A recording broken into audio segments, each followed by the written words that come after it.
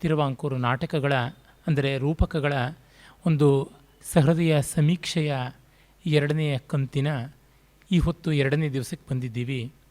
ನಿನ್ನೆ ದಿನ ದೂತ ಘಟೋತ್ಕಚವನ್ನು ನೋಡ್ತಾ ಇದ್ವಿ.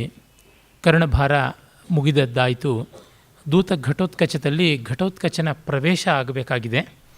ಧೃತರಾಷ್ಟ್ರ ಅಭಿಮನ್ಯುವಿನ ಸಾವಿನಿಂದ ತುಂಬ ಉದ್ಧ್ವಸ್ತನಾಗಿದ್ದಾನೆ. ದುರ್ಯೋಧನ, ದುಶ್ಯಾಸನ ಮತ್ತು ಶಕುನಿ ಇವರು ಮೂವರಿದ್ದಾರೆ. ಕರ್ಣ ಅಲ್ಲಿ ಇಲ್ಲ. ಈ ಮೂವರು ತುಂಬ ಆನಂದದಿಂದ ಅಭಿಮನ್ಯುನ ಸಾವು, ಆ ಬಳಿಕ ಅರ್ಜುನ ಜಯದ್ರಥ ವಧೆಗೆ ಪ್ರತಿಜ್ಞೆ ಮಾಡಿದ್ದಾನೆ. ಪ್ರತಿಜ್ಞೆ ನಡೆಯದೇ ಇದ್ದರೆ ಅಗ್ನಿಪ್ರವೇಶ ಮಾಡ್ತಾನೆ. ಆ ಕಾರಣ ಅರ್ಜುನನ ಸಾವು ನಿಶ್ಚಿತ ಅನ್ನುವ ಸಂತೋಷದಲ್ಲಿದ್ದಾರೆ. ಆಗ ಧೃತರಾಷ್ಟ್ರನಿಗೆ ಒಂದು ಸಂದೇಶವನ್ನು ಕೃಷ್ಣನ ಕಡೆಯಿಂದ ತಂದ ಘಟೋತ್ಕಚನ ಪ್ರವೇಶ ಆಗುತ್ತದೆ. ಧೃತರಾಷ್ಟ್ರ ಹೇಳ್ತಾ ಇದ್ದಾನೆ, ಕೃಷ್ಣನನ್ನು ನಾವು ಕಡೆಗಣಿಸೋಕ್ಕೆ ಸಾಧ್ಯ ಇಲ್ಲ. ನೀವು ಅರ್ಜುನನ ಪ್ರಾಣವನ್ನು ಕೃಷ್ಣ ಉಳಿಸಿಕೊಡ್ತಾನೆ ಮತ್ತು ಜಯದ್ರಥನನ್ನು ಸಾಯಿಸೋದಕ್ಕೆ ಎಲ್ಲ ಸನ್ನಾಹ ಮಾಡ್ತಾನೆ ಅನ್ನೋದನ್ನು ಅರ್ಥ ಮಾಡ್ಕೊಳ್ಳೋದಿಲ್ವಲ್ಲ ಅನ್ನುವ ಮಾತನ್ನು ಹೇಳ್ತಾ ಇರುವಂತೆಯೇ ಘಟೋತ್ಕಚನ ಪ್ರವೇಶವಾಗುತ್ತದೆ. ಅಪಿಪ್ರವಿಷ್ಟಂ ಧರಣೀಂ ಅಪ್ಯಾರೂಢಂ ನಭಸ್ಥಲಂ ಸರ್ವತ್ರಾನುಗಮಿಷ್ಯಂತಿ ಶರಾಸ್ತೆ ಕೃಷ್ಣಚಕ್ಷುಷಃ. ನೀವು ಭೂಮಿ ಒಳಗೆ ಹೋದರೂ ಆಕಾಶದ ಆಚೆ ಹೋದರೂ ಎಲ್ಲಿಯೂ ಕೂಡ ಅರ್ಜುನನ ಬಾಣಗಳು ಮತ್ತು ಕೃಷ್ಣನ ನೋಟಗಳು ಹೋಗೇ ಹೋಗುತ್ತವೆ. ಹೀಗಾಗಿ ಕೃಷ್ಣನ ಕಣ್ಣಿನ ನೋಟದ ಬಾಣಗಳು ಯಾವ ಗುರಿಯನ್ನು ಭೇದಿಸದೆ ಉಳಿಯೋದಿಲ್ಲ. ಅದನ್ನು ಮರೆತರಲ್ಲ ಅವಿವೇಕಿಗಳೇ ಅಂತಂತಿದ್ದಂತೆ ಘಟೋತ್ಕಚ ಪ್ರವೇಶ ಮಾಡ್ತಾನೆ. ಸುಭದ್ರೆಯ ಮಗನಾದ ಮಹಾವೀರ ತನ್ನ ಸಹೋದರನೂ ಆದ ಅಭಿಮನ್ಯುವಿನ ಸಾವಿನಿಂದ ದುಃಖಿತನಾಗಿದ್ದಾನೆ. ಅವನು ಹೈಡಿಂಬೋಸ್ಮಿ ಘಟೋತ್ಕಚ ಯದುಪತೇ ವಾಕ್ಯಂ ಗೃಹೀತ್ವಾಗತಃ ದ್ರಷ್ಟವ್ಯೋತ್ರ ಮಯಾ ಗುರು ಸ್ವಚರಿತೈ ದೋಷೈರ್ಗತಃ ಶತ್ರುತಾಂ. ತಾನು ಹಿಡಿಂಬೆಯ ಮಗ ಹೈಡಿಂಬ ಘಟೋತ್ಕಚ ಕೃಷ್ಣ ಸಂದೇಶವಾಹಕನಾಗಿ ಬಂದಿದ್ದೀನಿ ಅಂತ ತನ್ನನ್ನು ತಾನು ಪರಿಚಯ ಮಾಡಿಕೊಳ್ತಾನೆ. ಅದೇ ಹೊತ್ತಿನಲ್ಲಿ ದುರ್ಯೋಧನ ಏಹಿ ಪ್ರವಿಶಸ್ವ ಶತ್ರುಭವನಂ ಕೌತೂಹಲಂ ಮೇ ಮಹತ್ ದೃಷ್ಟಂ ಶ್ರಾವಯ ಮಾಂ ಜನಾರ್ದನವಚೋ ದುರ್ಯೋಧನೋಹಂ ಸ್ಥಿತಃ. ಬಾ ಬಾ, ಶತ್ರುವಿನ ಮನೆಗೆ ಬರುವಂತೆ ಬಾ, ನೀನು ಬರುವುದು ತೊಡಕಿಲ್ಲ, ಕಾರಣ ನಾನೇ ಕರೀತಾ ಇದ್ದೀನಿ. ನನಗೂ ಕುತೂಹಲ ಉಂಟು ನಿನ್ನನ್ನು ಮತ್ತು ನಿನ್ನ ಸಂದೇಶವನ್ನು ತಿಳ್ಕೊಳ್ಬೇಕು ಅಂತ. ನಾನೇ ದುರ್ಯೋಧನ ಅಂತ ಹೇಳ್ತಾನೆ. ಭಾಸನ ನಾಟಕಗಳಲ್ಲಿ ವಿಶೇಷವಾಗಿ ಕಾಣಿಸುವುದು ಒಬ್ಬ ಪಾತ್ರ ಮಾತಾಡತಕ್ಕಂಥ ಒಂದು ಪಾತ್ರದ ಸಂಭಾಷಣೆಯ ಪದ್ಯಾರ್ಧವನ್ನು ಮತ್ತೊಂದು ಪಾತ್ರ ಎತ್ತುಕೊಂಡು ಅದನ್ನು ಬಳಸುವಂಥದ್ದು. ಇದು ಒಂದು ರೀತಿಯ ಸ್ವಾರಸ್ಯ ಚಮತ್ಕಾರ. ಕೆಲವರು ವಿಮರ್ಶಕರು ಇದು ಚೆನ್ನಾಗಿರೋದಿಲ್ಲ, ಕೃತಕವಾಗಿರುತ್ತದೆ, ಒಂದು ಪದ್ಯವನ್ನು 4 ತುಂಡು ಮಾಡಿಕೊಂಡು ಮಾತಾಡೋದು ಏನು ಅಂತ ಆಕ್ಷೇಪ ಮಾಡ್ತಾರೆ. ಅದು ಅವಿಚಾರಿತವಾದ ಆಕ್ಷೇಪ ಅನಿಸುತ್ತೆ. ಕಾರಣ ಪಾತ್ರಗಳು ಛಂದೋಬದ್ಧವಾಗಿ ಮಾತನಾಡುವುದೇ ಕೃತಕ. ಹಾಗಿದ್ದ ಮೇಲೆ ಒಂದು ಸಾಲನ್ನು ಇನ್ನೊಬ್ಬರು ತೊಗೊಂಡು ಆಡ್ತಾರೆ, ಮತ್ತೊಂದು ಸಾಲನ್ನು ಇನ್ನೊಬ್ಬರು ತೊಗೊಂಡು ಆಡ್ತಾರೆ, ಆ 4 ಸಾಲು ಸೇರಿ ಒಂದು ಪದ್ಯ ಆಗುತ್ತದೆ. ಅದು ಹೇಗೆ ಅಂತ ಆಕ್ಷೇಪ ಮಾಡೋದು ಮತ್ತು ಅವಿವೇಕದ್ದಾಗುತ್ತದೆ. ನಾಟಕ ಅಂತ ಒಪ್ಪಿಕೊಳ್ತೀವಿ, ಆದರೆ ಒಂದೇ ಮಾತನ್ನು ಇಬ್ಬರು ಒಟ್ಟೊಟ್ಟಿಗೆ ಆಡಿಬಿಟ್ರು ಅನ್ನುವಂಥ ಇಡೀ ಪದ್ಯಗಳನ್ನು ಉಂಡುಂಡಿಯಾಗಿ ಆಡಿದ್ರು ಅನ್ನುವಂತಾದರೆ ಕಷ್ಟ. ಅದು ಭವಭೂತಿಯಲ್ಲಿ ಬರುತ್ತದೆ. ಭವಭೂತಿಯ ಹಲವು ಕೃತಿಗಳಲ್ಲಿ, ವಿಶೇಷವಾಗಿ ಮಾಲತಿ ಮಾಧವದಲ್ಲಂತೂ ಒಂದು ಕಡೆ ಅಘೋರಗಂಟ ಅನ್ನುವ ಮಾಂತ್ರಿಕ, ಮಾಧವ ಅನ್ನುವಂಥ ನಾಯಕ, ಅವರಿಬ್ಬರೂ ಕೂಡ ಒಟ್ಟೊಟ್ಟಿಗೆ ತಮ್ಮ ವೀರಾವೇಶಗಳನ್ನು ಪ್ರದರ್ಶನ ಮಾಡಿಕೊಳ್ಳುವಾಗ ಒಂದೇ ಶ್ಲೋಕಗಳನ್ನು ಹೇಳ್ತಾರೆ. ಯಾವಾಗಲೂ ಹಿಂದೆ ರಿಹರ್ಸ್ ಮಾಡಿದ್ರೋ ಎಂಬಂತೆ. ಅದೇ ರೀತಿ ಅಘೋರಗಂಟ ಕಪಾಲಕುಂಡಲ ಅನ್ನುವ ತನ್ನ ಶಿಷ್ಯೆಯನ್ನು, ಮಾಧವ ತನ್ನ ಪ್ರೇಯಸಿಯಾದ ಮಾಲತಿಯನ್ನು ಸಮಾಧಾನ ಮಾಡುವಾಗಲೂ ಒಂದೇ ಪದ್ಯ ಇಬ್ಬರೂ ಹಾಡ್ತಾರೆ. ಅದು ಅಸಂಬದ್ಧವಾಗುತ್ತದೆ. ಅದನ್ನು ಬಿಟ್ಟರೆ ಮಿಕ್ಕಂತೆ ಪರವಾಗಿಲ್ಲ. ಅಂದರೆ ಈ ಥರದ ಕೃತಿಗಳಲ್ಲಿ ಒಂದು ಔಚಿತ್ಯದ ಪರಿಧಿ ಅಂತ ಇರುತ್ತಲ್ಲ, ಆ ಔಚಿತ್ಯದ ಪರಿಧಿಯನ್ನು ನಾವಿಟ್ಟುಕೊಳ್ಬೇಕು. ನಾಟಕಗಳಲ್ಲಿ ಛಂದೋಬದ್ಧವಾದ ಪದ್ಯಗಳಿಗೆ ಪ್ರವೇಶ ಉಂಟು ಅಂತಾದ ಮೇಲೆ ಅದನ್ನು ಪಾತ್ರಗಳು ಗದ್ಯ ಹಂಚಿಕೊಂಡಂತೆ ಪದ್ಯವನ್ನು ಹಂಚಿಕೊಳ್ಳಬಹುದು. ಅದು ಆ ಮಟ್ಟಕ್ಕೆ ಯೋಗ್ಯವಾದದ್ದು.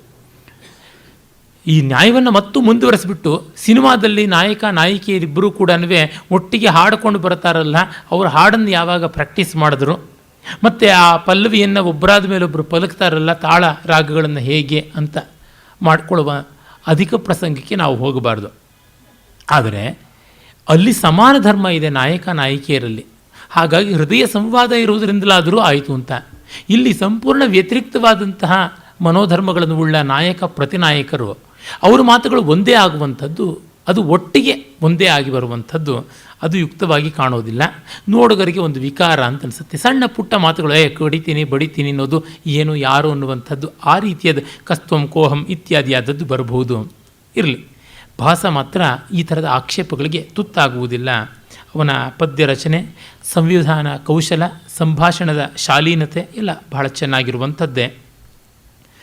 ಅವನು ದುರ್ಯೋಧನ ಹೀಗೆ ಘಟೋತ್ಕಚನನ್ನು ಬರಹೇಳಿದ ಮೇಲೆ ಅವನು ಹೇಳ್ತಾನೆ, ಅಯಮತ್ರ ಭವಾನ್ ಧೃತರಾಷ್ಟ್ರ ಅಂತ ಧೃತರಾಷ್ಟ್ರ ನೋಡ್ತಾನೆ. ಅನಾರ್ಯ ಶತಸ್ಯ ಉತ್ಪಾದಯಿತ, ಅನಾರ್ಯ ಶತದ ಉತ್ಪಾದಕ ಅವನು ಅಂತ. ಅನಾರ್ಯ ಶತಕ ದುರ್ಯೋಧನ ಮತ್ತು ಅವನ ತಮ್ಮಂದಿರು, ಇವರನ್ನು ಹುಟ್ಟುಹಾಕಿದ ಪಾಪಿ ಎನ್ನುವಂತೆ. ಅಂದರೆ ಧೃತರಾಷ್ಟ್ರನ್ನ ಮೂದಲಿಸ್ತಾ ಇಲ್ಲ, ಇಷ್ಟು ಅನಾರ್ಯರಿಗೆ ಇವನು ಆಕರವಾದನಲ್ಲ ಅಂತ. ಅದು ಒಂದು ಮಾತನ್ನು ಅವನು ಹೇಳ್ತಾನೆ. ಅನಾರ್ಯ ಅನ್ನೋದಕ್ಕೆ ಅಲ್ಲಿಂದಲೇ ಗೊತ್ತಾಗುತ್ತದೆ, ಇದು ಒಂದು ವರ್ಣವನ್ನಾಗಲಿ ಜಾತಿಯನ್ನಾಗಲಿ ಜನಾಂಗವನ್ನಾಗಲಿ ಉದ್ದೇಶಿಸಿದ್ದಲ್ಲ. ಮನುಷ್ಯರ ಸಂಸ್ಕಾರಪೂರ್ಣವಾದ ವರ್ತನೆ ಅದು ಆರ್ಯತ್ವ, ಹಾಗಲ್ಲದ್ದು ಅನಾರ್ಯತ್ವ ಅಂತ. ಆಮೇಲೆ ಧೃತರಾಷ್ಟ್ರನ ಬಗ್ಗೆ ಅಂದುಕೊಳ್ತಾನೆ, ವೃದ್ಧೋಪ್ಯನಾತತ ವಲೀ ಗುರು ಸಂಹತಾಂಸಃ ಶ್ರದ್ಧೇಯ ರೂಪ ಇವ ಪುತ್ರ ಶತಸ್ಯ ಧೃತ್ಯ ಮನ್ಯೇ ಸುರೈರ್ ತ್ರಿದಿವ ರಕ್ಷಣ ಜಾತಶಂಕೈ ತ್ರಾಸಾನ್ ನಿಮೀಲಿತ ಮುಖೋಯಂ ಮುಖೋತ್ರ ಭವಾನ್ ಹಿ ಸೃಷ್ಟ. ಇವನು ಈ ಮುಪ್ಪಿನಲ್ಲೂ ಕೂಡ ಸುಕ್ಕದ ಚರ್ಮ, ಉತ್ಸಾಹ ಕುಗ್ಗಿಲ್ಲ ದೇಹದಲ್ಲಿ, ಶ್ರದ್ಧಾರ್ಹವಾದ ರೂಪದಿಂದ ಕಾಣಿಸ್ತಾ ಇದ್ದಾನೆ. 100 ಮಕ್ಕಳ ತಂದೆಯಾದರೂ ಗಟ್ಟಿಯಾಗಿ ನಿಂತಿದ್ದಾನೆ. ಇಂಥ ಮೇಧಾವಿ, ಇಂಥ ಬಲಿಷ್ಠ, ಕಣ್ಣಿದ್ದು ಬಿಟ್ಟರೆ ತುಂಬ ಅಪಾಯ ಅಂತ ದೇವತೆಗಳೇ ಇವನ ಕಣ್ಣನ್ನು ಮುಚ್ಚಿಬಿಟ್ರ ಅನ್ನುವಂಥ ಮಾತು. ಮನ್ಯೇ ಸುರೈಸ್ ತ್ರಿದಿವ ರಕ್ಷಣ ಜಾತಶಂಕೈ ತ್ರಾಸಾನ್ ನಿಮೀಲಿತ ಮುಖ ಅತ್ರ ಭವಾನ್ ಹಿ ಸೃಷ್ಟ. ಇದೇ ಮಾತನ್ನು ಮುಂದೆ ನಾವು ಊರುಭಂಗದಲ್ಲಿ ಕೂಡ ಧೃತರಾಷ್ಟ್ರನ ಬಗ್ಗೆ ನೋಡ್ತೀವಿ. ಒಬ್ಬ ಕವಿಗೆ ಒಂದು ಉಕ್ತಿ ವಿಶೇಷ ಪ್ರಿಯವಾಗಿ ಬಿಟ್ಟರೆ ಆ ಉಕ್ತಿ ವಿಶೇಷ ಬಹಳ ಒರಿಜಿನಲ್ ಆದದ್ದು, ಸ್ವೋಪಜ್ಞವಾದದ್ದು, ಸ್ವಂತದ ಪ್ರತಿಭೆಯಿಂದ ಬಂದದ್ದಾದರೆ ಹಲವು ಕಡೆ ಅವನ ಕಾವ್ಯದಲ್ಲಿ ಅದು ಪ್ರತಿಫಲಿತವಾಗುವಂಥದ್ದನ್ನು ನೋಡ್ತೀವಿ. ಕಾಳಿದಾಸ, ಭೌಭೂತಿ, ಶ್ರೀಹರ್ಷ ಮೊದಲಾದ ಮಹಾಕವಿಗಳೇ ಇದಕ್ಕೆ ಅಪವಾದವಲ್ಲದೆ ನಿಲ್ತಾರೆ. ಶೇಕ್ಸ್ಪಿಯರಲ್ಲಿ ಕೂಡ ಅಂಥದ್ದು ಅಲ್ಲಿ ಇಲ್ಲಿ ನಾವು ನೋಡ್ತೀವಿ. ಇನ್ನು ಸಾಮಾನ್ಯ ಕವಿಗಳ ಬಗ್ಗೆ ಹೇಳಲೇಬೇಕಾಗಿಲ್ಲ. ಕುವೆಂಪು ಅವರಲ್ಲಿ ಇನ್ನೂ ಅನೇಕ ಕವಿಗಳಲ್ಲಿ ಕೂಡ ನಾವು ಈ ರೀತಿಯಾದ ಒಂದು ಉಲ್ಲೇಖಗಳನ್ನು ನೋಡ್ತೀವಿ. ಒಂದು ಕಡೆ ಬಹಳ ರಮಣೀಯವಾಗಿ ಕಂಡ ಉಕ್ತಿಯನ್ನು ಮತ್ತೊಂದು ಕಡೆ ಬಳಸಿಕೊಳ್ಳುವುದು, ಅದರ ಸ್ಫೂರ್ತಿಯನ್ನು ಮತ್ತೆ ಬಳಸಿಕೊಳ್ತಕ್ಕಂಥದ್ದು, ಈ ಥರದನ್ನೆಲ್ಲ. ಕೆಲವು ಫ್ರೇಸಸ್ ಅಂತ ಇರುತ್ತಲ್ಲ, ವಾಕ್ಯ ಪುಂಜಗಳು, ಅವುಗಳನ್ನು ಹಾಗೆಯೇ ಬಳಸಿಕೊಂಡು ಅಭ್ಯಾಸವಾಗಿಬಿಟ್ಟಿರುತ್ತೆ, ಚೆನ್ನಾಗಿರುತ್ತೆ. ಮತ್ತೊಂದು ಕಡೆ ಇರಲಿ ಇನ್ನೊಂದು ಕಡೆ ಇರಲಿ ಅಂತ. ಇದು ಎಲ್ಲಿವರೆಗೂ ಅಂದರೆ ಹಾಡಿಕೆಯಲ್ಲಿ ಕೂಡ ನಾವು ನೋಡ್ತೀವಿ. ನನ್ನ ಸಂಗೀತ ಗುರುಗಳಾದ ನಾಗವಲ್ಲಿ ನಾಗರಾಜ್ ಅವರು ಆಲಾಪನೆ ಮಾಡುವಾಗ ಕೆಲವು ರಾಗಗಳನ್ನು ಎಷ್ಟು ಮನೋಧರ್ಮದಿಂದ ಹಾಡುವಾಗಲೂ ಕೆಲವು ಫ್ರೇಸಸ್ಸನ್ನು ಹಾಗೇ ಇನ್ನೂ ಒಂದು ಕಡೆ ಆಲಾಪನೆಯಲ್ಲಿ ಅವರು ರಿಪ್ರೊಡ್ಯೂಸ್ ಮಾಡೋದು ನಾನು ಅನೇಕ ಬಾರಿಯ ಕಚೇರಿಗಳಲ್ಲಿ ಕೇಳಿದ್ದೀನಿ. ಅಂದರೆ ಅದು ಅಷ್ಟು ಚೆನ್ನಾಗಿರುತ್ತೆ, ಅದನ್ನು ಮತ್ತೆ ಈ ಭಾಗದಲ್ಲಿ ಬಳಸೋಣ ಅಂತ. ಎಷ್ಟು ಸ್ವೋಪಜ್ಞವಾದ ಸಮಯಸ್ಫೂರ್ತಿಯಿಂದ ಬಂದ ಹಾಡಿಕೆ ಆಗಿದ್ದರೂ ಅಲ್ಲಿ ಒಂದು ಕ್ಯಾಚಿ ಫ್ರೇಸಸ್ ಅಂತ ಇರುತ್ತಲ್ಲ, ಅದನ್ನು ಹಾಕೋಣ ಅಂತ ಆಗುತ್ತೆ. ಭಾಷಣಕಾರರಾದರೂ ಅಷ್ಟೇ, ಅಲ್ಲಿ ಮಾತಾಡೋದನ್ನೇ ಇಲ್ಲಿ ಮಾತಾಡೋದು, ಆ ಒಂದು ಸಂದರ್ಭದ ಜೋಕನ್ನೇ ಇಲ್ಲಿ ಮತ್ತೆ ತಂದು ಒಡ್ಡೋದು, ಆ ನಿದರ್ಶನವನ್ನೇ ಇಲ್ಲಿ ಹೇಳೋದು. ಏನು ಮಾಡೋಕ್ಕಾಗುತ್ತೆ? ಎಷ್ಟು ಅಂತ ಉತ್ಪಾದನೆ ಮಾಡೋದಕ್ಕೆ ಸಾಧ್ಯವಾಗುತ್ತದೆ? ಅದು ಒಂದು. ಮತ್ತು ತುಂಬ ಆಕರ್ಷಕವಾಗಿರುವಂಥದ್ದು, ಹೇಳಲೇಬೇಕಾದದ್ದನ್ನು ಇನ್ನು ಏನು ಮಾಡೋಣ? ಅದು ಮಿಗಿಲಾಗಿ ಅವರದೇ ಸೃಷ್ಟಿಯಾಗಿದ್ದಾಗ ಆ ಪ್ರಲೋಭನೆಯಿಂದ ಅವರು ತಪ್ಪಿಸಿಕೊಳ್ಳಲಾರರು. ಇದು ಒಂದೇ ಕಡೆ ಇದೆ, ಬೇರೆ 4 ಕಡೆ ಇದ್ದರೆ ಇದು ಕಾಣಿಸಿಯಿತು ಜನಕ್ಕೆ, ಅವರ ಗಮನವನ್ನು ಸೆಳೆದೀತು ಅನ್ನುವ ದೃಷ್ಟಿ ಕೂಡ ಇರುವುದು ಸಹಜ. ತತ್ಕ್ಷಣ ಘಟೋತ್ಕಚ ಬಂದು ಪಿತಾಮಹ ಅಭಿವಾದಯೇ ಘಟೋತ್ಕ ಅಂತಂತ ತತ್ಕ್ಷಣ ಅಯಮಕ್ರಮ, ಇಲ್ಲ ತನ್ನ ಪರಿಚಯ ಅಲ್ಲ ಆಗಬೇಕಾದದ್ದು. ಯುಧಿಷ್ಠಿರಾದಯಶ್ಚ ಮೇ ಗುರವಃ ಭವಂತಂ ಅಭಿವಾದಯಂತಿ. ಯುಧಿಷ್ಠಿರನೇ ಮೊದಲಾದ ನನ್ನ ಗುರುಜನರು ನಿನಗೆ ನಮಸ್ಕಾರ ಮಾಡ್ತಾರೆ. ಪಶ್ಚಾತ್ ಘಟೋತ್ಕಚೋಹಂ ಅಭಿವಾದಯೇ, ಆಮೇಲೆ ನಾನು ಘಟೋತ್ಕಚ ನಮಸ್ಕರಿಸ್ತೀನಿ ಅಂತ. ಅಂದರೆ ಆ ಪ್ರೋಟೋಕಾಲ್ ಇದೆಯಲ್ಲ, ಆ ಶಿಷ್ಟತ್ವ ಮರ್ಯಾದೆಯನ್ನು ಅನುಸರಿಸಬೇಕಾದದ್ದು ಅಂತ. ಈ ಸೂಚನೆಗಳು ಸಂಸ್ಕೃತ ನಾಟಕಗಳಿಗೇ ಮೀಸಲಾಗಿ ಕಾಣಿಸುತ್ತವೆ. ಇಷ್ಟು ಸೊಗಸುಗಳನ್ನು ನಾವು ಬೇರೆ ಎಷ್ಟೋ ಭಾಷೆಗಳ ಕವಿಗಳ ಕಾವ್ಯಗಳಲ್ಲಿ ನಾಟಕಗಳಲ್ಲಿ ಕಾಣುವುದಿಲ್ಲ. ಒಂದು ಇಡೀ ಸಮುದಾಯದ ವರ್ತನೆಯನ್ನು, ಮರ್ಯಾದೆಯನ್ನು, ಸೌಜನ್ಯ ಸೌಶೀಲ್ಯಾದಿಗಳನ್ನು ಇಲ್ಲಿ ನಾವು ಕಾಣ್ತೀವಿ.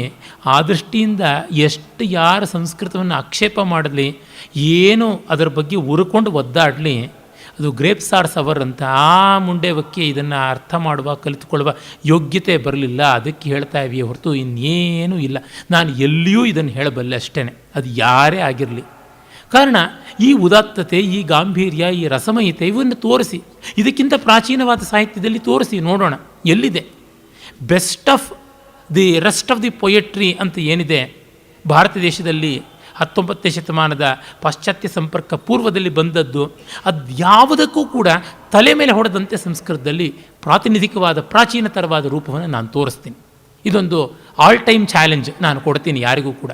ನೀವು ತೋರಿಸಿ, ಎಲ್ಲಿಯೂ ಉತ್ಕೃಷ್ಟವಾದದ್ದು, ಉದಾತ್ತವಾದದ್ದು, ರಸಮಯವಾದದ್ದು ಅಂತಿರಲ್ಲ, ಅದನ್ನು ಈ ಮಸುಕು ಮಾಡುವಂತೆ, ಮಿಂಚು ಕೋರೈಸುತ್ತಲ್ಲ, ಕಣ್ಣು ಕೋರೈಸುವಂತೆ ಹಾಗೆ ಮಾಡುವಂಥ ದೃಷ್ಟಾಂತಗಳನ್ನು ಸಂಸ್ಕೃತ ಸಾಹಿತ್ಯದಿಂದ ತಂದುಕೊಡಬಲ್ಲೆ. ಹಾಗಾಗಿ ಗುಣಕ್ಕೆ ಮತ್ಸರ ಮಾಡಬೇಕಾಗಿಲ್ಲ, ಅದು ಸುಮ್ಮನೆ ಕ್ಷುದ್ರವಾದಂಥದ್ದಾಗುತ್ತದೆ. ಯಾವ ಮುದ್ರಾರಾಕ್ಷಸ ನಾಟಕದಲ್ಲಿ ಚಾಣಕ್ಯನನ್ನು ಕಂಡು ಕಡೆಯ ಅಂಕದಲ್ಲಿ ರಾಕ್ಷಸಾಮತ್ಯ ಹೇಳ್ಕೊಳ್ತಾನೆ, ಆಕರಸ್ಸರ್ವಶಾಸ್ತ್ರಾಣಾಂ ಗುಣಾನಾಂ, ಗುಣಗಳಿಗೆ ವಿದ್ಯೆಗಳಿಗೆ ಆಕರನಾದಂಥವನು, ಇವನಲ್ಲಿ ನಾವು ಅಸೂಯಿಗಳಾಗಿದ್ದೀವಿ ಚಾಣಕ್ಯನಲ್ಲಿ, ಅದು ನಮ್ಮ ತಪ್ಪು, ಇವನು ನಿಜವಾಗಿ ಗೌರವನೀಯನಾದವನು ಅಂತ. ಪ್ರಾಮಾಣಿಕ ದೃಷ್ಟಿಯಿಂದ ಅದು ಬಂದೇ ಬರಬೇಕಾದದ್ದು. ಆಮೇಲೆ ಧೃತರಾಷ್ಟ್ರ ಅವನನ್ನು ಕರೀತಾನೆ. ಕರೆದ ಮೇಲೆ ಸಂದೇಶವನ್ನು ತೆಗೆದುಕೊಂಡು ಬಂದಿದ್ದೀನಿ ಅಂದರೆ ಎದ್ದು ನಿಂತುಕೊಳ್ತಾನೆ. ಆಸನಾದುತ್ಥಾಯ ಕಿಮಾಜ್ಞಾಪಯತಿ ಭಗವಾನ್ ಚಕ್ರಾಯುಧ ಅಂತಾನೆ. ಇದು ಆ ಮರ್ಯಾದೆ, ನಿಂತು ದೊಡ್ಡವರ ಸಂದೇಶವನ್ನು ಕೇಳಬೇಕು ಅಂತ. ನನ್ನನ ಆಸನಸ್ಥೇನೇವ ಭವತಾ ಶ್ರೋತವ್ಯ ಜನಾರ್ದನಸ್ಯ ಸಂದೇಶ. ಇಲ್ಲ, ತಾವು ಕೂತೇ ಕೇಳಬೇಕು ಆ ಸಂದೇಶವನ್ನು ಅಂತ. ಯದಾಜ್ಞಾಪಯತಿ ಭಗವಾನ್ ಚಕ್ರಾಯುಧ, ಹೇಗೆ ಹೇಳ್ತಾನೆ ಭಗವಂತ ವಾಸುದೇವ ಹಾಗೆ ಅಂತ ಕೂತ್ಕೊಳ್ತಾನೆ. ಆಗ ಹೇಳ್ತಾನೆ ಕೃಷ್ಣನ ಸಂದೇಶ. ಅಭಿಮನ್ಯುವಿನ ಸಾವಿನಿಂದ ಆದಂಥ ನೋವು ಯಾವುದಿದೆ ಅದು ತುಂಬ ನಮ್ಮನ್ನು ನೋಯಿಸ್ತಾ ಇದೆ. ಕುರುಕುಲ ಪ್ರದೀಪನಾಗಿದ್ದವನು, ಅವನು ತಾಯಿ, ನಾನು ಸೋದರ ಮಾವ, ತಂದೆ ಮೊದಲಾದ ಎಲ್ಲರನ್ನೂ ಬಿಟ್ಟು ಹೊರಟೋಗ್ಬಿಟ್ನಲ್ಲ ಅಭಿಮನ್ಯು. ಹಾಗಾಗಿ ಅವನ ಸಾವಿಗೆ ಪ್ರತಿಕ್ರಿಯೆಯನ್ನು, ಸಂಸ್ಕೃತದಲ್ಲಿ ವೈರಶುದ್ಧಿ ಅನ್ನುವ ಮಾತುಂಟು, ಪ್ರತಿಕರ್ಮ ಅಂತಂತಾರೆ. ಪ್ರತಿಕರ್ಮ ಅನ್ನೋದಕ್ಕೆ ಸೇಡು ತೀರಿಸ್ಕೊಳ್ಳೋದು ಅಂತ ಒಂದು ಅರ್ಥ ಇದೆ. ಇನ್ನೊಂದು ಪ್ರತಿಕರ್ಮ ಅನ್ನೋದಕ್ಕೆ ಕಾಪಿಯಿಂಗ್, ಅಂದರೆ ಒಂದು ಮಾಸ್ಟರಿಂದ ಮತ್ತೊಂದು ಕಾಪಿ ಮಾಡ್ತಕ್ಕಂಥದ್ದು, ನಕಲು ತೆಗೆಯುವಂಥದ್ದು ಅಂತ ಒಂದು ಅರ್ಥ ಇದೆ. ವೈರಶುದ್ಧಿ ಅಂತಲೂ ಒಂದು ಬಹಳ ವಿಶಿಷ್ಟವಾದ ಶಬ್ದ ಇದೆ. ಅಂದರೆ ಅವರಿಗೆ ರಿವೆಂಜ್ ತೆಗೆದುಕೊಳ್ಳೋದಿದೆಯಲ್ಲ, ಅದಕ್ಕೆ ವೈರಶುದ್ಧಿ ಎನ್ನುವ ಶಬ್ದವನ್ನು ಅಮರಕೋಶ ಹೇಳುತ್ತೆ. ತುಂಬ ಚೆನ್ನಾಗಿರುವ ಶಬ್ದ. ಧೃತರಾಷ್ಟ್ರ ಹೇಳ್ತಾನೆ ಆಗ, ಸಕ್ರೋಧ ವ್ಯವಸಾಯೇನ ಕೃಷ್ಣೇನೈತದುದಾಹೃತಂ ಪಶ್ಯಾಮೀವ ಹಿ ಗಾಂಡೀವಿ ಸರ್ವಕ್ಷತ್ರ ವಧೇ ಧೃತ. ಕೃಷ್ಣನೇ ಕೋಪಗೊಂಡು ಹೀಗೆ ಹೇಳಿದ ಮೇಲೆ, ಈಗಲೇ ನನಗೆ ಅರ್ಜುನ ಗಾಂಡೀವ ಹಿಡಿದು ಸಕಲ ಶತ್ರು ಧ್ವಂಸ ಮಾಡದಂತೆ ಕಾಣಿಸ್ತಾ ಇದೆ, ಕುರುಡು ಕಣ್ಣಿಗೂ ಈಗ ಕಾಣಿಸ್ತಾ ಇದೆ, ಮನಶ್ಚಕ್ಷುಗಳಿಗೆ ಕಾಣಿಸ್ತಾ ಇದೆ ಎನ್ನುವ ಅರ್ಥದ ಸೊಗಸಾದ ಒಂದು ಪದ್ಯ ಇಲ್ಲಿದೆ. ಉತ್ಪ್ರೇಕ್ಷ ಅಲಂಕಾರ, ಪಶ್ಯಾಮೀವ ಹಿ ಗಾಂಡೀವಿ ಸರ್ವಕ್ಷತ್ರ ವಧೇ ಧೃತ ಅಂತ. ಆಗ ದುರ್ಯೋಧನಾದಿಗಳು ಗೇಲಿ ಮಾಡ್ತಾರೆ, ಅಹೋ ಹಾಸ್ಯಂ ಅಭಿಧಾನಂ, ಆಹಾ ಎಂಥ ನಗೆಪಾಟ್ಲು ಅಂತ. ಘಟೋತ್ಕಚ ಕೇಳ್ತಾನೆ, ಏನು ಹಾಸ್ಯ ಅಂತ. ಇದೇ ಹಾಸ್ಯ. ಎಂಥದ್ದಂದರೆ, ದೈವೈರ್ ಮಂತ್ರಯತೆ ಸಾರ್ಧಂ ಸಕೃಷ್ಣೋ ಜಾತಮತ್ಸರ ಪಾರ್ಥೇ ನೈಕೇನ ಯೋ ವೇತ್ತಿ ನಿಹತಂ ರಾಜಮಂಡಲಂ. ಹೊಟ್ಟೆ ಉರಿಯಿಂದ ಒದ್ದಾಡುವ ಕೃಷ್ಣ ದೇವರಾಗ್ಬಿಟ್ಟ, ಒಂಟಿಯಾದ ಪಾರ್ಥ ಎಲ್ಲ ರಾಜರನ್ನು ಧ್ವಂಸ ಮಾಡ್ತಾನೆ, ಇದಕ್ಕಿಂತ ಹಾಸ್ಯ ಏನಿದೆ ಅಂತ. ಆಗ ಘಟೋತ್ಕಚ ಹೇಳ್ತಾನೆ, ಹಸಸಿ ತ್ವಮಹಂ ವಕ್ತಾ ಪ್ರೇಷಿತಶ್ಚಕ್ರಪಾಣಿನ ಅಶ್ರಾವಿತಂ ಪಾರ್ಥಕರ್ಮೇದಂ ಅಹೋಯುಕ್ತಂ ತವೇವತು. ನೀನು ಏನಾದರೂ ನಕ್ಕು ಏನಾದರೂ ಮಾಡು, ನಾನು ಸಂದೇಶ ಕೊಡುವುದು ಕೊಟ್ಟಾಯಿತು. ಇನ್ನು ಅರ್ಜುನನ ಶಕ್ತಿ, ಶೌರ್ಯ, ಪರಾಕ್ರಮಗಳನ್ನು ಅಂತೀಯ, ಅದು ಉಂಟು, ಅದು ಇದ್ದೇ ಇದೆ, ಅದು ನಿನಗೇನು ಅಂತಂತಾನೆ. ದುಶ್ಯಾಸನ, ಕ್ಷತ್ರಿಯಾವಮಾನಿನ್, ಏನು ಮಹಾ ಕ್ಷತ್ರಿಯ ಅಂತ ಅಂದುಕೊಂಡು ಬಿಟ್ಟಿದೆಯಲ್ಲ, ಕ್ಷತ್ರಿಯತ್ವಕ್ಕೆ ಅವಮಾನ ಮಾಡುವಂತೆ ಇದೆಯಲ್ಲ. ಪೃಥಿವ್ಯಾಂ ಶಾಸನಂ ಯಸ್ಯ ಧಾರ್ಯತೆ ಸರ್ವಪಾರ್ಥಿವೈ ಸಂದೇಹ ಶ್ರೋಷ್ಯತೆ ಅಪ್ಯನ್ಯ ನ ರಾಜ್ಞಸ್ತಸ್ಯ ಸನ್ನಿಧೋ. ನಮ್ಮ ದುರ್ಯೋಧನ ಮಹಾರಾಜನಿಗಿಂತ ಮಿಗಿಲಾದದ್ದು ಯಾರ ಸ್ಥಾನ, ಇನ್ಯಾರಿಗೆ ಅವನ ಸಂದೇಶ ಬೇಕಾಗಿದೆ, ಏನು ಕೃಷ್ಣನ ಸಂದೇಶ ಎಂಥದ್ದು ದೊಡ್ಡದು ಅಂತಾನೆ. ಆಗ ಘಟೋತ್ಕಚನಿಗೆ ಕೋಪ ಬರುತ್ತೆ. ಅರೇ ದುಶ್ಯಾಸನ, ಅರಾಜ ನಾಮ ಭವತಾಂ ಚಕ್ರಾಯುಧ. ಏನು ರಾಜ ಅಲ್ಲ ನಮ್ಮ ಕೃಷ್ಣ ಅಂತಲೋ ನಿಮ್ಮ ಮಾತು ಅಂತ. ಕೃಷ್ಣ ಗೊಲ್ಲ ಮತ್ತು ಚೋರ, ಜಾರ ಈ ರೀತಿಯಾದ ಅಪಪ್ರಥೆಗಳೇ ಆಗ ಅನೇಕ ಅವಿವೇಕಿಗಳಾದ ಕ್ಷತ್ರಿಯ ಮನ್ಯರಲ್ಲಿ ತುಂಬಿಕೊಂಡಿತ್ತು. ಅವನು ಯಾವುದೇ ಒಂದು ಸ್ಥಾನವನ್ನು ಅಲಂಕರಿಸಲಿಲ್ಲ, ಯಾದವರ ರಾಜನಾಗಲಿಲ್ಲ ಅನ್ನುವುದು ಅವನ ಬಲಹೀನತೆ ಎನ್ನುವಂತೆ ಅಂದುಕೊಂಡಿದ್ದರು. ಆದರೆ ಅದು ಹಾಗಲ್ವಲ್ಲ, ಅವನಾಗಿ ಬಿಟ್ಟುಕೊಟ್ಟನೇ ಹೊರತು ತಾನು ಕೈಲಾಗದೆ ಮಾಡಿದ್ದಲ್ಲ. ಉಗ್ರಸೇನನಿಗೆ ಕಂಸನ ತಂದೆಗೆ ರಾಜ್ಯವನ್ನು ಬಿಟ್ಟುಕೊಟ್ಟ. ಯಾಕೆಂದರೆ ಕಂಸ ತನ್ನ ತಂದೆ ಉಗ್ರಸೇನನ್ನು ಸೆರೆಯಲ್ಲಿಟ್ಟು ಪಟ್ಟ ಕಟ್ಟಿಸಿಕೊಂಡಿದ್ದ. ಆ ಕಾರಣ ಮಾಡಿದ. ಅವನು ರಾಜ್ಯ ಪಿಪಾಸುವಲ್ಲ. ಅದು ಇವ್ರಿಗೆ ಅರ್ಥವಾಗೋದು ಹೇಗೆ? ಅದಕ್ಕೆ ಹೇಳ್ತಾನೆ, ಮುಕ್ತ ಏನ ಯದಾ ಪುರಾ ನೃಪತಯ ಪ್ರಭ್ರಷ್ಟಮಾನೋಚ್ಛ್ರಯ ಏನಾರ್ಘ್ಯಂ ನೃಪಮಂಡಲಸ್ಯ ಮಿಷತೋ ಭೀಷ್ಮಾಗ್ರಹಸ್ತಾಧೃತಂ ಶ್ರೇಯಸ್ಯಾಭಿರತ ನಿಯೋಗ ಸುಮುಖಿ ಶ್ರೀವಕ್ಷ ಶಯ್ಯಾಗೃಹೇ ಶ್ಲಾಘ್ಯ ಪಾರ್ಥಿವಸ್ತವ ಕಥಂ ರಾಜಾನ ಚಕ್ರಾಯುಧ. ಯಾವನು ರಾಜ ಸಂಸತ್ತಿನಲ್ಲಿ ಒಂದು ಚಕ್ರವನ್ನು ಬಿಟ್ಟು ಶಿಶುಪಾಲನ್ನು ಕೊಂದನಲ್ಲ, ಅವನಿಗಾಗಿ ಭೀಷ್ಮಾದಿಗಳೆಲ್ಲರೂ ಕೂಡ ಕೈಯೆತ್ತಿ ಅರ್ಘ್ಯವನ್ನು ಕೊಟ್ಟರಲ್ಲ ಅಗ್ರಪೂಜೆಗಾಗಿ. ಯಾವ ಮಹಾವಿಷ್ಣುವಿನ ಸ್ವರೂಪಿಯಾದ ಅವನ ಎದೆಯಲ್ಲಿ ಲಕ್ಷ್ಮಿ ಅನಪಾಯಿಯಾಗಿ ವಾಸ ಮಾಡ್ತಾ ಇದ್ದಾಳೆ. ಇಲ್ಲಿ ಒಂದು ಕಡೆ ಶ್ರೀವಕ್ಷ ಶಯ್ಯಾಗೃಹೆ ಅಂತ ಅನ್ನುವಲ್ಲಿ ಶ್ರೀವಕ್ಷಶಯ್ಯಾಗೃಹೆ ಅಂತ ಆಗಬೇಕು. ವಕ್ಷಸ್ಸಕಾರ ಅಂತ ನಪುಂಸಕಲಿಂಗ ಶಬ್ದ. ವಕ್ಷಶಯ್ಯಾಗೃಹೆ ಅಂದರೆ ಅದು ಲಘುವಾಗಿ ಗುರುವಾಗಿ ಛಂದೋಭಂಗವಾಗುತ್ತದೆ. ವಕ್ಷ ಅನ್ನೋದಕ್ಕೆ ವಕ್ಷಸ್ ಮತ್ತು ವಕ್ಷಂ ಅಂತ ಎರಡು, ಅಂದರೆ ಅಕಾರ ಅಂತ ನಪುಂಸಕಲಿಂಗದ ರೂಪವೂ ಉಂಟು ಅಂತ ಒಂದು ಕ್ಲಾಸ್ ಇದೆ. ಸರ್ವೇ ಸಕಾರಾಂತ ನಪುಂಸಕಲಿಂಗ ಶಬ್ದ ಅಕಾರಾಂತ ನಪುಂಸಕಲಿಂಗೆ ಪ್ರಯುಕ್ತ ಭವೇಯುಹು ಅನ್ನುವ ಒಂದು ಕ್ಲಾಸ್ ಉಂಟು ಅಂತಂತಾರೆ. ಹೀಗಾಗಿ ರಕ್ಷಿತವಾಗಿದೆ. ಅರೆ ಇದು ಆಭಿಜಾತ್ಯದ ಒಂದು ಶೈಲಿಗೆ ಸ್ವಲ್ಪ ಕುಂದು ಇರಲಿ, ತೊಂದರೆ ಎಲ್ಲ ಇದೆ ಅಷ್ಟೆ. ಮಹಾಕವಿಗಳಲ್ಲಿ ಇಷ್ಟೆಲ್ಲ ಏನು ಹಿಕ್ಕುವಂಥ ಕೆಲಸ ಮಾಡಬಾರ್ದು. ಕಣ್ಣಿಗೆ ಬಿದ್ದಿದ್ದು ಹೇಳಿದ್ದೀನಿ. ನಾನು ಯಾವ ಒಂದು ಪಾಠ್ಯ ಆಕಾರ ಇಟ್ಕೊಂಡಿದ್ದೀನಿ, ಟೆಕ್ಸ್ಟ್ ಅಂತ ಇದನ್ನು ನೋಡೋದಕ್ಕೆ, ದೇವಧರ್ ಅವರ ಒಂದು ಆವೃತ್ತಿ. ಅಲ್ಲಿ ಅವರು ಪರಿಶಿಷ್ಟದಲ್ಲಿ ಸುಮಾರು 200ಕ್ಕೂ ಹೆಚ್ಚು ಅಪಾಣನೀಯವಾದ ರೂಪಗಳನ್ನು ಭಾಸ ಎಲ್ಲೆಲ್ಲಿ ಬಳಸಿದ್ದಾನೆ ಅದನ್ನೆಲ್ಲವನ್ನು ಅವರು ಉಲ್ಲೇಖ ಮಾಡಿದ್ದಾರೆ ಕೂಡ. ಆ ಥರ ದೊಡ್ಡ ಕೆಲಸಗಳು ಮಾಡಿದ್ದಾರೆ. ಅದು ಗುಣದ ಸಾಗರದಲ್ಲಿ ಗೌಣವಾದಂಥದ್ದು. ಇಂಥ ಸರ್ವಚಕ್ರವರ್ತಿ ಸಮಕ್ಷದಲ್ಲಿ ಅಗ್ರಪೂಜೆಯಿಂದ ಗೌರವಕ್ಕೆ ಪಾತ್ರನಾದ ಕೃಷ್ಣ ರಾಜ ಅಲ್ಲ, ನೀವು ರಾಜರ ಅಂತ ದಬಾಯಿಸ್ತಾನೆ ಘಟೋತ್ಕಚ. ಆಮೇಲೆ ದುರ್ಯೋಧನ ಹೇಳ್ತಾನೆ, ರಾಜಾವಾ ಯದಿವಾ ರಾಜ ಬಲಿವಾ ಯದಿವಾ ಬಲಿ ಬಹುನಾತ್ರ ಕಿಮುಕ್ತೇನ ಕಿಮಾಹ ಭವತಾಂ ಪ್ರಭು. ದುಶಾಸನ ಬಿಡಯ್ಯ ಜಗಳ, ಇವನ ಜೊತೆ ಯಾಕೆ? ಅವನು ರಾಜನೋ ರಾಜ ಅಲ್ವೋ, ಬಲಿಷ್ಠನೋ ಬಲಿಷ್ಠ ಅಲ್ವೋ, ಯಾರೇ ಆಗಿರಲಿ ಅವನದೇನಿದೆ ಸಂದೇಶ? ಕೃಷ್ಣನ ಮೊದಲು ಬೊಗಳು, ಆಮೇಲೆ ಎದ್ದು ಹೋಗು ಅಂತ. ಆಗ ಹೇಳ್ತಾನೆ ಘಟೋತ್ಕಚ, ಅವಸಿತಂ ಅವಗಚ್ಚ ಕ್ಷತ್ರಿಯಾಣ ವಿನಾಶಂ ನೃಪಶತ ವಿನಿಚಿತ್ಯ ಲಾಘವಂ ಚಾಸ್ತು ಭೂಮೇ ನಹಿತನಯ ವಿನಾಶಾದ್ ಉದ್ಯತೋಗ್ರಾಸ್ತ್ರಂ ಮುಕ್ತೈ ಸಮರಶಿರಸಿ ಕಶ್ಚಿತ್ ಫಲ್ಗುಣಸ್ಯಾತಿ ಭಾರ. ಕ್ಷತ್ರಿಯರ ನಾಶವೇ ಬಂದಿದೆ ಅಂತಂದುಕೋ, ಲೀಲಾಜಾಲವಾಗಿ ವೈರಿಗಳನ್ನು ಕೊಲ್ಲೋದಕ್ಕೆ ಸಿದ್ಧ ಇದ್ದಾನೆ. ಮಗನ ಸಾವಿಂದ ಅವನಿಗೆ ಉಂಟಾದ ದುಃಖ ಏನಿದೆ ಅದು ಈ ವೈರವನ್ನು ಬೆಳೆಸಿ ಶತ್ರುಶೇಷ ನಿರ್ಮೂಲನ ಮಾಡೋದಕ್ಕೆ ಏನು ಅವನ ಉತ್ಸಾಹವನ್ನು ಕುಗ್ಗಿಸಿಲ್ಲ ಅಂತ ಶಕುನಿ ಹೇಳ್ತಾನೆ. ಯದಿ ಸ್ಯಾದ್ ವಾಕ್ಯಮಾತ್ರೇಣ ನಿರ್ಜಿತೇಯಂ ವಸುಂಧರ ವಾಕ್ಯೇ ವಾಕ್ಯೇ ಯದಿ ಭವೇತ್ ಸರ್ವಕ್ಷತ್ರವಧಕೃತಃ. ಮಾತಿನಲ್ಲಿಯೇ ಒಬ್ಬ ಕ್ಷತ್ರಿಯ ಇನ್ನೊಬ್ಬ ಕ್ಷತ್ರಿಯ ವಂಶವನ್ನೇ ಧ್ವಂಸ ಮಾಡಬಹುದು, ಭೂಮಿಯಲ್ಲಿ ಎಲ್ಲರನ್ನೂ ಗೆಲ್ಲಬಹುದು ಅಂತಾದರೆ ಮಾತಿಗೂ ಯುದ್ಧ, ಮಾತಿಗೂ ಶತ್ರುಗಳನ್ನು ಗೆಲ್ಲೋದು ನಡೀತಾ ಇರುತ್ತೆ. ಇದೆಲ್ಲ ವಾಚಾರಂಭಣ, ಆರಂಭಶೂರತ್ವ, ವಚನೇಕಾ ದರಿದ್ರತ, ಮಾತಿನ ಮಲ್ಲತನ ಅಷ್ಟೇ ಅಂತಂತಾರೆ. ಆ ಘಟೋತ್ಕಚ ಗುರುತಿಸ್ತಾನೆ ಶಕುನಿಯನ್ನು. ಓಹ್ ಶಕುನಿರೇಶ ವ್ಯಾಹರತಿ ಭೋ ಶಕುನೆ ಅಕ್ಷಾನ್ ವಿಮುಂಚ ಶಕುನೆ ಕುರು ಬಾಣಯೋಗ್ಯಂ ಅಷ್ಟಾಪದಂ ಸಮರ ಕರ್ಮಣಿ ಯುಕ್ತರೂಪಂ ನಹ್ಯತ್ರ ದಾರಹರಣಂ ನ ಚ ರಾಜ್ಯತಂತ್ರಂ ಪ್ರಾಣ ಪ್ರಣೋತ್ರ ರತಿರುಗ್ರ ಬಲಿಶ್ಚ ಬಾಣೈ. ಓಹೋ ಶಕುನಿ, ನೀನಲ್ವೋ, ನೀನು ಯುದ್ಧರಂಗದಲ್ಲಿ ನಿನ್ನ ಅಷ್ಟಾಪದ ಅಂದರೆ ಜೂಜಿನ ಹಲಗೆ, ಶಾರಿಫಲಕಂ ಅಷ್ಟಾಪದಂ ಅಂತ ಹೇಳ್ತಾರೆ.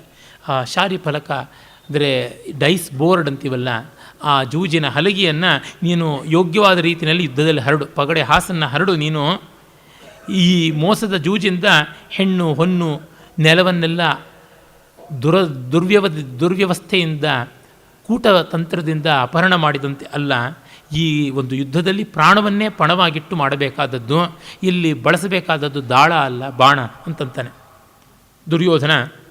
ಓಹ್ ನೀನು ಪ್ರಕೃತಿಯಿಂದ ರಾಕ್ಷಸ ಬಿಡು ಅಂತಂತಾನೆ. ಆಗ ಇವನು ಕೋಪ ಬರುತ್ತೆ. ರಾಕ್ಷಸೇಭ್ಯೋಪಿ ಭವಂತ ಏವ ಕ್ರೂರತರಾಹ. ರಾಕ್ಷಸರಿಗಿಂತ ನೀವು ರಾಕ್ಷಸರು. ಯಾಕೆ? ನತು ಜತುಗೃಹೇ ಸುಪ್ತಾನ್ ಭ್ರಾತೃನ್ ದಹಂತಿ ನಿಶಾಚರಾಃ ಶಿರಸಿ ನ ತಥಾ ಭ್ರಾತುಃ ಪತ್ನೀಂ ಸ್ಪೃಶಂತಿ ನಿಶಾಚರಾಃ ನ ಚ ಸುತವಧಂ ಸಂಖ್ಯೆ ಕರ್ತುಂ ಸ್ಮರಂತಿ ನಿಶಾಚರಾಃ ವಿಕೃತ ಉಪಶೋಪ್ಯ ಉಗ್ರಾಚಾರಾಃ ಘೃಣಾ ನತು ವರ್ಜಿತ. ಒಳ್ಳೆ ಓಜಸ್ವಿಯಾದ ಹರಣಿ ಛಂದಸ್ಸು ವೇಗವಾಗಿ ಹೋಗುತ್ತದೆ, ಜಿಂಕೆ ನೆಗದಂತೆ ನೆಗೆಯುವಂಥದ್ದು. ಮಲಗಿರುವಂಥ ಒಡಹುಟ್ಟಿದವರನ್ನು ಅರಗಿನ ಮನೆಯಲ್ಲಿ ರಾಕ್ಷಸರು ಬೆಂಕಿ ಇಡೋಲ್ಲ. ಒಡಹುಟ್ಟಿದವರ ಹೆಂಡತಿಯ ಮುಡಿ ಮುಂದಲೆಗೆ ಉಡಿ ಬಟ್ಟೆಗೆ ಕೈಯಿಕ್ಕುವುದಿಲ್ಲ ರಾಕ್ಷಸರು. ಎಳೆ ಹುಡುಗನನ್ನು ಯುದ್ಧದಲ್ಲಿ ಒಟ್ಟಾಗಿ ಸೇರಿ ಕೂಟತಂತ್ರದಿಂದ ರಾಕ್ಷಸರು ಕೊಲ್ಲುವುದಿಲ್ಲ. ಹೀಗಾಗಿ ಅವರು ಉಗ್ರ ಕಾರ್ಯಗಳನ್ನು ಮಾಡ್ತಾರಾದರೂ ಕೂಡ ಕರುಣೆ, ಗೌರವ, ಸಮುದಾಚಾರ ಇತ್ಯಾದಿಗಳು ಇಲ್ಲದೇ ಇಲ್ಲ ಅಂತ. ಇದರಿಂದಲೂ ನಮಗೆ ಗೊತ್ತಾಗುತ್ತೆ ರಾಕ್ಷಸ ಅನ್ನುವುದು ಒಂದು ಪ್ರತ್ಯೇಕ ಜಾತಿಯಲ್ಲ, ಅದು ಮಾನವರೊಳಗೆ ಒಂದು ಕುಲ, ಆರ್ಯರಲ್ಲಿಯೇ ಒಂದು ವರ್ಗ ಅನ್ನುವಂಥದ್ದು. ಘಟೋತ್ಕಚ ಹಾಗೆ ಉತ್ತರ ಕೊಟ್ಟಾಗ ದುರ್ಯೋಧನ ಹೇಳ್ತಾನೆ, ದೂತಃ ಖಲು ಭವಾನ್ ಪ್ರಾಪ್ತೋ ನ ತ್ವಂ ಯುದ್ಧಾರ್ಥಮಾಗತಃ ಗೃಹೀತ್ವಾ ಗಚ್ಚ ಸಂದೇಶಂ ನ ವಯಂ ದೂತಘಾತಕಾಃ. ನೀನು ದೂತ, ಯುದ್ಧ ಮಾಡೋಕ್ಕೆಲ್ಲ ಬಂದಿದ್ದು, ಹೇಳಿ ಆಯ್ತಲ್ಲ ಸಂದೇಶ, ನಮ್ಮ ಉತ್ತರ ನಾವು ಹೇಳ್ತೀವಿ, ಅದನ್ನು ಕೇಳಿಸ್ಕೊಂಡು ಬಾಯಿ ಮುಚ್ಕೊಂಡು ಹೋಗು, ನಾವು ದೂತನ ಕೊಲ್ಲೋದಿಲ್ಲ ಅಷ್ಟು ತಿಳ್ಕೊ. ಅಂದರೆ ನಿನ್ನನ್ನು ನಾವು ಕೊಂದೇವು, ಎಚ್ಚರ, ದೂತ ಅಂತ ಬಿಟ್ಟಿದ್ದೀವಿ ಅಂತ. ಘಟೋತ್ಕಚನಿಗೆ ರೇಗ್ ಹೋಗ್ಬಿಡುತ್ತೆ. ಕಿಂ ದೂತ ಇತಿ ಮಾಂ ಪ್ರದರ್ಶಯಿಸಿ ಮಾತಾವದ್ಭೋಹೋ ನ ದೂತೋಹಂ. ಏನು ದೂತ ಅಂತ ಹೇಳಿಬಿಟ್ಟು ನನ್ನನ್ನು ಬಿಡಬೇಕು ಅಂತ ನೋಡ್ತೀಯಾ? ಅದಲ್ಲ, ನಾನೀಗ ದೂತನೇ ಅಲ್ಲ ಅಂತ. ವೇಣಿ ಸಂಹಾರದ 3ನೇ ಅಂಕದಲ್ಲಿ ಅಶ್ವತ್ಥಾಮನನ್ನು ಕರ್ಣ ಗೇಲಿ ಮಾಡ್ತಾನೆ. ನೀನು ಬ್ರಾಹ್ಮಣ ಅಂತ ಬಿಟ್ಟಿದ್ದೀನಿ ಅಷ್ಟೇ, ಇಲ್ಲದೆ ಇದ್ದರೆ ಈ ಮಾತು ಏನು ಮಾಡ್ತಿದ್ದೆ ಗೊತ್ತಾ ಅಂತೆಲ್ಲ ಅಂತಾನೆ. ಅರೇ ರೇ ರಥಕಾರ ಕುಲ ಕಲಂಕ ರಾಧಾ ಗರ್ಭಭಾರ ಅಂತೆಲ್ಲ ಬೈತಾ ಇರ್ತಾನೆ. ಅದಕ್ಕೆ ತಕ್ಷಣವೇ ಹೀಗಂತಂತಿದ್ದೀಯಾ, ತ್ಯಕ್ತಮ್ಮೆ ಬ್ರಾಹ್ಮಣ್ಯಂ ಅಂತ ಜನಿವಾರವನ್ನು ಕತ್ತಿಯಿಂದ ಕತ್ತರಿಸಿಬಿಡ್ತಾನೆ. ಬಿಟ್ಟೆ ಕಾಣೋ ಬ್ರಾಹ್ಮಣ್ಯಂ, ನಾನೀಗ ಬ್ರಾಹ್ಮಣ ಅಲ್ಲ, ಕೊಲ್ಲ ನೋಡೋಣ ನಿಂಗೆ ತಾಕತ್ತಿದ್ರೆ ಅಂತ ಹೇಳುವಂಥದ್ದು. ಈ ರೀತಿಯಾದ ಓಜಸ್ವಿಯಾದ ಸನ್ನಿವೇಶಗಳನ್ನು ನಿರ್ಮಾಣ ಮಾಡುವುದು ದೃಶ್ಯಕಾವ್ಯದ ಸ್ವಾರಸ್ಯ. ಆಗ ಅವನು ಹೇಳ್ತಾನೆ, ಅಲಂವೋ ವ್ಯವಸಾಯೇನ ಪ್ರಹರದ್ವಂ ಸಮಾಹತಾಃ ಜಾಚ್ಛೇದಾತ್ ದುರ್ಬಲೋ ನಾಹಂ ಅಭಿಮನ್ಯುರಃ ಸ್ಥಿತ. ಬನ್ನಿ, ಏನು ಮಾಡ್ತೀರಾ ಮಾಡಿ, ಏನು ಹೊಡಿತೀರಾ ಹೊಡಿ. ಬಿಲ್ಲಿನ ಹೆದೆಯನ್ನು ಏರಿಸಿದ ಆ ಬಿಲ್ಲಿನ ಹುರಿಯನ್ನು ಕತ್ತರಿಸಿದ್ರೆ ಕೈಲಾಗದೆ ಹೋಗುವುದಕ್ಕೆ ನಾನು ಅಭಿಮನ್ಯು ಅಲ್ಲ, ನಾನು ಆ ರೀತಿಯಾದವನಲ್ಲ, ನಾನು ಗದೆ ಇಟ್ಕೊಂಡಿರೋದು ಅಂತ. ಮತ್ತು ತೋಳುಗಳೇ ಸಾಕು ಯುದ್ಧ ಮಾಡುತ್ತವೆ, ಆ ಥರ ಮೋಸದ ಯುದ್ಧಕ್ಕೆ ಅಭಿಮನ್ಯು ತುತ್ತಾಗಿ ಸತ್ತಂತೆ ನಾನು ಸಾಯೋದಿಲ್ಲ. ಮಹಾನೀಶ ಕೈಶೋರ ಕೋಯಂ ಮೇ ಮನೋರಥಃ ಅಪಿಚ ದಷ್ಟೋಷ್ಟೋ ಮುಷ್ಟಿರುದ್ಯಮ್ಯ ತಿಷ್ಠತ್ಯೇಷ ಘಟೋತ್ಕಚಃ ಉತ್ತಿಷ್ಠತು ಪುಮಾನ್ ಕಶ್ಚಿತ್ ಗಂತುಮಿಚ್ಛೇದ್ಯಮಾಲಯಂ. ನನಗೆ ಚಿಕ್ಕ ವಯಸ್ಸಿಂದಲೂ ಇದೊಂದು ಆಸೆ ಇದೆ, ಈಗ ನೆರವೇರುತ್ತೆ. ನಿಮ್ಮನ್ನು ಅಟಕಾಯಿಸಬೇಕು ಅಂತಿತ್ತು, ನಮ್ಮ ಅಪ್ಪಂದರ ಪ್ರತಿಜ್ಞೆಗೋಸ್ಕರ ಸುಮ್ಮನೆ ಇರುವುದಾಗಿದೆ. ದಷ್ಟೋಷ್ಟ ಮುಷ್ಟಿಮುದ್ಯಮ್ಯ. ನೋಡಿ, ಆ ಓಷ್ಠ್ಯ ವರ್ಣಗಳನ್ನು ದಷ್ಟೋಷ್ಟ, ಅಲ್ಲಿ ಟ ಅನ್ನುವಲ್ಲಿ ಮೂರ್ಧನ್ಯಾಕ್ಷರಗಳು, ಓ ಅನ್ನುವಲ್ಲಿ ಉಕಾರ ಬಂದಿರೋ ಓಕಾರ ಬಂದಿದ್ದರಿಂದ ತುಟಿ ಬಳಸಬೇಕಾಗುತ್ತೆ. ತುಟಿಯನ್ನು ನಾಲಿಗೆಯನ್ನು ಮತ್ತೆ ಮತ್ತೆ ವಿಕಾರ ಮಾಡಿ, ಅಂದರೆ ತುಂಬ ಬೇರೊಂದು ರೀತಿಯಲ್ಲಿ ಟ್ವಿಸ್ಟ್ ಮಾಡಿ ಮಾತಾಡುವಂಥದ್ದು ಪ್ರಯತ್ನಶೀಲತೆ. ದಷ್ಟೋಷ್ಟೋ ಮುಷ್ಟಿ ಮುದ್ಯಮ್ಯ ತಿಷ್ಠತ್ಯೇಷ ಘಟೋತ್ಕಚಃ ಉತ್ತಿಷ್ಠತು ಪುಮಾನ್ ಕಶ್ಚಿತ್ ಗಂತುಮಿಚ್ಛೆ ದ್ಯಮಾಲಯಂ. ಓಷ್ಠಾಕ್ಷರಗಳು ಪರುಷಾಕ್ಷರಗಳು, ಮೂರ್ಧನ್ಯಾಕ್ಷರಗಳು ಮತ್ತಷ್ಟು ಪರುಷಾಕ್ಷರಗಳು. ಪಂಪನ ದುರ್ಯೋಧನ ಹೇಳ್ತಾನಲ್ಲ, ಭೀಮ ಹೇಳ್ತಾನೆ, ಎನ್ನಯ ನುಡಿ ಟಾಟ ಢಾಢಣಂ ಅಂತ. ನನ್ನ ಮಾತು ಅಂದರೆ ಠಾಠ ಢಾಢಣ, ಏಕ್ ಮಾರೋ ದೋ ತುಕಡ ಅಂತ. ಹಾಗೆ ಇಲ್ಲಿ ಮೂರ್ಧನ್ಯಾಕ್ಷರಗಳು ಟಾ ಟಾ ಡಾ ಢಾಣ, ಅವು ದಷ್ಟೋಷ್ಟೋ ಮುಷ್ಟಿಂ ಉದ್ಯಮ್ಯ ತಿಷ್ಠತ್ಯೇಷ ಘಟೋತ್ಕಚಃ. ಇಲ್ಲ ನೋಡಿ ಯಾವ ರೀತಿಯಾದ ಮಹಾಪ್ರಾಣಾಕ್ಷರಗಳು, ಓಷ್ಠ್ಯಗಳು, ಮೂರ್ಧನ್ಯಗಳು, ಉಪಧ್ಮಾನೀಯಗಳು, ಇವುಗಳೆಲ್ಲ ಮತ್ತು ಊಷ್ಮವರ್ಣಗಳು ಇವೆಲ್ಲ ಬಂದಾಗ ಪದ್ಯಕ್ಕೆ ಪರುಷತ್ವ ಬರುತ್ತದೆ, ವೀರಾವೇಶಕ್ಕೆ ಸರಿಯಾಗಿದೆ. ತುಟಿ ಕಚ್ಚಿ ಮುಷ್ಟಿಯನ್ನು ಬಿಗಿದು ಇಲ್ಲಿ ನಿಂತಿದ್ದಾನೆ ಘಟೋತ್ಕಚ. ಹೇಳಿ, ಒಬ್ಬ ಗಂಡಸ ಯಾರಾದರೂ ಇದ್ದರೆ ಉತ್ತಿಷ್ಠತು ಪುಮಾನ್ ಕಶ್ಚಿತ್, ಯಾವನಾದರೂ ಗಂಡಸರಿದ್ದರೆ ಹೇಳ್ರಯ್ಯ ಅಂತನ್ನುವ ಮಾತು ನೋಡಿ, ಯಾವ ಆ ಈಡಿಯಂ ನುಡಿಗಟ್ಟು ಎಷ್ಟು ಪೌರುಷಮಯವಾಗಿದೆ. ಗಂತುಮಿಚ್ಛೇದ್ ಯಮಾಲಯಂ, ಯಮಲೋಕಕ್ಕೆ ಹೋಗಬೇಕು ಅಂತಿದ್ದ ಒಬ್ಬ ಗಂಡಸಿದ್ದರೆ ಹೇಳಿ ನನ್ನ ಜೊತೆ ಯುದ್ಧ ಮಾಡಿ ಅಂತ. ಎಲ್ಲರೂ ಎದ್ದು ನಿಲ್ತಾರೆ. ಧೃತರಾಷ್ಟ್ರ ಹೇಳ್ತಾನೆ, ಪೌತ್ರ ಘಟೋತ್ಕಚ ಮರ್ಷಯಿತು ಭವಾನ್ ಮದ್ವಚನ ಅವಗಂತ ಭವ. ಅಪ್ಪ ಸ್ವಲ್ಪ ಶಾಂತನಾಗು, ನನ್ನ ಮಾತನ್ನು ಕೇಳು ಅಂತಾನೆ. ಆಗ ಇವನು ಸಮಾಧಾನಕ್ಕೆ ಒಳಗಾಗ್ತಾನೆ. ಮತ್ತು ದುರ್ಯೋಧನ ಹೇಳ್ತಾನೆ, ಗೊತ್ತಾಯಿತು, ಹೇಳ್ತೀನಿ, ನನ್ನ ಮಾತು ಈಗ ನೋಡು. ಕಿಂ ವ್ಯರ್ಥಂ ಬಹುಭಾಷಸೆ ನ ಕುಲತೆ ಪಾರುಷ್ಯ ಸಾಧ್ಯ ವಯಂ ಕೋಪಾನ್ನಾರ್ಹಸಿ ಕಿಂಚಿದೇವ ವಚನಂ ಯುದ್ಧಂ ಯದಾ ಯಾಸ್ಯಸಿ ಯರ್ಯಾಂ ಯೇಷ ನಿರಂತರಂ ನೃಪಶತಾತ್ ಛತ್ರಾವಲೀಭಿರ್ವೃತಃ ತಿಷ್ಠತ್ವಂ ಸಹ ಪಾಂಡವೈ ಪ್ರತಿವಚೋ ದಾಸ್ಯಾಮಿ ತೇ ಸಾಯಕೈ. ಏ ಕೃಷ್ಣ, ಸುಮ್ಮನೆ ಬೊಗಳೆ ಮಾತಿಂದ ಏನು ಪ್ರಯೋಜನ? ನಾವು ನಿನ್ನ ಮಾತುಗಳಿಗೆಲ್ಲ ಅಂಜುವಂಥವರಲ್ಲ. ಕೋಪದಿಂದ ಏನು ಮಾತಾಡಿದ್ರೆ ಅದಕ್ಕೆ 100 ಪಟ್ಟು ನಾವು ಉತ್ತರ ಕೊಡೋದಕ್ಕೆ ಯುದ್ಧದಲ್ಲಿ ಸಿದ್ಧ ಇದ್ದೀವಿ. ಆ ಒಂದು ಉತ್ತರವನ್ನು ನೀನು ಯುದ್ಧದಲ್ಲಿ ನೋಡ್ತೀಯಂತೆ. 100 ಜನ ರಾಜರುಗಳು ಶ್ವೇತಛತ್ರವನ್ನು ಹಿಡ್ಕೊಂಡು ನಮಗೆ ಬರ್ತಾರೆ. ಅಂಥ ಸಮೂಹದಲ್ಲಿ ನಾವಿದ್ದೀವಿ. ನೀನು ಪಾಂಡವರ ಜೊತೆ ಇರೋ, ನಿನಗೇನು ಮಾಡಬೇಕೋ ಅದನ್ನು ಯುದ್ಧದಲ್ಲಿ ನಾವು ಮಾಡ್ತೀವಿ ಅಂತ. ಘಟೋತ್ಕಚ ಬರ್ತೀನಿ ಪಿತಾಮಹ ಯೇಷ ಗಚ್ಛಾಮಿ ಅಂತ ಹೊರಡ್ತಾನೆ. ಘಟೋತ್ಕಚ ಆಗ ಹೇಳ್ತಾನೆ, ಶ್ರೂಯತಾಂ ಜನಾರ್ದನಸ್ಯ ಪಶ್ಚಿಮ ಸಂದೇಶ.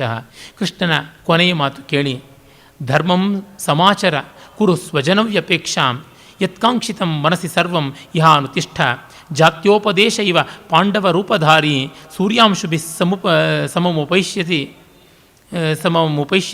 ವಃಕೃತಾಂತಹ. ರಾಜರುಗಳೇ, ಧರ್ಮವನ್ನು ಆಚರಿಸಿ ಸ್ವಜನರಿಗೆ ಒಳ್ಳೆಯದನ್ನು ಮಾಡಿ, ಯಾವುದು ಮನಸ್ಸಿನಲ್ಲಿ ಇದೆ ಒಳ್ಳೆಯದು ಅದನ್ನು ಆಚರಣೆ ಮಾಡೋದಕ್ಕೆ ಪ್ರಯತ್ನಪಡಿ. ಹಾಗಲ್ಲದೆ ಇದ್ದರೆ ಪಾಂಡವ ರೂಪಧಾರಿಯಾಗಿ ಯಮನೇ ಕೃಷ್ಣನ ಮೂಲಕವಾಗಿ ಬಂದು ಅವರಿಗೆ ನಿಜವಾದ ಜನ್ಮದ ಉಪದೇಶವನ್ನೇನಿದೆಯೋ ಅದನ್ನು ಮಾಡ್ತಾನೆ ಅಂತನ್ನುವಲ್ಲಿಗೆ ಭರತವಾಕ್ಯವೂ ಆಗಿ ಇದೆ. ನಾಟಕವೂ ಕೂಡ ಮುಗಿಯುತ್ತದೆ. ಒಟ್ಟಿನಲ್ಲಿ ದೂತ ಘಟೋತ್ಕಚ ಒಳ್ಳೆಯ ಓಜಸ್ವಿಯಾದ ನಾಟಕ ರೂಪಕ. ಮೂಲ ಮಹಾಭಾರತದ ಸ್ಫೂರ್ತಿಗೆ, ಪಾತ್ರ ಚಿತ್ರಣಕ್ಕೆ ಕುಂದು ಬರುವಂಥದ್ದಲ್ಲ, ಭಿನ್ನವೂ ಆದದ್ದಲ್ಲ. ಯಾಕೆಂದರೆ ಸಂತಿ ಸಿದ್ಧರಸ ಪ್ರಖ್ಯಾ ಏಚ ರಾಮಾಯಣಾದಯ ಕಥಾಶ್ರಯ ನತೈರ್ಯೋಜ್ಯ ಸ್ವೇಚ್ಛಾರಸ ವಿರೋಧಿನಿ ಅನ್ನುವ ಧ್ವನ್ಯಾಲೋಕದ ಮಾತು ಮತ್ತೆ ಮತ್ತೆ ಅನುಸಂಧೇಯವಾದದ್ದು. ಅದೇ ವಾಲ್ಮೀಕಿ ವ್ಯಾಸ ಮುಖ್ಯಾದ್ಯಾ ವಿಖ್ಯಾತಾಯೇ ಕವೀಶ್ವರಾ. ವ್ಯಾಸ ವಾಲ್ಮೀಕಿ ಮೊದಲಾದ ವಿಖ್ಯಾತರಾದ ಕವಿಗಳು ಯಾರಿದ್ದಾರೆ, ತದಭಿಪ್ರಾಯ ಬಾಹ್ಯೋಯಂ ನಾಸ್ಮಾಭಿರ್ದರ್ಶಿತೋ ನಯ. ಅವರ ಅಭಿಪ್ರಾಯಕ್ಕಿಂತ ಭಿನ್ನವಾದದ್ದು ನಮ್ಮ ದಾರಿಯಲ್ಲ ಅಂತ ಆನಂದವರ್ಧನ ಏನು ಹೇಳ್ದ, ಆ ಪ್ರಸಿದ್ಧವಾದ ಇತಿವೃತ್ತಕ್ಕೆ ತುಂಬ ದೂರ ಹೋಗಿ ಕಥೆಯನ್ನು ಕಾಲ್ಪನಿಕವಾಗಿ ಬೆಳೆಸಬಾರದು. ಪಾತ್ರಗಳ ಆ ಮೂಲದ ಆಶಯ ಮರೆಯಾದರೆ ಸಹೃದಯರಿಗೆ ತೊಡಗಿಕೊಳ್ಳುವುದಕ್ಕೆ ಕಷ್ಟವಾಗುತ್ತದೆ. ಸಹೃದಯರಿಗೆ ಉದ್ವೇಜನವಾಗುವಂತೆ ಇತ್ತು ಸಂದರ್ಭ ಅಂದರೆ ರಸಪುಷ್ಟಿ ಬರುವಂಥದ್ದಲ್ಲ ಅಂತ ಯಾವುದು ತೊಡಕಿಲ್ಲದೆ ಇರುವ ಕಾರಣ ಈ ರೂಪಕ ನಿಜವಾಗಿಯೂ ಚೆನ್ನಾಗಿದೆ. ಓಜಸ್ವಿಯಾದ ಪದಬಂಧ ಇದೆ. ನಿಸರ್ಗ ಸುಂದರವಾದ ಸಂಭಾಷಣ ಶಾಲೀನತೆಯನ್ನು ನಾವು ನೋಡ್ತೀವಿ.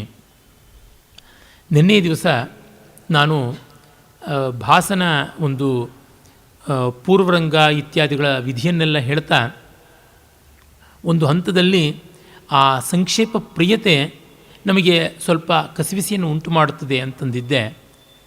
ಅದು ಪೂರ್ವರಂಗದ ಮಟ್ಟಿಗೆ ನಿಜವಾದರೂ ಈ ನಾಟಕದಲ್ಲಿ ಅತ್ಯಂತ ಸಂಕ್ಷೇಪವೂ ಇಲ್ಲ, ವಿಸ್ತರವೂ ಅಲ್ಲ, ಅಪೇಕ್ಷಿತವಾದ ರೀತಿಯ ಶೈಲಿ, ಸಂವಾದ ಎಲ್ಲ ಇತ್ತು. ಇದೇ ರೀತಿಯಾದ ಮತ್ತೊಂದು ಏಕಾಂಕ ರೂಪಕ ಅಂದರೆ ಮಹಾಭಾರತದ ಏಕಾಂಕ ರೂಪಕಗಳಲ್ಲಿ ಮತ್ತು ಮಹಾಭಾರತ ರೂಪಕ ಚಕ್ರದಲ್ಲಿಯೇ ಕಟ್ಟಕಡೆಯದಾದದ್ದು ಯುದ್ಧಭೂಮಿಯಲ್ಲಿ ದುರ್ಯೋಧನ ಸಾಯುವ ಸಂದರ್ಭವನ್ನು ಒಳಗೊಂಡ ಊರುಭಂಗ. ಈ ಊರು ಭಂಗ ನಾಟಕ ಅಂದರೆ ರೂಪಕ ಏಕಾಂಕ ಸಂಸ್ಕೃತದ ಟ್ರ್ಯಾಜಿಡಿ ಅಂತಂತಾರೆ. ಆದರೆ ಆ ರೀತಿಯಲ್ಲಿ ಕರ್ಣಭಾರವೂ ಆಗಬಹುದು ಅಂತ ನಾನು ನಿನ್ನೆ ಹೇಳಿದ್ದೆ. ಆದರೆ ಗ್ರೀಕರ ಒಂದು ಟ್ರ್ಯಾಜಿಡಿ ಅಂತ ಯಾವುದಿದೆ ಆ ಜಾಡಿನ ಟ್ರ್ಯಾಜಿಡಿ ಅಲ್ಲ. ಗ್ರೀಕರ ಒಂದು ದುರಂತ ನಾಟಕ ಅಥವಾ ಗಂಭೀರ ನಾಟಕ ಇಲ್ವಾ ರುದ್ರನಾಟಕ ಅಂತ ಏನು ಕರೀತಾರೆ, ಅವುಗಳ ಜಾಡಿನಲ್ಲಿ ನಾಯಕನ ಒಂದು ಲೋಪ ಅಥವಾ ಒಂದು ಕೊರತೆ ಯಾವುದಿದೆ ಅದು ಅತಿಶಯವಾಗಿ ಉಲ್ಬಣಿಸಿ ಪರಿಣಾಮ ಬೀರುತ್ತದೆ. ಆ ಪರಿಣಾಮದ ಕಾರಣವಾಗಿ ದೊಡ್ಡ ಅನರ್ಥ ಆಗುತ್ತದೆ. ನಾಯಕನೂ ಅದಕ್ಕೆ ಪಶ್ಚಾತ್ತಾಪ ಪಡ್ತಾನೆ ಅಂತೆಲ್ಲ ಉಂಟು. ಆ ಛಾಯೆ ಇಲ್ಲಿ ಸ್ವಲ್ಪ ಕಾಣುತ್ತದೆ ಅಂತ. ಆದರೆ ದುರ್ಯೋಧನನಲ್ಲಿ ಸದ್ಗುಣಗಳೆಲ್ಲವೂ ಇದ್ದು ಒಂದೇ ಒಂದು ಸಣ್ಣ ದುರ್ಗುಣ ಇತ್ತು ಅಂತ ಏನಲ್ಲ, ಅವನು ದುರ್ಗುಣಗಳ ಖನಿ. ಹಾಗಾಗಿ ಭಾಸ ಎಷ್ಟು ಅವನನ್ನು ಉದಾತ್ತೀಕರಿಸೋಕ್ಕೆ ನೋಡಿದರೂ ನಮಗೆ ಮೂಲ ವ್ಯಾಸಭಾರತದ ಚಿತ್ರಣ ಮತ್ತೆ ಮತ್ತೆ ಬಂದು ಕಾಡುವುದರಿಂದ ಇದು ಪಾಶ್ಚಾತ್ಯರು ವಿಶೇಷತಃ ಗ್ರೀಕ್ ಮೊದಲಾದ ಪ್ರಾಂತಗಳಲ್ಲಿ ಬಂದಂಥ ರುದ್ರನಾಟಕಗಳಿಗೆ ಸಮನಾಗೋದಿಲ್ಲ, ಆಗಬೇಕಾಗಿಲ್ಲ. ಆಮೇಲೆ ನಾನು ಹೇಳಿದ್ದೆ ಮರಣವೇ ರುದ್ರನಾಟಕದ ಮಹಾಲಕ್ಷಣ ಅಂತೇನು ಅಲ್ಲ ಅಂತ. ಅದಕ್ಕೆ ಈಡಿಪಸ್ ಅಥವಾ ವೈದಿಪೋಸ್ ನಾಟಕವನ್ನೇ ದೃಷ್ಟಾಂತವಾಗಿ ಕೊಟ್ಟಿದ್ದೆ. ಏನೇ ಇರಲಿ ಇದು ಇಂತಿಂಥ ಲಕ್ಷಣಗಳನ್ನು ಒಳಗೊಂಡ ಈ ವರ್ಗದ್ದು ಅಂತ ನಿರ್ದೇಶಿಸಲಾಗದ ರಚನಾ ಸೌಂದರ್ಯವನ್ನು ವೈಲಕ್ಷಣ್ಯವನ್ನು ಒಳಗೊಂಡದ್ದು. ತೊಂದರೆ ಇಲ್ಲ, ನಮಗೆ ಹೆಸರು ಬಹಳ ಮುಖ್ಯವಲ್ಲ, ಇದನ್ನು ಯಾವ ವರ್ಗಕ್ಕೆ ಸೇರಿಸಬೇಕು ಅಂತ ಸೊಗಸಾಗಿದ್ದರೆ ಸಾಕು. ಉದಾಹರಣೆಗೆ ಕೆಲವು ಬಹಳ ರಮಣೀಯವಾದ ರಾಗಗಳಿಗೆ ಆರೋಹಾವರೋಹ ಏನು ಅಂತ ಹೇಳೋದೇ ಕಷ್ಟ. ನನಗೆ ತುಂಬ ತುಂಬ ಪ್ರಿಯವಾದಂಥ ಪಹಾಡಿ ರಾಗಕ್ಕೆ ಆರೋಹಾವರೋಹಗಳು ಏನು ಅಂತ ಹೇಳೋಣ. ಲೋಕಕ್ಕೆಲ್ಲ ತುಂಬ ಜನಪ್ರಿಯವಾದ ಹೃದಯ ಮನೋರಂಜಕವಾದಂಥ ಸಿಂಧು ಭೈರವಿ ಅಥವಾ ಭೈರವಿ ಅಂತ ಹಿಂದೂಸ್ತಾನಿ ಯಾವ ರಾಗ ಇದೆ, ಅದಕ್ಕೂ ಕೂಡ ನಿರ್ದಿಷ್ಟವಾಗಿ ಆರೋಹಾವರೋಹಗಳನ್ನು ಹೇಳೋದಕ್ಕೆ ಆಗೋಲ್ಲ. ಭಾಷಾಂಗ ಪ್ರಯೋಗಗಳಲ್ಲೆಲ್ಲ ಈ ಸಮಸ್ಯೆ ಇದ್ದೇ ಇರುತ್ತದೆ. ಹಾಗಿದ್ದು ಆ ರಾಗಗಳ ಆಕರ್ಷಣೆಗೆ, ಮಾಧುರ್ಯಕ್ಕೆ, ಪ್ರೀತಿಗೆ ಒಂದಿಷ್ಟು ಕೊರತೆ ಕಾಣಿಸುವಂಥದ್ದಲ್ಲ. ನನ್ನ ಗೆಳೆಯರಾದ ಮಂಟ ಪ್ರಭಾಕರ ಉಪಾಧ್ಯಾಯರು ನರ್ತನ ಮಾಡ್ತಾರೆ. ಆ ನರ್ತನಕ್ಕೆ ಯಾವ ಚಾರಿ ಅನ್ನೋಣ, ಯಾವ ಕರ್ಣ ಅನ್ನೋಣ, ಯಾವ ಅಂಗಹಾರ ಅನ್ನೋಣ, ಏನು ಲಕ್ಷಣ ನಿರ್ದೇಶನ ಮಾಡೋದಕ್ಕೆ ಆಗೋದಿಲ್ಲ. ಈಲಾಗನಿ ವಿವರಿಂಪಲೇನು ಅಷ್ಟೆ, ಹೀಗೆ ಅಂತ ಹೇಳೋಕ್ಕಾಗುವಂಥದ್ದಿಲ್ಲ. ಅದೇ ರಮಣೀಯವಾದಂಥದ್ದು. ಹೀಗಾಗಿ ನಾವು ಲಕ್ಷ್ಯಕ್ಕೆ ಮಾತ್ರ ಗಮನ ಇಟ್ಟು ನೋಡೋಣ. ಲಕ್ಷಣೀಕರಣ ಆಮೇಲೆ ಅದು ಇಲ್ಲದೇ ಇದ್ದರೂ ನಡೆಯುತ್ತದೆ. ಆಸ್ವಾದಕ್ಕೆ ಕೊಡಬೇಕಾದ ಬೆಲೆಯನ್ನು ನಾವು ವಿಮರ್ಶನೆಗೆ ಕೊಡಬೇಕಾಗಿಲ್ಲ. ವಿಮರ್ಶೆ ಯಾವತ್ತೂ ಆಸ್ವಾದವನ್ನು ಅನುಸರಿಸಿ ಬರುವಂಥದ್ದು. ಊರುಭಂಗ ನಾಟಕಕ್ಕೆ ಬರೋಣ. ಊರುಭಂಗ ಭಾಸನ ಕೃತಿಗಳ ಪೈಕಿ ಅತಿ ಹೆಚ್ಚು ಪದ್ಯಗಳನ್ನು ಒಳಗೊಂಡಂಥದ್ದು ಅಂತ ಅನ್ಬೋದು. ಅಂದರೆ ನಮ್ಮ ಈ ಒಂದು ಪುಸ್ತಕದಲ್ಲಿ 20 ಪುಟಕ್ಕೆ 66 ಪದ್ಯಗಳಿವೆ. ಅದೇ ಈ ಒಂದು ಈಗಷ್ಟೇ ನಾವು ನೋಡಿದಂಥ ದೂತ ಘಟೋತ್ಕಚ ಇದೆಯಲ್ಲ, ಅದು ಹತ್ತಿರ 52 ಪದ್ಯಗಳಿರುವಂಥದ್ದು. ಅದು 16 ಪುಟದ್ದು. ಅದಕ್ಕಿಂತ ಒಂದು 2 ಪುಟ ಹೆಚ್ಚಿದ್ದ ತಕ್ಷಣವೇ ಇದು 66ಕ್ಕೂ ಹೆಚ್ಚು ಪದ್ಯಗಳಿರುವಂಥದ್ದಾಗಿದೆ.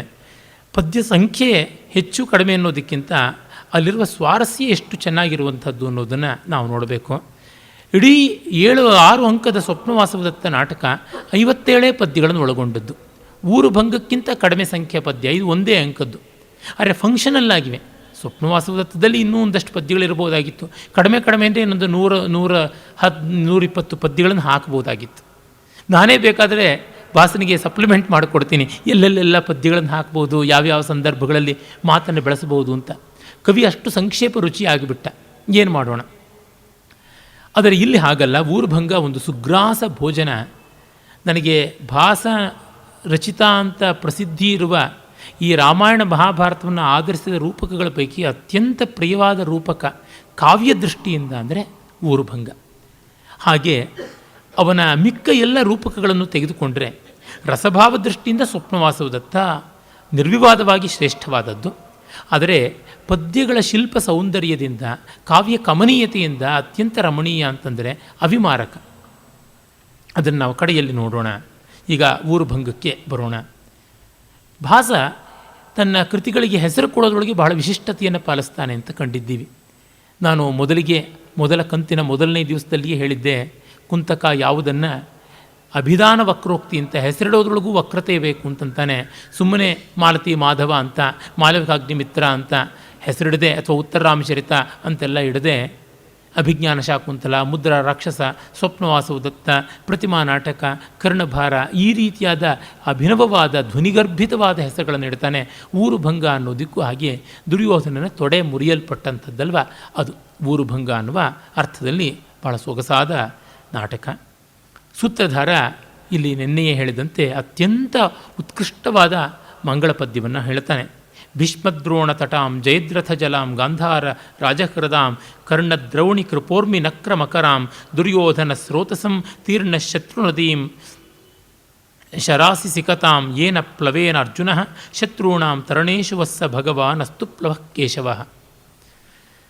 ಈ ಶ್ಲೋಕ ಅನೇಕರಿಗೆ ಕೆಲವೊಂದು ಪದಗಳಿಂದ ಭಿನ್ನವಾಗಿ ವ್ಯತ್ಯಸ್ತ ರೂಪದಲ್ಲಿ ಇನ್ನೊಂದು ಪಾಠಾಂತರವೆಂಬಂತೆ ಪ್ರಸಿದ್ಧವಾಗಿ ಕರ್ಣಗತವಾಗಿದೆ ಅನಿಸುತ್ತೆ, ಲೋಕದಲ್ಲಿ ವ್ಯಾಪ್ತವಾಗಿದೆ. ಭೀಷ್ಮದ್ರೋಣ ತಟ ಜಯದ್ರಥ ಜಲ ಗಾಂಧಾರ ನೀಲೋತ್ಪಲ ಶಲ್ಯಗ್ರಾಹವತಿ ಕೃಪೇಣ ವಹನಿ ಕರ್ಣೇನ ವೇಲಾಕುಲ ಅಶ್ವತ್ಥಾಮ ವಿಕರ್ಣ ಘೋರ ಮಕರ ದುರ್ಯೋಧನಾವರ್ತಿನಿ ಸೋತ್ತೀರ್ಣ ಖಲು ಪಾಂಡವೈ ರಣನದಿ ಕೈವರ್ತಕ ಕೇಶವ ಅಂತ ಭಗವದ್ಗೀತಾ ಧ್ಯಾನ ಶ್ಲೋಕಗಳಾಗಿ ನಾವು ನೋಡ್ತೀವಿ.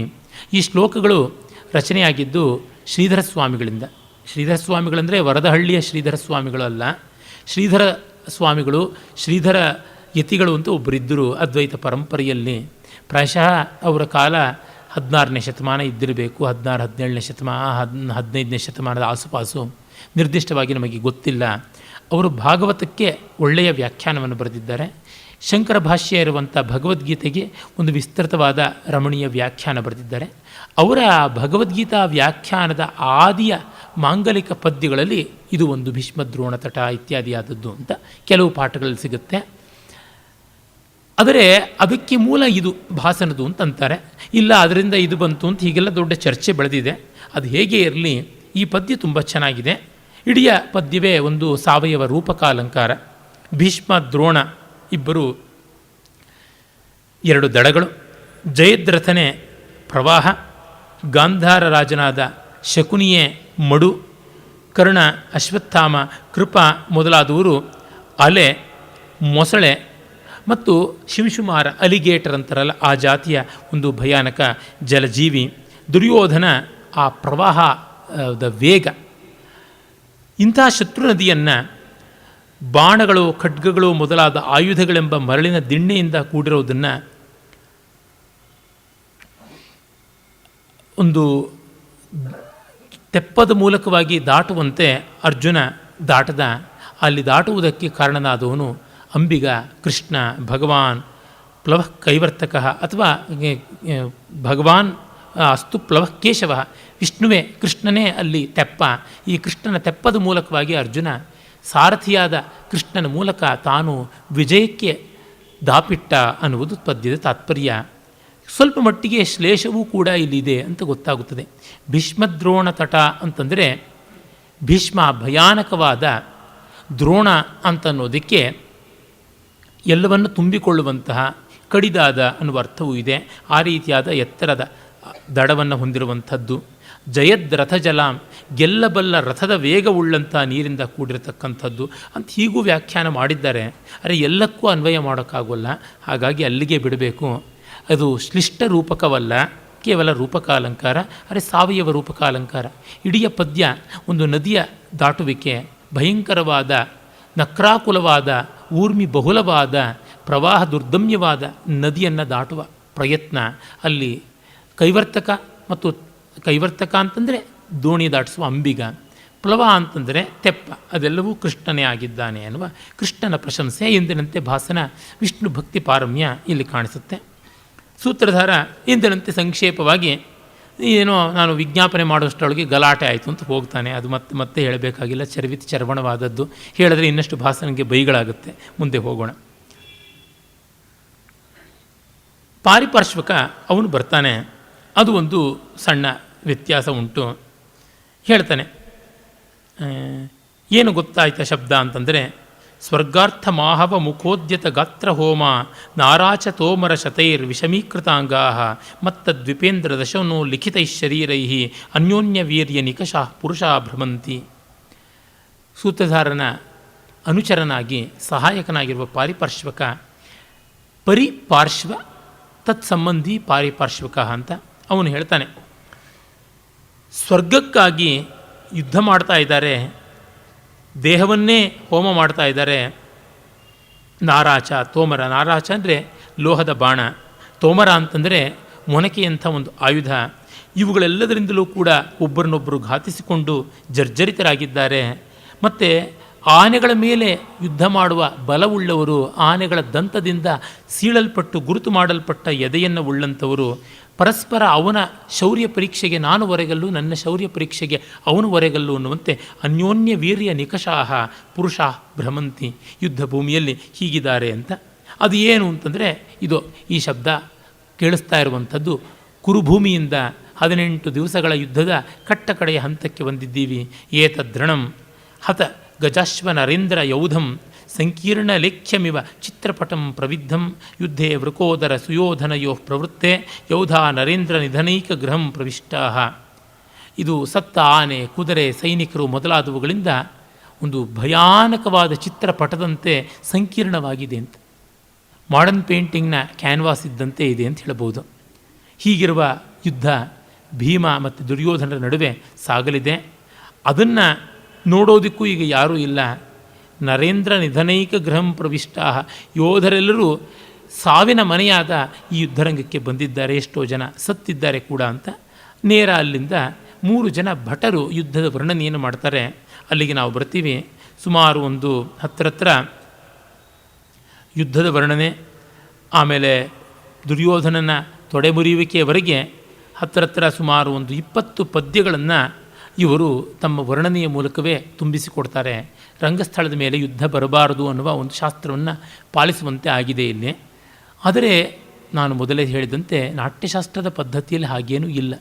ಇಲ್ಲವಾದರೆ ಯುದ್ಧಕ್ಕಾಗಿಯೇ ವಿಶೇಷವಾದ ಮಂಡಲ ಅಂತನ್ನುವಂಥ ಒಂದು ಬಗೆಯನ್ನು ಮತ್ತು ಅನೇಕ ಕರ್ಣ ಅಂಗಹಾರಗಳಲ್ಲಿ ಯುದ್ಧತಂತ್ರದ ರೀತಿಯನ್ನು ಎಲ್ಲ ಭರತ ನಾಟ್ಯಶಾಸ್ತ್ರದಲ್ಲಿ ಒದಗಿಸಿ ಕೊಡ್ತಾ ಇರಲಿಲ್ಲ.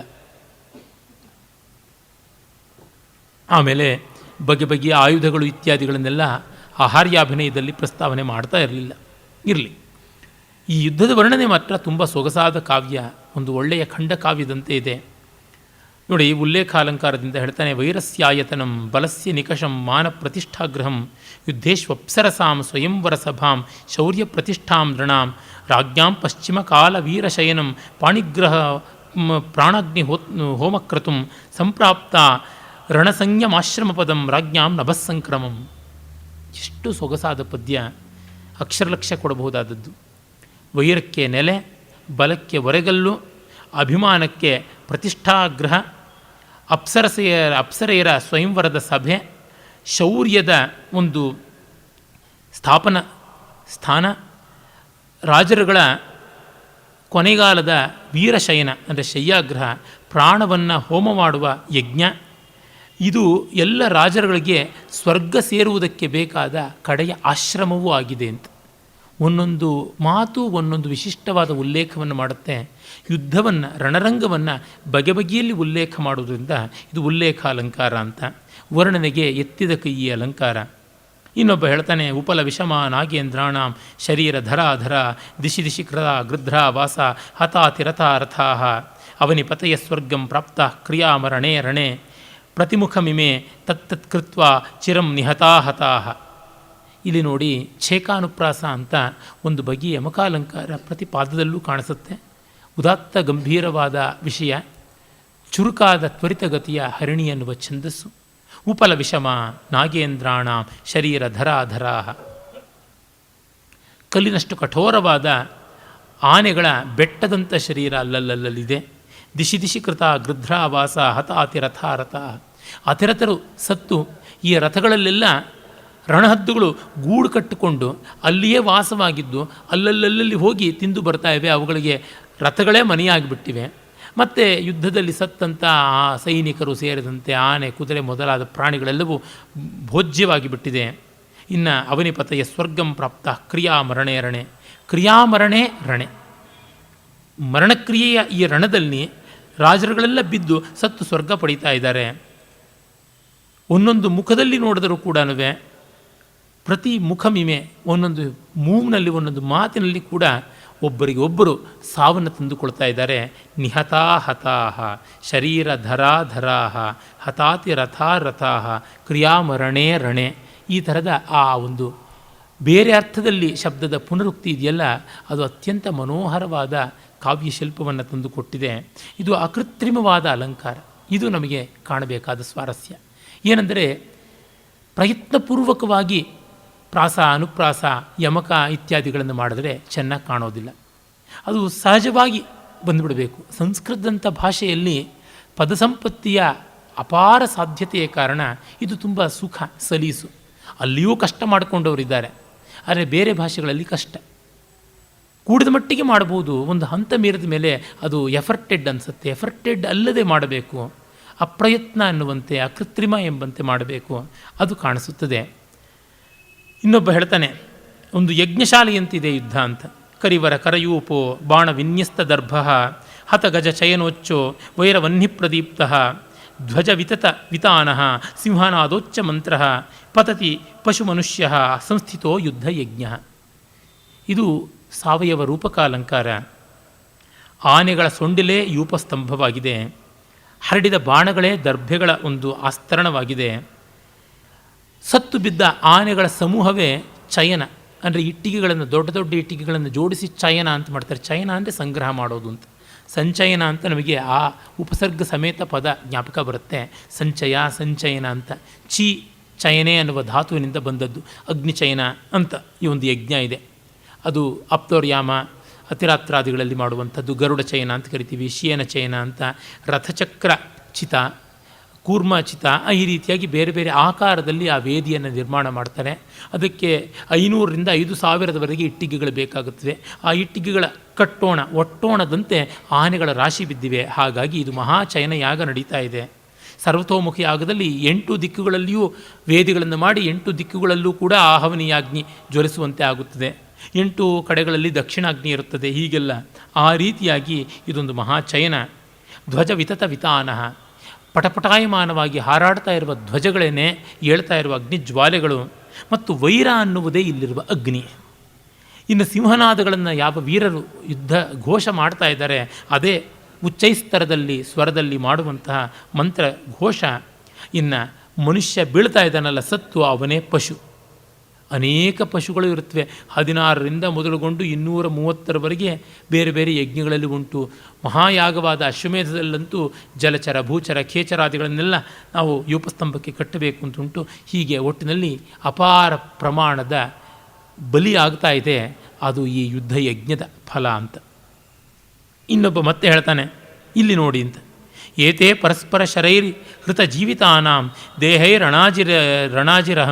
ರಣಾಜಿರ ಮಹೀಂ ಸಮುಪಶ್ರಿತಾನಾಂ ಕುರ್ವಂತಿ ಛತ್ರ ಪಿಶಿತಾರ್ದ್ರ ಮುಖ ವಿಹಂಗಾ ರಾಜ್ಞಾಂ ಶರೀರ ಶಿಥಿಲಾನಿ ವಿಭೂಷಣಾನಿ. ಪರಸ್ಪರ ಹೋರಾಡಿಕೊಂಡು ಸತ್ತು ನೆಲವನ್ನು ಅಪ್ಪಿಕೊಂಡಿರತಕ್ಕಂಥ ವೀರ ಯೋಧರ ಮೈಗಳನ್ನು ಮಾಂಸದ ಆಶೆಯಿಂದ ರಣಹದ್ದುಗಳು ಬಂದು ಕುಕ್ಕಿ ಅವರ ಅಲಂಕಾರಗಳನ್ನೆಲ್ಲ ಕಿತ್ತು ಚೆಲ್ಲಿ ತಿಂತಾ ಇವೆ. ಪ್ರಸಕ್ತ ನಾರಾಚ ನಿಪಾತ ಪಾತಿತಃ ಸಮಗ್ರ ಯುದ್ಧೋದ್ಯತ ಕಲ್ಪಿತೋ ಗಜಃ ವಿಶೀರ್ಣ ವರ್ಮ ಸಶರಸ್ಸ ಕಾರ್ಮುಕೋ ನೃಪಾಯುಧಾಗಾರ ಮಿವಾವಸೀದತಿ. ಲೋಹದ ಬಾಣಗಳಿಂದ ಬೀಳಿಸಲ್ಪಟ್ಟ ಶರೀರವುಳ್ಳವರಾಗಿ ಈ ಯುದ್ಧದಲ್ಲಿ ಎದ್ದು ನಿಂತ ಆನೆಗಳು ಕುಸ್ತು ಬಿದ್ದಂತೆ ಸಮಗ್ರ ಯುದ್ಧೋದ್ಯತ ಕಲ್ಪಿತೋ ಗಜಃ, ಎಲ್ಲ ಅವಸಾನವಾಗಿಬಿಟ್ಟಿದೆ ಸೈನ್ಯ. ಕವಚ ಹರಿದು ಹೋಗಿದೆ, ವಿಶೀರ್ಣ ವರ್ಮ, ಬಾಣಗಳು ಬಿಲ್ಲುಗಳು ಎಲ್ಲ ಪುಡಿ ಪುಡಿಯಾಗಿಬಿಟ್ಟಿವೆ. ಆದರೂ ಇಲ್ಲಿ ಬಿದ್ದಿರ್ತಕ್ಕಂಥ ಆಯುಧಗಳನ್ನು ನೋಡಿದರೆ ಯಾವುದೋ ಒಂದು ರಾಜರ ಆಯುಧಾಗಾರದಂತೆ ಕಾಣಿಸ್ತಾ ಇದೆ. ಇನ್ನೊಬ್ಬ ಹೇಳ್ತಾನೆ, ಮಾಲ್ಯೈರ್ ಧ್ವಜಾಗ್ರಪತಿತೈ ಕೃತ ಮುಂಡಮಾಲಂ ಲಗ್ನೈಕ ಸಾಯಕವರಂ ರಥಿನಂ ವಿಪನ್ನಂ ಜಾಮಾತರಂ ಪ್ರವಹಣಾದಿವ ಬಂಧುನಾರ್ಯ ಹೃಷ್ಟ ಶಿವ ರಥಮುಖಾದವತಾರಯಂತಿ. ತುಂಬ ಅದ್ಭುತವಾದ ಪದ್ಯ ಇದು. ಇದು ಒಂದು ರೀತಿಯಾದ ಉಪಮಾಲಂಕಾರ. ಆದರೆ ಇಲ್ಲಿ ಕೊಟ್ಟಂಥ ಉಪಮೆ ನೋಡಿ ಯಾವ ಥರ ಇದೆ ಅಂತಂದರೆ, ವಿಸದೃಶವಾದದ್ದರ ಜೊತೆಗೆ ಹೋಲಿಕೆ. ಒಂದು ಸುಂದರ ಸ್ಮರಣೀಯವಾದ ಶೃಂಗಾರಮಯ ಚಿತ್ರಕ್ಕೆ, ಸಸಂಭ್ರಮವಾದ ಒಂದು ಆತ್ಮೀಯ ಕೌಟುಂಬಿಕ ಹಾರ್ದ ಚಿತ್ರಕ್ಕೆ, ಭಯಾನಕ ಬೀಭತ್ಸ ರೌದ್ರ ಯುದ್ಧ ಸಂದರ್ಭಕ್ಕೆ ಒಪ್ಪ ಇಡುವಂಥದ್ದು ಇದು ಕವಿಗಳು ಮಾತ್ರ ಮಾಡಬಲ್ಲರು. ಮಾಲ್ಯೇರ್ ಧ್ವಜಾಗ್ರಪತಿತೈ ಕೃತ ಮುಂಡಮಾಲಂ, ಬಾವುಟಗಳು ಕೊರಳಲ್ಲಿ ಮಾಲೆಯಂತೆ ಬಿದ್ದಿವೆ. ಮತ್ತು ವೀರ ಯೋಧರ ತಲೆಗಳು ಅಲ್ಲಲ್ಲಿ ಸಿಕ್ಕಾಕ್ಕೊಂಡು ಮಾಲೆಯಂತೆ ಬಿದ್ದಿವೆ. ಮತ್ತು ಒಂದು ಬಾಣ ಹಾಗೆಯೇ ಕೈನಲ್ಲೇ ಉಳಿದುಬಿಟ್ಟಿದೆ, ಮತ್ತೊಂದು ಬಾಣ ರಥದಲ್ಲಿ ಹಾಗೆಯೇ ಬಿದ್ದಿದೆ. ಇಂಥ ಒಬ್ಬ ರಥಿಕ ಸತ್ತೋಗ್ಬಿಟ್ಟಿದ್ದಾನೆ. ಅವನ ಕೊರಳಲ್ಲಿ ಅವನ ಶತ್ರುಗಳ ಶರೀರ ಭಾಗಗಳಿವೆ, ಕೈಯಲ್ಲಿ ಆಯುಧ ಇನ್ನೂ ಉಳಿದಿದೆ. ಅವ ಶರೀರವನ್ನು, ಶವವನ್ನು ಕಿತ್ತು ತಿನ್ನೋಕ್ಕೆ ಅಂತ ಹೆಣ್ಣು ನರಿಗಳು ಬಂದು ರಥದ ಮೇಲೆ ಹತ್ತಿ ಕೆಳಕ್ಕೆ ದರ ಎಳ್ಕೊಳ್ತಾ ಇವೆ. ಅದು ಹೇಗಿದೆ ಅಂದರೆ, ಮನೆಗೆ ಬಂದ ಅಳಿಯನನ್ನು ಬಂಡಿಯಿಂದ ಆತ್ಮೀಯವಾಗಿ ಇಳಿಸಿಕೊಳ್ತಕ್ಕಂಥ ಹೆಣ್ಣು ಮಕ್ಕಳ ಸಂಭ್ರಮದಂತೆ ಇದೆ ಅಂತ ವರ್ಣಿಸ್ತಾರೆ. ಯಾವ ಸುಂದರವಾದ ಚಿತ್ರವನ್ನು ಯಾವ ಬರ್ಬರವಾದ ಚಿತ್ರಕ್ಕೆ ಒಪ್ಪ ಇಡ್ತಾ ಇದ್ದಾನೆ ಅಂದರೆ, ರಸಮಲ್ತೆ ರುದ್ರ ಸೃಷ್ಟಿಗೆ ರೌದ್ರಮಂ ಅಂತ ಕುವೆಂಪು ಹೇಳ್ತಾರಲ್ಲ, ಸಾಧ್ಯ ಆಗುತ್ತದೆ, ಮಾಡ್ಬೋದು. ಇದು ವ್ಯಾಸರೇ ಮಹಾಭಾರತದಲ್ಲಿ ಮಾಡ್ತಾರೆ. ಭೂರಿಶ್ರವ ಸತ್ತು ಹೋದಾಗ ಅವನ ಪತ್ನಿಯರೆಲ್ಲ ಬಂದು ಕಡೆಯಲ್ಲಿ ಸ್ತ್ರೀ ಪರ್ವದಲ್ಲಿ ಎದೆ ಬಡ್ಕೊಂಡು ಅಳ್ತಾರೆ. ಅವನ ಕೈಗಳನ್ನು ಎರಡನ್ನು ಸಾತ್ಯಕ್ಕೆ ತುಂಡು ಮಾಡಿ ಬಿಸಾಡಿಬಿಟ್ಟಿರ್ತಾನೆ. ಅದನ್ನು ನೋಡಿಕೊಂಡು, ಈ ಕೈ ಇದು ನನ್ನ ಎದೆಯ ಮೇಲುದವನ್ನು ಎಳೆದಂಥದ್ದು, ಈ ಕೈ ನನ್ನ ಮೈಯನ್ನು ಸವರಿದ್ದು ಅಪ್ಪಿಕೊಂಡಿದ್ದು, ಈ ಮುಖ ನನ್ನ ಮುದ್ದಿಸಿದ್ದು ಅಂತ ಅಂದುಕೊಂಡು ಅವರ ಕೈಗಳನ್ನು ಮುಖವನ್ನು ಅಪ್ಪಿಕೊಂಡು ಅಳ್ತಾ ಇದ್ರು ಅಂತ. ಇಲ್ಲಿ ನಡೆದ ಕರುಣ ಭೀಕರವಾದ ಸಂದರ್ಭಕ್ಕೆ ಅವರ ಹಳೆಯ ಶೃಂಗಾರವನ್ನು ಒಪ್ಪ ಇಟ್ಟುಕೊಂಡು ಮಾಡುವಂಥದ್ದು. ಆನಂದವರ್ಧನ ಧ್ವನ್ಯಾಲೋಕದಲ್ಲಿ ಇದನ್ನು ಉದಾಹರಣೆಯಾಗಿ ಕೊಡ್ತಾನೆ. ಅಂದರೆ ಉಜ್ವಲವಾದ ಕವಿ ಪ್ರತಿಭೆ ಇದ್ದರೆ ಎಷ್ಟು ಭಿನ್ನ ಭಿನ್ನ ರಸಗಳನ್ನು ಸಮೀಕರಣ ಮಾಡೋದಕ್ಕೆ ಸಾಧ್ಯವಾಗುತ್ತದೆ. ಯಾವುದನ್ನು ಬೇಕಾದರೂ ನೀವು ಎಷ್ಟು ಡಿಸ್ಸಿಮಿಲರ್ ಆಗಿರೋದು ಕೊಡಿ, ಅದನ್ನು ನಾನು ಸೇರಿಸಿ ತೋರಿಸಬಲ್ಲೆ ಅಂತ ಅನ್ನೋನು ನಿಜವಾದ ಕವಿ. ನಮ್ಮ ಅವಧಾನಾದಿಗಳಲ್ಲಿ ಬೇರೆ ಬೇರೆ ರೀತಿಯಾದ ಸಮಸ್ಯಾಪೂರ್ಣಗಳಲ್ಲಿ ತ್ರಿಪಾದ ಸಮಸ್ಯೆ ಅಂತ ಬರುತ್ತದೆ. 3 ಸಾಲುಗಳು ಒಂದಕ್ಕೊಂದಕ್ಕೆ ಸಂಬಂಧ ಇಲ್ಲದೆ ಇರೋ ಸಾಲುಗಳನ್ನು ಪೃಚ್ಛಕ ಕೊಡ್ತಾನೆ.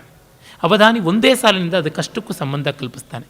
ಆ 3 ಸಾಲುಗಳು ಒಂದೇ ಛಂದಸ್ನವಾಗಿರಬೇಕು, ಅದು ಒಂದೇ ಕಂಡೀಷನ್. ಯಾಕೆಂದರೆ ಛಂದೋ ರೂಪ ಆನುರೂಪ್ಯ ಬೇಕು, ಛಂದ ಸೌಂದರ್ಯ ಬೇಕು. ಅಷ್ಟಕ್ಕಾಗಿ ಅದು ಪೃಚ್ಛಕನಿಗಿರಬೇಕಾದ ರೆಸ್ಪಾನ್ಸಿಬಿಲಿಟಿ. ಕಾರಣ ಅವನು ಈ ಛಂದಸ್ಸು ವ್ಯಾಕರಣಾದಿಗಳ ಕನ್ಸ್ಟೆಂಟ್ಸನ್ನು ಒಪ್ಪಿಕೊಂಡಂಥ ವಿದ್ವಾಂಸ. ಹಾಗೆ ಮಾಡಿದಾಗ ಎಷ್ಟು ಸಮಯ ಸ್ಫೂರ್ತಿಯಿಂದ ಮಾಡಬಹುದು. ಒಮ್ಮೆ ನನ್ನ ಅವಧಾನದಲ್ಲಿ ಭರ್ತೃಹರಿಯ 2 ಬೇರೆ ಬೇರೆ ನೀತಿ ಶ್ಲೋಕಗಳ ಸಾಲುಗಳನ್ನು ಕೊಟ್ಟರು. ಯಃ ಪ್ರೀಣಯೇ ಸುಚರಿತೈ ಪಿತರಂ ಸ ಪುತ್ರ ಅಂತ. ಯಾವನು ತನ್ನ ಒಳ್ಳೆಯ ಕೆಲಸಗಳಿಂದ ತಂದೆ ತಾಯಿಗಳಿಗೆ ಪ್ರೀತಿಯನ್ನು ಉಂಟು ಮಾಡ್ತಾನೋ ಅವನು ಮಗ. ಅದು ಪೂರ್ತಿ ಶ್ಲೋಕ ಹೀಗಿದೆ. ಯಃ ಪ್ರೀಣಯೇ ಸುಚರತೆ ಪಿತರಂ ಸ ಪುತ್ರ ಯದ್ಭರ್ತುರೇವ ಹಿತಮಿಚ್ಛತಿ ತತ್ ಕಲತ್ರಂ ಯನ್ಮಿತ್ರ ಮಾಪದಿ ಸುಖೇಚ ಸಬಕ್ರಿಯಂ ಏತತ್ರಯಂ ಜಗತಿ ಪುಣ್ಯಕೃತೋ ಲಭಂತೆ. ಗಂಡನಿಗೆ ಹಿತವನ್ನೇ ಕೋರುವಂಥವಳು ಹೆಂಡತಿ, ಗೆಳೆಯನಿಗೆ ಒಳ್ಳೆಯದನ್ನೇ ಮಾಡುವಂಥವನು ನಿಜವಾದ ಮಿತ್ರ. ಇಂಥ 3 ಒಳ್ಳೆಯ ಮಗ, ಒಳ್ಳೆಯ ಹೆಂಡತಿ, ಒಳ್ಳೆಯ ಗೆಳೆಯ ಪುಣ್ಯವಂತರಿಗೆ ಮಾತ್ರ ಸಿಗೋದು ಅಂತ. ಅದರ ಒಂದು ಸಾಲು ಯಃ ಪ್ರೀಣಯೇ ಸುಚರತಿ ಪಿತರಂ ಸ ಪುತ್ರ. ಮತ್ತು ಇನ್ನೊಂದು, ನಿಂದಂತೂ ನೀತಿ ನಿಪುಣ ಇದಿ ವಾಸ್ತುವಂತು ಲಕ್ಷ್ಮೀ ಸಮಾವಿಶತು ಗಚ್ಚತು ವಾ ಯಥೇಷ್ಟಂ ಅದ್ಯೈವ ಮರಣಮಸ್ತು ಯುಗಾಂತರೇವ ನ್ಯಾಯಾತ್ಪಥ ಪ್ರವಿಚಲಂತೆ ಪದಂ ನ ಧೀರಾ. ನೀತಿ ನಿಪುಣರು ಬೈಲಿ ಹೊಗಳಲಿ, ಇವತ್ತೇ ಸಾವು ಬರಲಿ ಇಲ್ಲ ಕಲ್ಪಾಂತರದಲ್ಲಾದರೂ ಬರಲಿ, ಹಣ ಬರಲಿ ಹೋಗಲಿ, ಹೆಣವೇ ಎದ್ದೋಗಲಿ, ಪ್ರಾಮಾಣಿಕವಾದಂಥ ಜ್ಞಾನಿಗಳು ತಾವಿಟ್ಟ ಒಳ್ಳೆಯ ಹೆಜ್ಜೆಯನ್ನು ಎಂದೂ ಕೂಡ ಬದಲಾಯಿಸೋದಿಲ್ಲ. ನ್ಯಾಯದ ದಾರಿಯಿಂದ ಧೀರರು ವಿಚಲಿತರಾಗುವುದಿಲ್ಲ ಅಂತ. ಅದರ ಒಂದು ಸಾಲು ನಿಂದಂತೂ ನೀತಿ ನಿಪುಣ ಇದಿ ವಾಸ್ತು ಬಂತು ಅಂತ. ಮತ್ತು ಇನ್ನೊಂದು ಕಾಳಿದಾಸನ ಕುಮಾರ ಸಂಭವದ 5ನೇ ಸರ್ಗದ್ದು. ಶೈಲಾಧಿರಾಜತನಯ ನಯೇ ಉನ್ನತಸ್ಥವು ತಂವೀಕ್ಷ್ಯ ವೇಪತು ಮತಿಂ ಸರಸಾಂಗ ಯಷ್ಟಿಂ ಪಾದಂ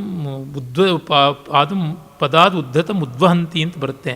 ಮಾರ್ಗಾಚಲ ವ್ಯತಿಕರಾಕುಲಿತೇವ ಸಿಂಧು ಶೈಲಾಧಿರಾಜತನಯ ನ ಯೇ ಉನ್ನತಸ್ಥವು ಅಂತ.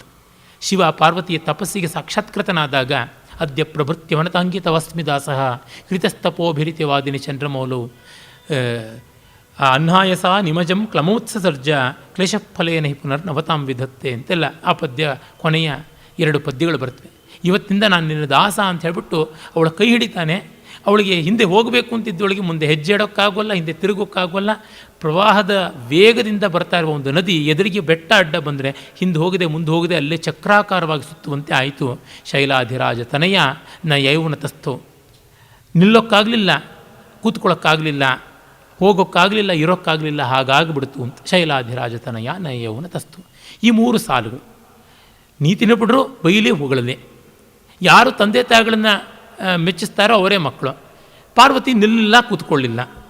ಈ 3 ಸಾಲುಗಳು ಡಿಸ್ಜಾಯಿಂಟೆಡ್ ಅದಕ್ಕೆ ಒಂದು ಪಾದದ ಮೂಲಕ ಒಂದೇ ಪದ್ಯ ಅನ್ನುವ ಅರ್ಥ ಕೊಡಬೇಕು. ಅದು ಒಂದು ಸಾಲು ಹೀಗಿದೆ. ದೃಷ್ಟ್ವಾ ಸುತಂ ವಿನಯಿನಂ ಶಿವಶೂಲ ಶೀರ್ಣಂ.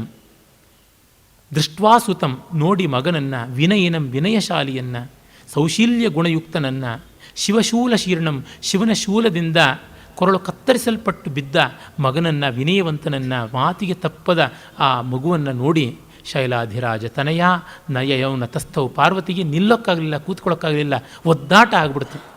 ನಿಂದಂತೂ ನೀತಿ ನಿಪುಣ ಇದಿ ವಾಸ್ತುವಂತು. ನೀತಿ ನಿಪುಣರು ಹೊಗಳಲಿ ಬೈಲಿ. ಯಃ ಪ್ರೀಣಯೇ ಸುಚರತೆ ಪಿತರಂ ಸುಪುತ್ರ.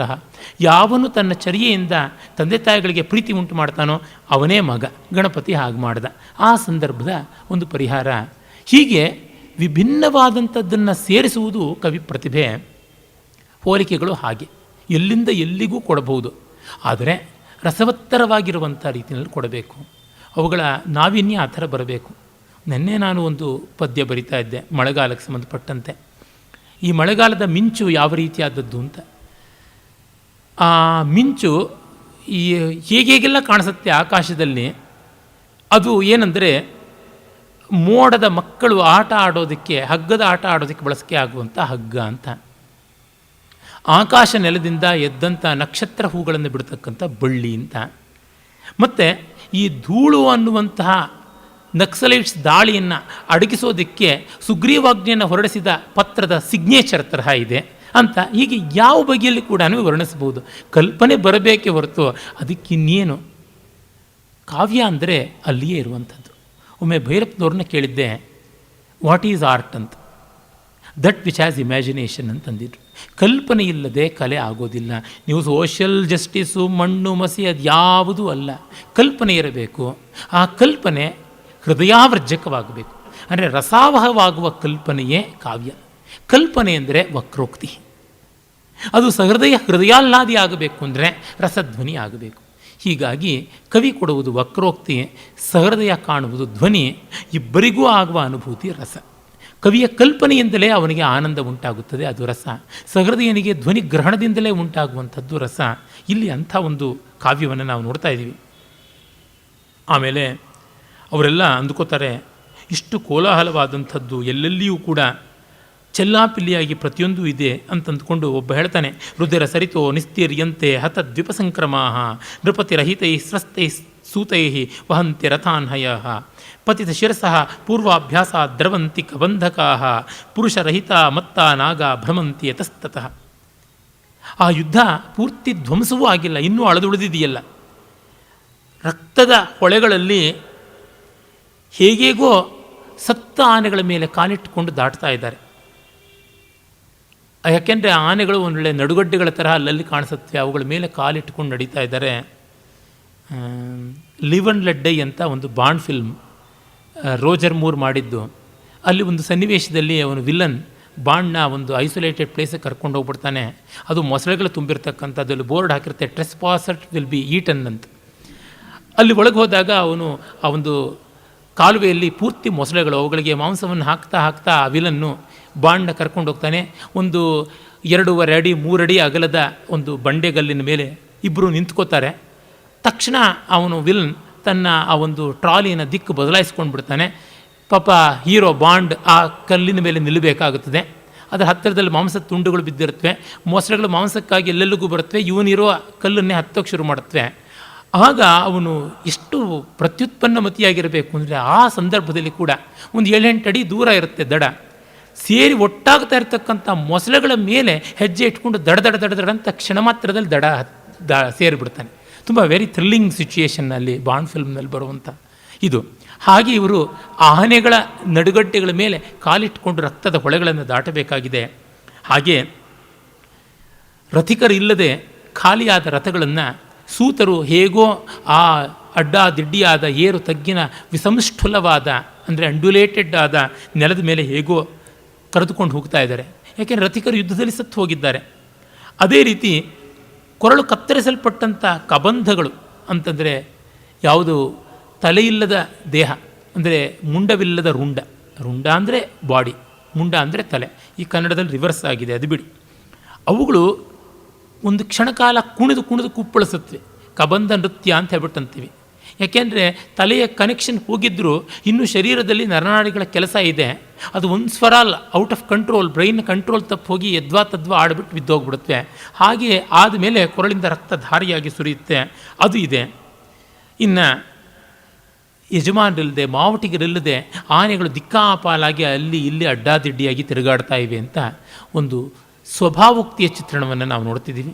ಇನ್ನೊಬ್ಬ ಹೇಳ್ತಾನೆ, ಇದನ್ನು ನೋಡಿ, ಗೃಧ್ರ ಮಧೂಕ ಮುಕುಲೋನ್ನತ ಪಿಂಗಲಾಕ್ಷಾ ದೈತ್ಯೇಂದ್ರ ಕುಂಜರ ನತಾಂಕುಶ ತೀಕ್ಷ್ಣತುಂಡಾ ಭಾಂತ್ಯಂಬರೆ ವಿತತ ಲಂಬಿ ವಿಕೀರ್ಣ ಪಕ್ಷಾ ಮಂಸೈ ಪ್ರವಾಲ ರಚಿತ ಇವ ತಾಲವೃಂತ. ಅತ್ಯದ್ಭುತವಾದ ಪದ್ಯ ಇದು ಕೂಡ. ರಣಹದ್ದುಗಳು ಮಧೂಕ ಪುಷ್ಪದ ಮೊಗ್ಗಿನ ಹಾಗೆ ಕಂದು ಬಣ್ಣದ ಕಣ್ಣಿಂದ ಕೂಡಿವೆ ಅಂತ. ಮಧೂಕ ಅಂತಾರೆ ಇಪ್ಪೆ ಮರ, ಮಹುವಾ ಅಂತಲೂ ಕರೀತಾರೆ ಅದನ್ನು. ಇಪ್ಪೆಯ ಮರದಿಂದ ಮಾದಕವಾದ ಪರಿಮಳದ ಹೂಗಳು ಬಿಡುತ್ತವೆ. ಆ ಹೂಗಳ ದಳಗಳಿಂದ ಒಂದು ಬಗೆಯಾದ ಹೆಂಡವನ್ನು ತಯಾರು ಮಾಡ್ತಾರೆ. ಅದರ ಬೀಜವನ್ನು ಕೂಡ ಎಣ್ಣೆ ಇತ್ಯಾದಿಗಳಿಗೆ ಬಳಸ್ತಾರೆ. ವಿಶೇಷವಾಗಿ ಮಧ್ಯಪ್ರದೇಶದ ಬಸ್ತರದಲ್ಲಿ ಅಲ್ಲಿ ಗೊಂಡರು ಎಲ್ಲ ಇದ್ದಾರಲ್ಲ, ಅವರಿಗಿದು ಜೀವ, ಅದು ಲಕ್ಷ್ಮೀ ನಿವಾಸ ಅಂತೆಲ್ಲ ಪೂಜೆ ಮಾಡ್ತಾರೆ. ಸ್ವಯಂವರ ಕನ್ಯೆ ಇಂದು ಮಧುಕಮಾಲೆಯಲ್ಲಿಯೇ ವರ್ಣಿಗೆ ಆಹಾರ್ಯ ತೊಡಸಬೇಕು, ಸ್ವಯಂವರ ವರ್ಣಮಾಲಿಕೆ ಮಧುಕ ಪುಷ್ಪ ನಿರ್ಮಿತವಾದದ್ದು ಅಂತೆಲ್ಲ ಉಂಟು ಶಾಸ್ತ್ರ ಸಂಪ್ರದಾಯ. ಆ ಮಧುಕ ಮುಕುಲ ಅಂದರೆ ಮೊಗ್ಗಿನ ಹಾಗೆ ಕಂತು ಬಣ್ಣದ ಕಣ್ಣುಳ್ಳಂತಹ ರಣಹದ್ದುಗಳು ದೈತ್ಯೇಂದ್ರ ಕುಂಜರ ನತಾಂಕುಶ ತೀಕ್ಷ್ಣತುಂಡಾ, ರಾಕ್ಷಸ ವೀರರ ಆನೆಗಳನ್ನು ನಿಯಂತ್ರಣ ಮಾಡುವ ಅಂಕುಶಗಳ ಹಾಗೆ ಮೊನೆಯಾದ ಕೊಂಕಾದ ವಜ್ರ ಕಠೋರವಾದ ಕೊಕ್ಕನ್ನು ಉಳ್ಳವು ಅಂತ. ಎಷ್ಟು ವಿವರಗಳು ನೋಡಿ. ದೈತ್ಯೇಂದ್ರ ಕುಂಜರ ನತಾಂಕುಶ ತೀಕ್ಷ್ಣ ತುಂಡಾಹ ಅಂತ. ಬರೀ ಆನೆಯ ಅಂಕುಶ ಅಂತಲ್ಲ, ರಾಕ್ಷಸರ ಆನೆ ಅಂದರೆ ಎಂಥದ್ದು, ಅದನ್ನು ನಾವು ಹೇಳ್ತೀವಲ್ಲ ಮ್ಯಾಮತ್ ಅಂತ ಕರೀತಾರಲ್ಲ, ಆ ಜಾತಿಯುವುದು, ಟೈಟಾನಿಕ್ ವರ್ಗಕ್ಕಿದ್ದ ಆನೆಗಳು, ಅವುಗಳನ್ನು ನಿಯಂತ್ರಣ ಮಾಡುವ ಅಂಕುಶಗಳ ಮೊನೆ ಎಷ್ಟು ಕೊಂಕಾಗಿ ತೀಕ್ಷ್ಣವಾಗಿರುತ್ತದೆ, ಆ ರೀತಿ ಇರುವ ಕೊಕ್ಕುಗಳನ್ನು ಉಳ್ಳಂಥವು. ಅವು ಆಕಾಶದಲ್ಲಿ ರೆಕ್ಕೆ ಚಾಚಿಕೊಂಡು ಹಾರ್ತಾ ಇವೆ, ಮತ್ತು ಆ ವೀರರ ಮಾಂಸಗಳನ್ನು ಕಿತ್ತು ತಿಂತಾ ಇವೆ.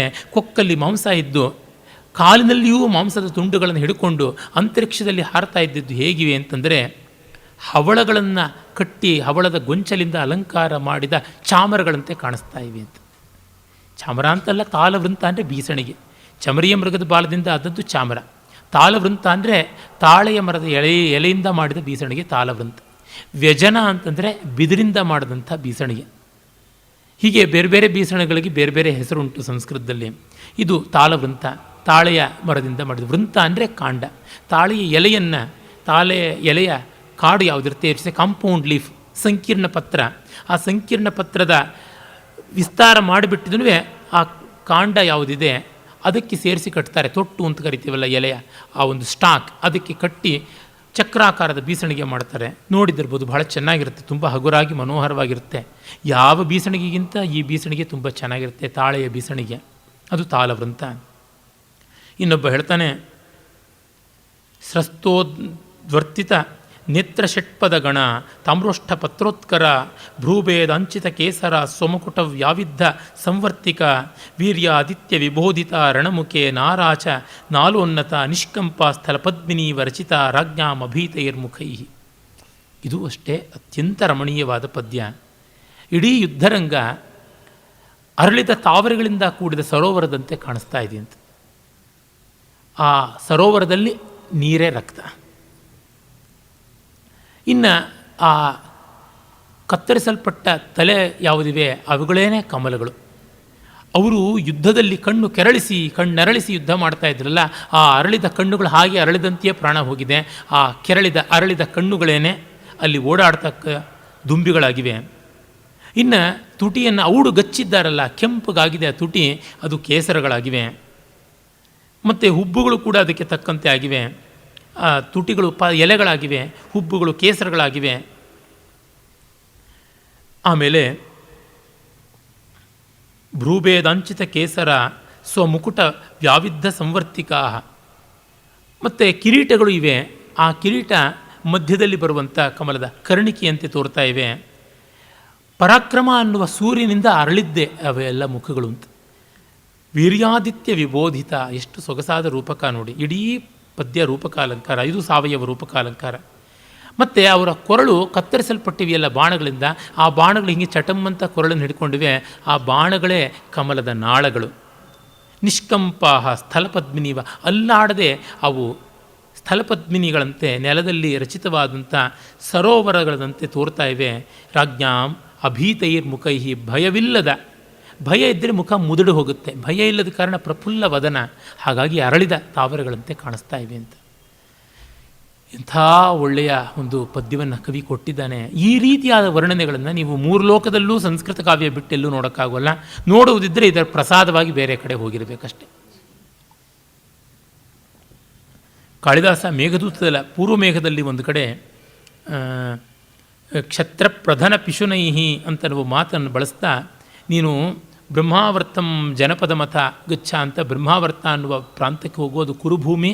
ಅಲ್ಲಿ ಅರ್ಜುನ ಹಿಂದೆ ವೈರಿರಾಜರ ತಲೆಗಳನ್ನು ಹಿಮವು ಹೇಗೆ ಕಮಲದ ದಳಗಳನ್ನು ಉದುರಿಸುತ್ತೋ ಹಾಗೆ ಉದುರಿಸಿದ್ದನ್ನು ನೋಡಬಹುದು ಅಂತಾನೆ. ಪ್ರಾಯಶಃ ಭಾಸನೇ ಇದನ್ನು ಬರೆದಿದ್ದ ಪಕ್ಷದಲ್ಲಿ ಭಾಸನ ಈ ರೀತಿಯಾದ ವರ್ಣನೆಯಿಂದ ಸ್ಫೂರ್ತಿ ಪಡೆದು ಹಾಗೆ ಬರೆದಿದ್ನೋ ಕಾಳಿದಾಸ ಅಂತ ಅನಿಸುತ್ತೆ. ಇರಲಿ. ಆಮೇಲೆ ಅವರು ಮಾತಾಡ್ಕೊಳ್ತಾರೆ ಸೈನಿಕರು, ಈ ಒಂದು ಯುದ್ಧ ಯಾತಕ್ಕೆ ಬೇಕಾಯಿತು, ಹೀಗೆ ಮಾಡ್ತಾ ಇದ್ದಾರಲ್ಲ, ಏನಿದರ ಫಲಾಫಲಗಳು ಅಂತೆಲ್ಲ. ಅಷ್ಟೊತ್ತಿಗೆ ಶಬ್ದ ಕೇಳಿಸುತ್ತೆ. ಅಯ್ಯೇ ಶಬ್ದ ಆಗ್ತಿದೆಯಲ್ಲ, ಇನ್ನೇನು ಮುಗಿದಂತೆ ಕಾಣುವ ಯುದ್ಧದಲ್ಲಿ ಯಾವುದು ಶಬ್ದ? ಕಿಂ ಮೇಘ ನಿರದಂತಿ ವಜ್ರಪತನೈಶ್ಚೂರ್ಣೀಕೃತ ಪರ್ವತಾ ನಿರ್ಘಾತೈಸ್ತುಮಿಲಸ್ವನ ಪ್ರತಿಭಯೈ ಕಿಂ ದಾರ್ಯತೆ ವಾಮಹಿ ಕಿಂ ಮುಂಚಂತ್ಯನಿಲಾವಧೂತ ಚಪಲ ಕ್ಷುಬ್ಧೋರ್ಮಿಮಾಲಾಕುಲಂ ಶಬ್ದಂ ಮಂದರ ಕಂದರೋದರ ದರಿ ಸಂಹತ್ಯವಾ ಸಾಗರ. ಈ ಡಿಕ್ಷನ್ಗೆ ಸಾಕು ಕೊಟ್ಟುಬಿಡ್ಬೋದು, ಇದಕ್ಕೆ ಕಾಸು ಅಂತಾರಲ್ಲ ಆ ತರಹ. ಈ ಓಜಸ್ವಿಯಾದ ಶಾರ್ದೂಲ ವಿಕ್ರೀಡಿತ ಇಲ್ಲಿ ನೋಡಿ, ಇನ್ನು ಮುಂದೆ ಈ ಸ್ರಸ್ತೋದ್ವರ್ತಿತ ನೇತ್ರಷಟ್ಪದ ಗಣ ಅಲ್ಲಿಂದ ಆರಂಭ ಮಾಡಿ ಒಂದು 7-8 ಶಾರ್ದೂಲ ವಿಕ್ರೀಡಿತಗಳು ಒಂದಾದ ಮೇಲೆ ಒಂದು ಬರ್ತವೆ. ಸಂಸ್ಕೃತ ವಾಂಗ್ಮಯದಲ್ಲಿ ಶಾರ್ದೂಲ ವಿಕ್ರೀಡಿತ ಅನ್ನುವ 19 ಅಕ್ಷರಕ್ಕೆ ಒಂದು ಪಾದದಂತೆ ಬರುವ ಛಂದಸ್ಸಿಗಿಂತ ಮಿಗಿಲಾದ ಗಂಭೀರ ಮನೋಹರವಾದ ಛಂದಸ್ಸಿಲ್ಲ.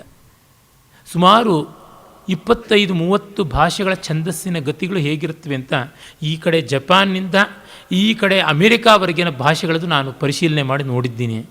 ಎಲ್ಲಿಯೂ ಇಂಥ ಛಂದೋ ವಿವಿಧ್ಯ, ಇಂಥ ನಾದ, ಇಂಥ ಘೋಷ, ಇಂಥ ಓಜಸ್ಸು ಕಾಣಿಸಲ್ಲ. ಕಾಣಿಸಿದ್ರೆ ತೋರಿಸಿ ಸಂತೋಷವಾಗಿ ಕಣ್ಣುಗೊತ್ಕೊಂಡು ಅಪರಾಧವಾಯಿತು ಅಂತಂತೀನಿ.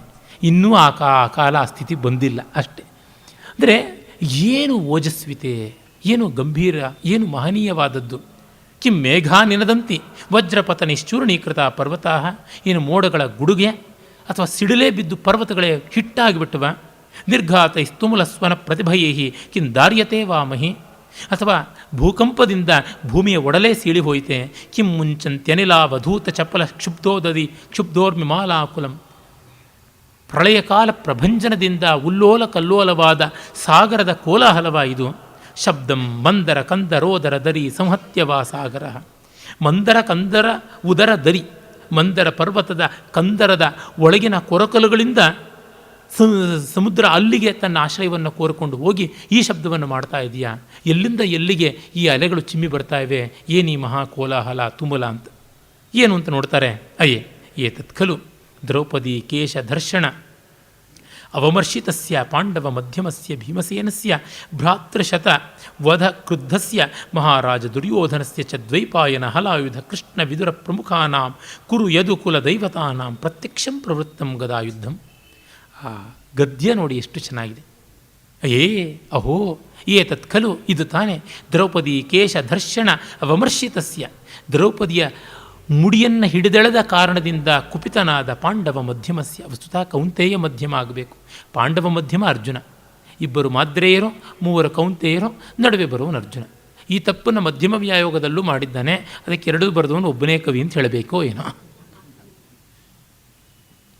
ಭೀಮಸೇನಸ್ಯ ಭ್ರಾತೃಶತವದ ಕ್ರುದ್ರಸ್ಯ, 100 ತಮ್ಮಂದಿರ ಸಾವಿನಿಂದ ಕುಪಿತನಾದ ಮಹಾರಾಜ ದುರ್ಯೋಧನನ ಯುದ್ಧ. ದ್ವೈಪಾಯನ ಅಂದರೆ ವ್ಯಾಸ, ಹಲಾಯುಧ, ಬಲರಾಮ, ಕೃಷ್ಣ, ವಿದುರ ಮೊದಲಾದ ಕುರುಕುಲ ಯದುಕುಲಗಳ ದೇವತಾ ಸ್ವರೂಪಿಗಳಾದಂಥವರ ಸಮಕ್ಷದಲ್ಲಿ ನಡೀತಾ ಇದೆ ಅಂತ. ಮೂಲ ಮಹಾಭಾರತದಲ್ಲಿ ಗದಾಯುದ್ಧದ ಹೊತ್ತಿಗೆ ಬಲರಾಮ ಬರ್ತಾನೆ, ಭೂಪ್ರದಕ್ಷಿಣೆ ಮಾಡಿಕೊಂಡು ಸರಸ್ವತಿ ತೀರದ ಎಲ್ಲ ತೀರ್ಥಕ್ಷೇತ್ರಗಳನ್ನು ಆಶ್ರಮಗಳನ್ನೆಲ್ಲ ಕಂಡುಕೊಂಡು. ಆದರೆ ವ್ಯಾಸ ಅಲ್ಲಿರೋಲ್ಲ, ವಿದುರ ಮೊದಲೇ ಇರೋದಿಲ್ಲ. ವಿದುರನು ತೀರ್ಥಯಾತ್ರೆ ಹೋಗಿರ್ತಾನೆ. ಅದು ನಮಗೆ ಭಾಗವತದಿಂದ ಗೊತ್ತಾಗುತ್ತದೆ. ವಿದುರ ಮೈತ್ರೇಯ ಸಂವಾದದಿಂದ ಅಲ್ಲಿ ಗೋಚರವಾಗುತ್ತದೆ. ಮಹಾಭಾರತದಲ್ಲಿ ಅದು ಬರೋಲ್ಲ. ಆದರೆ ಈ ಎಲ್ಲ ಮಹಾಜ್ಞಾನಿಗಳ ಮತ್ತು ನಿಷ್ಪಾಕ್ಷಿಕರ ಸಮಕ್ಷದಲ್ಲಿ ನಡೀತಾ ಇತ್ತು ಅಂತ ಭಾಸ ಕಲ್ಪನೆ ಮಾಡಿದ್ದಾನೆ. ಆ ಯುದ್ಧ, ಅವರಿಬ್ಬರ ದ್ವಂದ್ವ ಯುದ್ಧ ಹೇಗಾಯಿತು, ಗದಾಯುದ್ಧ ಅನ್ನುವುದನ್ನು ಕವಿ ವರ್ಣಿಸ್ತಾ ಇದ್ದಾನೆ. ಭೀಮಸ್ಯೋರಸಿ ಚಾರು ಕಂಚನ ಶಿಲಾಪೀನೆ ಪ್ರತಿಸ್ಫಾಲಿತೆ ಭಿನ್ನೆ ವಾಸವ ಹಸ್ತಿ ಹಸ್ತ ಕಠಿಣೆ ದುರ್ಯೋಧನ ಅಂಸಸ್ಥಲೆ ಅನ್ಯೋನ್ಯಸ್ಯ ಭುಜದ್ವಯಾಂತರ ತಟೇಶು ಆಸಜ್ಯಮಾನಾಯುಧೆ ಯಸ್ಮಿನ್ ಚಂಡ ಗದಾಭಿಘಾತ ಜನಿತ ಶಬ್ದ ಸಮುತ್ತಿಷ್ಠತಿ. ಭೀಮನ ಎದೆ ಇಂಥದ್ದದು ಅಂದರೆ ಬಂಗಾರದ ಬೆಟ್ಟದ ಹಾಗೆ ವಿಸ್ತಾರವಾದದ್ದು, ಮನೋಹರವಾದದ್ದು, ಸುದೃಢವಾದದ್ದು, ಸುಪುಷ್ಟವಾದದ್ದು. ಅದರ ಮೇಲೆ ಹೊಡೆದರೆ ಖಂಗನೆ ಶಬ್ದ ಬಂದು ಮತ್ತೆ ಹಿಂದಕ್ಕೆ ಹಿಮ್ಮೆಟ್ಟಿ ಬರುತ್ತದೆ. ಆ ರೀತಿಯಾದಂಥ ಗಟ್ಟಿತನ ಅವನ ಎದೆಯಿದು. ಇನ್ನು ದುರ್ಯೋಧನನ ತೋಳುಗಳು ಎಂಥವು ಅಂತಂದರೆ ಇಂದ್ರನ ಐರಾವತದ ಸೊಂಡಿಲಿನ ಹಾಗೆ ಗಡುಸಾಗಿರ್ತಕ್ಕಂಥದ್ದು. ವಾಸವ ಹಸ್ತಿ ಹಸ್ತ ಕಠಿಣ. ಇವರಿಬ್ಬರೂ ಕೂಡ ತಮ್ಮ ಭುಜಗಳ ಮೇಲೆ, ಎದೆಗಳ ಮೇಲೆ ತಮ್ಮ ಚಂಡ ಗದೆಯಿಂದ ಹೊಡೆಯುತ್ತಾ ಇದ್ದರೆ ಆ ಶಬ್ದ ದಿಗ್ದಿಗಂತರಾಳಗಳಲ್ಲಿ, ದಿಕ್ಚಕ್ರವಾಳಗಳಲ್ಲಿ ದಿಗ್ಭೇದಕವಾದಿ, ಭೂಮಿ ಭೇದಕವಾಗಿ, ಸಮುದ್ರ ಪ್ರಕ್ಷೋಭಣಕಾರಕವಾಗಿ ಬರ್ತಾ ಇದೆ ಅಂತನ್ನುವುದು ಇಲ್ಲಿಯ ತಾತ್ಪರ್ಯ. ಮತ್ತೊಬ್ಬ ಹೇಳ್ತಾನೆ, ಶೀರ್ಷೋತ್ಕಂಪನವಲ್ಗಮಾನ ಮುಕುಟಃ ಕ್ರೋಧಾಗ್ನಿ ಕಕ್ಷಾನನಃ ಸ್ಥಾನಾಕ್ರಾಮಣ ವಾಮನೀಕೃತತನು ಪ್ರತ್ಯಗ್ರಹಸ್ತೋಚ್ಛ್ರಯ ಯಸ್ಯೇಷಾ ರಿಪುಶೋಣಿತಾರ್ದ್ರಕಲಿಲ ಭಾತ್ಯಗ್ರಹಸ್ತೆ ಗದಾ ಕೈಲಾಸಸ್ಯ ಗಿರೇರಿ ವಗ್ರರಚಿತ ಸುಲ್ಕ ಮಹೇಂದ್ರಾಶನಿ. ಇಂಥ ಒಳ್ಳೆಯ ಉತ್ಪ್ರೇಕ್ಷೆಯನ್ನು ಮಾಡ್ತಾ ಇದ್ದಾನೆ ಕವಿ. ತಲೆಯನ್ನು ಆಡಿಸ್ತಾ ಆ ಮುಕುಟವನ್ನು ತೂಗುತ್ತಾ ಕೋಪದ ಅಗ್ನಿಗೆ ಮುಖ ದಗದಗಿಸಿ ಉರಿತಾ ಇದೆ ಅನ್ನುವಂಥ ರೀತಿಯಲ್ಲಿ ದುರ್ಯೋಧನ, ಭೀಮ ಇವರುಗಳು ಪ್ರಯತ್ನ ಪಡ್ತಾ ಇದ್ದಾರೆ. ತಮ್ಮ ತಮ್ಮ ಸ್ಥಾನಗಳಿಂದ ನಿಂತು ಗಟ್ಟಿಯಾಗಿ ಕಾಲನ್ನು ಊರಿ ಸ್ಥಾನಾಕ್ರಮಣ ವಾಮನೀಕೃತತನು ಕಾಲನ್ನು ಅಡ್ಡವಾಗಿರಿಸಿದ್ದಾರೆ. ಅಂದರೆ ವೈಶಾಖ ಸ್ಥಾನದಲ್ಲಿ ಅಥವಾ ಆಲೀಢ ಪ್ರತ್ಯಾಲೀಢ ಸ್ಥಾನಗಳಲ್ಲಿ ನಿಂತಿದ್ದರಿಂದ ಅವರ ಎತ್ತರ ಕಡಿಮೆ ಆಗಿದೆ. ಕೈಯನ್ನು ಮೇಲಕ್ಕೆ ಎತ್ತಿದ್ದಾರೆ ಇಬ್ಬರೂ ಕೂಡ. ವೈರಿಗಳ ರಕ್ತದಿಂದ ಸಿಕ್ತವಾದ ಗದೆ ಹೇಗೆ ಕಾಣಿಸುತ್ತೆ ಅಂದರೆ ಕೈಲಾಸದ ಗಿರಿಯ ತುದಿಯಲ್ಲಿ ಉಲ್ಕೆಯಿಂದ ಕೂಡಿದ ಸಿಡಿಲೋ ಎಂಬಂತೆ ಕಾಣಿಸ್ತಾ ಇದೆ ಅಂತ. ಉಲ್ಕೆ ಅಂದರೆ ಮೀಟಿಯೋರ್, ಅದು ಸಿಡಿಲು ಸೇರಿಕೊಂಡಾಗ ಆ ಒಂದು ಬೆಂಕಿ ಹೇಗಿರುತ್ತೆ, ಅದು ಕೈಲಾಸದ ಶಿಖರದ ತುದಿಯಲ್ಲಿದ್ದರೆ ಹೇಗಿರುತ್ತೋ ಹಾಗೆ ಅವರ ಕೈ ಮೇಲಿರುವ ಗದೆಗೆ ಅಂಟಿಕೊಂಡಂಥ ಶತ್ರುವಿನ ರಕ್ತ. ಅಂದರೆ ಎಂಥ ಇಮೇಜ್ ಕೊಡ್ತಾ ಇರತಕ್ಕಂಥದ್ದು. ಆಮೇಲೆ ಇನ್ನೊಬ್ಬ ಹೇಳ್ತಾನೆ, ಭೀಮಾಂ ಗದಾಂ ಕ್ಷಪತಿ ಗರ್ಜತಿ ವಲ್ಗಮಾನಃ ಶೀಘ್ರಂ ಭುಜಂ ಹರತಿ ತಸ್ಯ ಕೃತಂ ಭಿನತ್ತಿ ಚಾರಿಂ ಗತಿಂ ಪ್ರಚರತಿ ಪ್ರಹರ್ತ್ಯ ಭೀಕ್ಷ್ಣಂ ಶಿಕ್ಷಾನ್ವಿತೋ ನರಪತಿರ್ಬಲವಾಸ್ತು ಭೀಮಃ. ಭೀಮನಿಗೆ ಬಲ ಇದೆ, ದುರ್ಯೋಧನಿಗೆ ಚಾತುರ್ಯ ಇದೆ, ಬೇಗ ಬೇಗ ಗದೆಯನ್ನು ಬಿಸ್ತಾನೆ. ಇವನು ಅದರ ಪೆಟ್ಟನ್ನು ತಾಳ್ಕೊಳ್ತಾ ಇದ್ದಾನೆ. ಆಗ ನೋಡ್ತಾ ಇದ್ದಂತೆ ಭೀಮ ದುರ್ಯೋಧನ ಗದೆಯಿಂದ ಮೂರ್ಛಿತನಾಗ್ಬಿಡ್ತಾನೆ. ಏಷ ಗಾಢ ಪ್ರಹಾರ ಶಿಥಿಲೀಕೃತಾಂಗಂ ನಿಪತಂತಂ ಭೀಮಸೇನಂ ದೃಷ್ಟ. ಭೀಮಸೇನ ಬಿದ್ದೋಗ್ಬಿಡ್ತಾ ಇದ್ದಾನೆ. ಏಕಾಗ್ರಾಂಗುಲಿ ಧಾರಿತೋನ್ನತ ಮುಖೋ ವ್ಯಾಸಸ್ಥಿತೋ ವಿಸ್ಮಿತ. ಇದೇನಾಯಿತು ಅಂತ ಮೂಗಿನ ಮೇಲೆ ವ್ಯಾಸ ಬೆರಳಿಟ್ಕೊಂಡು ನಿಂತುಬಿಟ್ಟನಂತೆ. ದೈನ್ಯಂ ಯಾತಿ ಯುಧಿಷ್ಠಿರೋತ್ರ ವಿದುರೋ ಬಾಷ್ಪಾಕುಲಾಕ್ಷಸ್ಥಿತ. ಧರ್ಮರಾಜನ ಮುಖ ಸಪ್ಪೆ ಆಗೋಗ್ಬಿಡ್ತು, ವಿದುರನ ಕಣ್ಣಲ್ಲಿ ನೀರೇ ತುಂಬಿಕೊಂಡ್ಬಿಡ್ತು. ಸ್ಪೃಷ್ಟಂ ಗಾಂಡಿವಮರ್ಜುನೇನ ಗಗನಂ ಕೃಷ್ಣ ಸಮುದ್ವೀಕ್ಷತೆ. ಅರ್ಜುನ ಗಾಂಡೀವದ ಕಡೆ ಕೈ ಹಾಕದ, ಕೃಷ್ಣ ಆಕಾಶ ನೋಡ್ತಾ ಇದ್ದಾನೆ. ಶಿಷ್ಯ ಪ್ರೀತತೆಯ ಹಲಂ ಭ್ರಮಯತೆ ರಾಮೋ ರಣಪ್ರೇಕ್ಷಣ. ತನ್ನ ಶಿಷ್ಯ ಚೆನ್ನಾಗಿ ಮಾಡದ ಅಂತ ಆ ಒಂದು ಹಲಾಯುಧವನ್ನು, ನೇಗಲನ್ನು ಗರಗರ ಅಂತ ಬಲರಾಮ ಮೆಚ್ಚಿಯಿಂದ ತಿರುಗಿಸ್ತಾ ಇದ್ದಾರಂತೆ. ಇದು ಒಂದು ಚಿತ್ರ ಕೊಡ್ತಾನೆ ಕವಿ, ಎಷ್ಟು ಚೆನ್ನಾಗಿದೆ ನೋಡಿ. ಆಮೇಲೆ ಅವನು ಹೇಳ್ತಾನೆ, ಕೃಷ್ಣ ಮತ್ತು ಅರ್ಜುನರ ನೆರವಿನಿಂದ ಭೀಮ ಹೇಳ್ತಾನೆ, ಏಷ ಸಂಜ್ಞೆಯ ಸಮಾಶ್ವಾಸಿತೋ ಮಾರುತಿ ಸಂಹೃತ್ಯ ಭ್ರುಕುಟಿರ್ಲಾಟ ವಿವರೇ ಸ್ವೇದಂ ಕರೇಣಾಕ್ಷಿಪನ್ ಬಾಹುಭ್ಯಾಂ ಪರಿಗೃಹ್ಯ ಭೀಮವದನಶ್ಚಿತ್ರಾಂಗದಾಂ ಸ್ವಾಂ ಗದಾಂ ಪುತ್ರಂ ದೀನಮುದೀಕ್ಷ್ಯ ಸರ್ವಗತಿನ ಲಬ್ಧ್ವೇವ ದತ್ತಂ ಬಲಂ ಗರ್ಜನ್ ಸಿಂಹವೃಷಿಕ್ಷಣ ಕ್ಷಿತಿತಲಾದ್ ಭೂಯ ಸಮುತ್ತಿಷ್ಠತಿ. ನೋಡಿ, ಹುಬ್ಬು ಗಂಟಿಟ್ಟುಕೊಂಡು ಹಣೆಯ ಮೇಲಿರುವ ಬೆವರನ್ನು ಸರಕ್ಕನೆ ಕೈಯಿಂದ ಚಿಮ್ಮಿ ತೋಳುಗಳೆರಡರಿಂದಲೂ ಕೂಡ ತನ್ನ ವಿಚಿತ್ರಾಲಂಕೃತವಾದ ಗದೆಯನ್ನು ಗಬಕ್ಕನೆ ಎತ್ತುಕೊಂಡು ಅವನು ಎದ್ದ. ಸಿಂಹ ನಾದವನ್ನು ಮಾಡ್ತಾ ಇದ್ದಾನೆ. ಕಣ್ಣುಗಳು ಗರಗರನೆ ಮದಿಸಿದ ಗೂಳಿ ಹಾಗೆ ತಿರುಗಿಸ್ತಾ ಇದ್ದಾನೆ.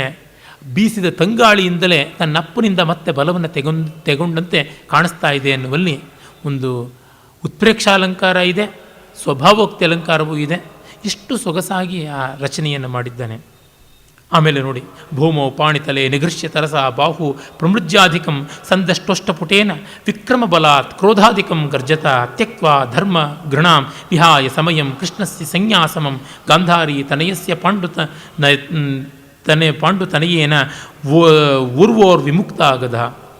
ತತ್ಕ್ಷಣವೇ ಇನ್ನು ಭೂಮಿಯಿಂದ ಕೈಯನ್ನು ಉಜ್ಜಿಕೊಂಡು, ಅಂದರೆ ಮಣ್ಣಿಂದ ಕೈ ಉಜ್ಜಿಕೊಂಡು ಆ ಜಾರಿಕೆಯನ್ನು ನಿವಾರಣೆ ಮಾಡಿಕೊಂಡು ತನ್ನ ಗದೆಯನ್ನು ಬಲವಾಗಿ ತಿರುಗಿಸಿ ಔಡುಗಚ್ಚಿ ಕೋಪದ ಅತಿರೇಕದಿಂದ ಗರ್ಜನೆಯನ್ನು ಮಾಡಿ ಧರ್ಮದ ಮೇಲಿನ ಗೌರವವನ್ನು ಬಿಟ್ಟು ಆ ಗದಾಯುದ್ಧದ ನೀತಿ ನಿಯಮಗಳನ್ನು ಗಾಳಿಗೆ ತೂರಿ ಕೃಷ್ಣನ ಸೂಚನೆಯನ್ನು ಮನಸ್ಸಿನಲ್ಲಿ ಇಟ್ಟುಕೊಂಡು ಗಾಂಧಾರೀತನೆಯನಾದ ದುರ್ಯೋಧನನ ತೊಡೆಗಳ ಮೇಲೆ ಗಬಕ್ಕನೆ ಏಟು ಹಾಕದ. ಮುಗೀತು ಅವನ ಕಥೆ ಅಂತ. ಇಲ್ಲಿ ಎಷ್ಟು ಹೇಳಿದ್ದಾನೆ. ಧರ್ಮದ ಮೇಲೆ ಗೌರವ ಬಿಟ್ಟು ಆ ಗದಾಯುದ್ಧದ ಸಮಯವಾದಂಥ ನಾಭಿಯ ಕೆಳಗೆ ಪ್ರಹಾರ ಮಾಡಬಾರ್ದು ಅನ್ನುವುದನ್ನು ಬಿಟ್ಟು ತನ್ನನ್ನು ಬಿಡಿಸನಲ್ಲ ಅನ್ನೋ ಕೋಪದಿಂದ ಔಡುಗಚ್ಚಿಕೊಂಡು ಎಷ್ಟು ವಿವರದ ಚಿತ್ರಗಳನ್ನು ಕೊಡುವಂಥದ್ದು. ಇದನ್ನು ಗಮನಿಸುವವನೇ ಕವಿ ಆಗ್ತಾನೆ, ಇನ್ಯಾವುದೂ ಅಲ್ಲ. ಇಂದು ಬೆಳಗ್ಗೆ ತಾನೇ ಚಿತ್ರಕಲಾ ಪರಿಷತ್ನಲ್ಲಿ ಒಂದು ಚಿತ್ರ ಪ್ರದರ್ಶನ ಇತ್ತು, ಹೋಗಿದ್ದೆ. ವಸ್ತುತಃ ಕಲ್ಕತ್ತಾದ ಶುಭಾಶಿಷ್ ಮಂಡಲ್ ಅಂತ ಒಬ್ಬ ಚಿತ್ರಕಾರರ ಚಿತ್ರ ಪ್ರದರ್ಶನ ಇದೆ ಅಂತ ಭ್ರಮೆ ಪಟ್ಟು ಹೋದೆ. ಅದು ಮುಂದಿನ ತಿಂಗಳು. ಆದರೆ ಇವತ್ತು ಬೇರೆ ಕೆಲವು ಕರ್ನಾಟಕದ ಕಲಾವಿದರ ಚಿತ್ರಗಳನ್ನು ನೋಡೋದಾಯಿತು. ತುಂಬ ಚೆನ್ನಾಗಿತ್ತು. ಕೆಲವೆಲ್ಲ ಲ್ಯಾಂಡ್ಸ್ಕೇಪ್ಸ್ ಅಂತ, ವಿಶೇಷವಾಗಿ ಕಾಂತರಾಜ್ ಅಂತನ್ನುವಂಥವರೊಬ್ಬರು ಮತ್ತು ಸುರೇಶ್ ಅಂತ ಒಬ್ಬರು, ಅವರೆಲ್ಲ ಬರೆದಂಥ ಚಿತ್ರಗಳು ತುಂಬ ಚೆನ್ನಾಗಿದ್ದವು.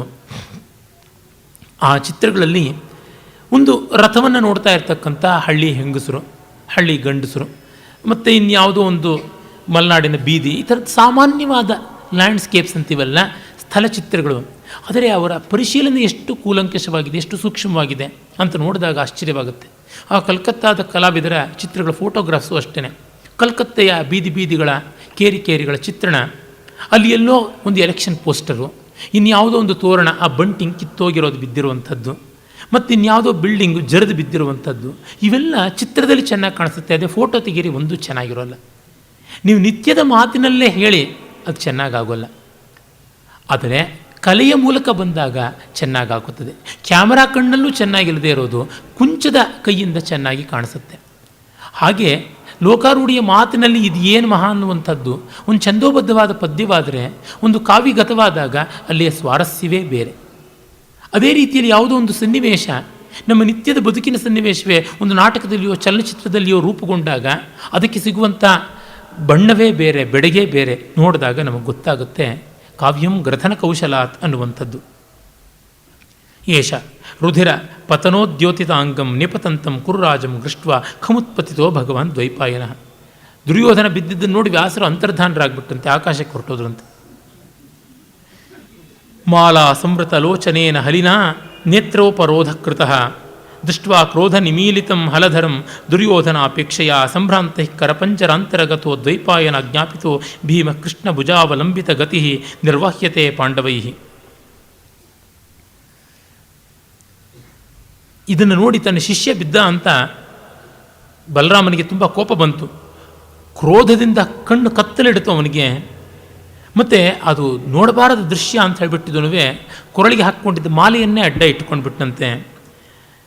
ಇನ್ನು ತಮ್ಮಂದಿರ ತೋಳೆಂಬ ಪಂಜರದ ನಡುವೆ ರಕ್ಷಿತನಾಗಿ ಭೀಮ ವ್ಯಾಸರ ಆಜ್ಞೆಯಂತೆ ಆ ರಣರಂಗದಿಂದ ಕೃಷ್ಣನ ನೇತೃತ್ವದಲ್ಲಿ ಕೃಷ್ಣನ ಆಸರೆಯ ಜೊತೆಗೆ ಕೊಂಡೊಯ್ಯಲ್ಪಟ್ಟ ಬೇರೆ ಕಡೆಗೆ ಅಂತ. ಸಂಭ್ರಾಂತೈ ಕರಪಂಜರಾಂತರಗತೋ ದ್ವೈಪಾಯನೇನ ಅಜ್ಞಾಪಿತ ಭೀಮ ಕೃಷ್ಣ ಭುಜಾವಲಂಬಿತ ಗತಿ ನಿರ್ವಾಹ್ಯತೆ ಪಾಂಡವೈ. ಅಜಿಟೇಟೆಡ್ ಆದ ಪಾಂಡವರು, ಎಕ್ಸೈಟೆಡ್ ಆದವರು ತಮ್ಮ ತೋಳುಗಳಿಂದಲೇ ಭೀಮನಿಗೆ ಒಂದು ರಕ್ಷಾ ಕವಚವನ್ನು ಕಲ್ಪಿಸಿ ಕೃಷ್ಣನ ಕರಾವಲಂಬನದ ಜೊತೆಗೆ ಅವನ್ನಾಗಿಂದಾಗಲೇ ದಾಟಿಸ್ಕೊಂಡೊಟ್ಟೋದು ಅಂತ. ಕವಿ ರಂಗಸ್ಥಳದಲ್ಲಿ ಪಾತ್ರಗಳನ್ನು ತರಬಾರ್ದು. ಅದಕ್ಕೆ ಇವರು ಇದಾಗಲೇ ಎಕ್ಸಿಟ್ ಆಯಿತು, ನಿರ್ಗಮನವಾಯಿತು ಅಂತನ್ನೋದನ್ನು ಇವರ ವರ್ಣನೆಯ ಮೂಲಕವೇ ತೋರ್ಪಡಿಸ್ತಾ ಇದ್ದಾನೆ. ಇನ್ನು ಉಳಿದದ್ದು ತೊಡೆ ಮುರ್ಕೊಂಡ ದುರ್ಯೋಧನ, ಅದನ್ನು ಕಂಡು ಸಂಕಟ ಪಡುವಂಥ ಬಲರಾಮ, ಇಬ್ಬರೇ. ಈಗ ಹಾಗಿರುವ ಸ್ಥಿತಿಯಲ್ಲಿ ಬಲರಾಮ ದುರ್ಯೋಧನರು ಕಾಣಿಸ್ಕೊಳ್ತಾರೆ ರಂಗದ ಮೇಲೆ. ಬೇಜಾರು ಮಾಡ್ಕೊಳ್ತಾನೆ ಬಲರಾಮ. ಸೌಭೋಚ್ಚಿಷ್ಟ ಮುಖಂ ಮಹಾಸುರಪುರ ಪ್ರಾಕಾರ ಕೂಟಾಂಕುಶಂ ಕಾಲಿಂದಿ ಜಲದೇಶಿಕಂ ರಿಪುಬಲ ಪ್ರಾಣೋಪಹಾರಾರ್ಚಿತಂ ಹಸ್ತೋತ್ಕ್ಷಿಪ್ತ ಹಲಂ ಕರೋಮಿ ರುಧಿರ ಸ್ವೇದಾರ್ದ್ರ ಪಂಕೋತ್ತರಂ ಭೀಮಸ್ಯೋರಸಿ ಯಾವದದ್ಯ ವಿಪುಲೆ ಕೇದಾರ ಮರ್ಗಾಕುಲಂ. ಇದು ಅಷ್ಟೇ ತುಂಬ ಚೆನ್ನಾಗಿರೋ ಪದ್ಯ. ಸೌಭೋಚ್ಚಿಷ್ಟ ಮುಖಂ, ಸೌಭ ಅಂತನ್ನುವಂಥದ್ದು ಒಂದು ವಿಮಾನ. ಆ ವಿಮಾನವನ್ನು ಏರಿಕೊಂಡು ಸಾಲ್ವ ದ್ವಾರಾವತಿಯ ಮೇಲೆ ದಂಡೆತ್ತಿ ಬಂದಿದ್ದ. ಆ ಸೌಭ ವಿಮಾನವನ್ನು ಕಿತ್ತು ಹಾಕಿದ್ದು ಈ ತನ್ನ ನೇಗಿಲಿನಿಂದ. ಮಹಾಸುರಪುರ ಪ್ರಾಕಾರ ಕೂಟಾಂಕುಶಂ, ಎಂತೆಂಥ ರಾಕ್ಷಸರು, ಅದು ಪ್ರಾಗ್ಜ್ಯೋತಿಷಪುರವನ್ನು ಆಳದಂಥ ನರಕಾಸುರ ಇರಬಹುದು, ಅವನ ಪ್ರಾಕಾರದ ಒಂದು ಆನೆ ಅಂತ ಪ್ರಾಕಾರಕ್ಕೆ ಅಂಕುಶದಂತೆ ಇದ್ದದ್ದು. ಪ್ರಾಕಾರದ ಗೋಡೆಗಳನ್ನೆಲ್ಲ ನಾನು ನನ್ನ ನೇಗಲನ್ನು ಒಮ್ಮೆ ಹಾಕಿ ಎಳೆದು ಕಿತ್ತು ಬಿಟ್ಟಿದ್ದೀನಿ ಅಂಥದ್ದು ಇದು. ಕಾಲಿಂದಿ ಜಲದೇಶಿಕಂ, ಮೇಲೇರಿ ಬರೋದಿಲ್ಲ, ಕೆಳಗೆ ಹೋಗ್ತೀನಿ ಅಂತನ್ನುವ ಕಾಲಿಂದಿ ನದಿ, ಯಮುನಾ ನದಿಯನ್ನು ತನ್ನ ನೇಗಿಲಿನ ಮೊನೆಯಿಂದ ದರದರನೆ ಎಳೆದು ಎತ್ತರದ ಪ್ರದೇಶಗಳಿಗೂ ವಿಸ್ತಾರ ಮಾಡಿ ಇರಿಗೇಷನ್, ಕಲ್ಟಿವೇಷನ್ ಇತ್ಯಾದಿಗಳಿಗೆ ಅನುಕೂಲ ಮಾಡಿಕೊಟ್ಟಂಥವನು. ಹಾಗಾಗಿ ಕಾಲಿಂದಿಯನ್ನು ಮೇಲಕ್ಕೆ ಸೆಳೆದಂಥದ್ದು ಅವನ ಹಲದ ಖ್ಯಾತಿ. ಅಂಥವನು ತಾನು ರಿಪುಬಲ ಪ್ರಾಣೋಪಹಾರಾರ್ಚಿತಂ, ವೈರಿಗಳ ಪ್ರಾಣ ಅನ್ನುವ ಉಡುಗೊರೆಗಳಿಂದ ಅರ್ಚಿತವಾದದ್ದು ನನ್ನ ನೇಗಿಲು. ಈ ಕೈಯಿಂದ ಹಿಂಗೆ ಹಾರಿಸಿದರೆ ಸಾಕು ಯಾರನ್ನು ಕೊಂದು ಬರುವಂಥದ್ದು. ವೈರಿಗಳ ರಕ್ತದಿಂದ ನಿರಂತರವಾಗಿ ಸಿಕ್ತವಾಗಿ ಕೆಸರುಗಟ್ಟಿ ಹೋಗಿರುವುದು. ನೇಗಿಲಿನ ತುದಿಯಲ್ಲಿ ಕೆಸರಿರುತ್ತೆ. ವೈರಿಗಳ ಬಿಸಿನೆತ್ತರು, ನೆಣ, ಕೊಬ್ಬು ಎಲ್ಲ ಸೇರಿ ಅದು ಕೆಸರೇ ಆಗಿದೆ. ಇಂಥದ್ದು ಈ ನೇಗಿಲನ್ನು ಭೀಮನ ಎದೆಯ ಮೇಲೆ ಓಡಾಡಿಸಿ ಉತ್ತು ಅದನ್ನೊಂದು ಫಲವತ್ತಾದ ಹೊಲವನ್ನು ಗದ್ದೆಯನ್ನಾಗಿ ಮಾಡಿಬಿಡ್ತೀನಿ ಅಂತಾನೆ. ಕೇದಾರ ಅಂದರೆ ಭತ್ತದ ಗದ್ದೆ, ಕೇದಾರ ಮಾರ್ಗಾಕುಲಂ, ಹಾಗೆ ಮಾಡ್ತೀನಿ ಅಂತಾನೆ.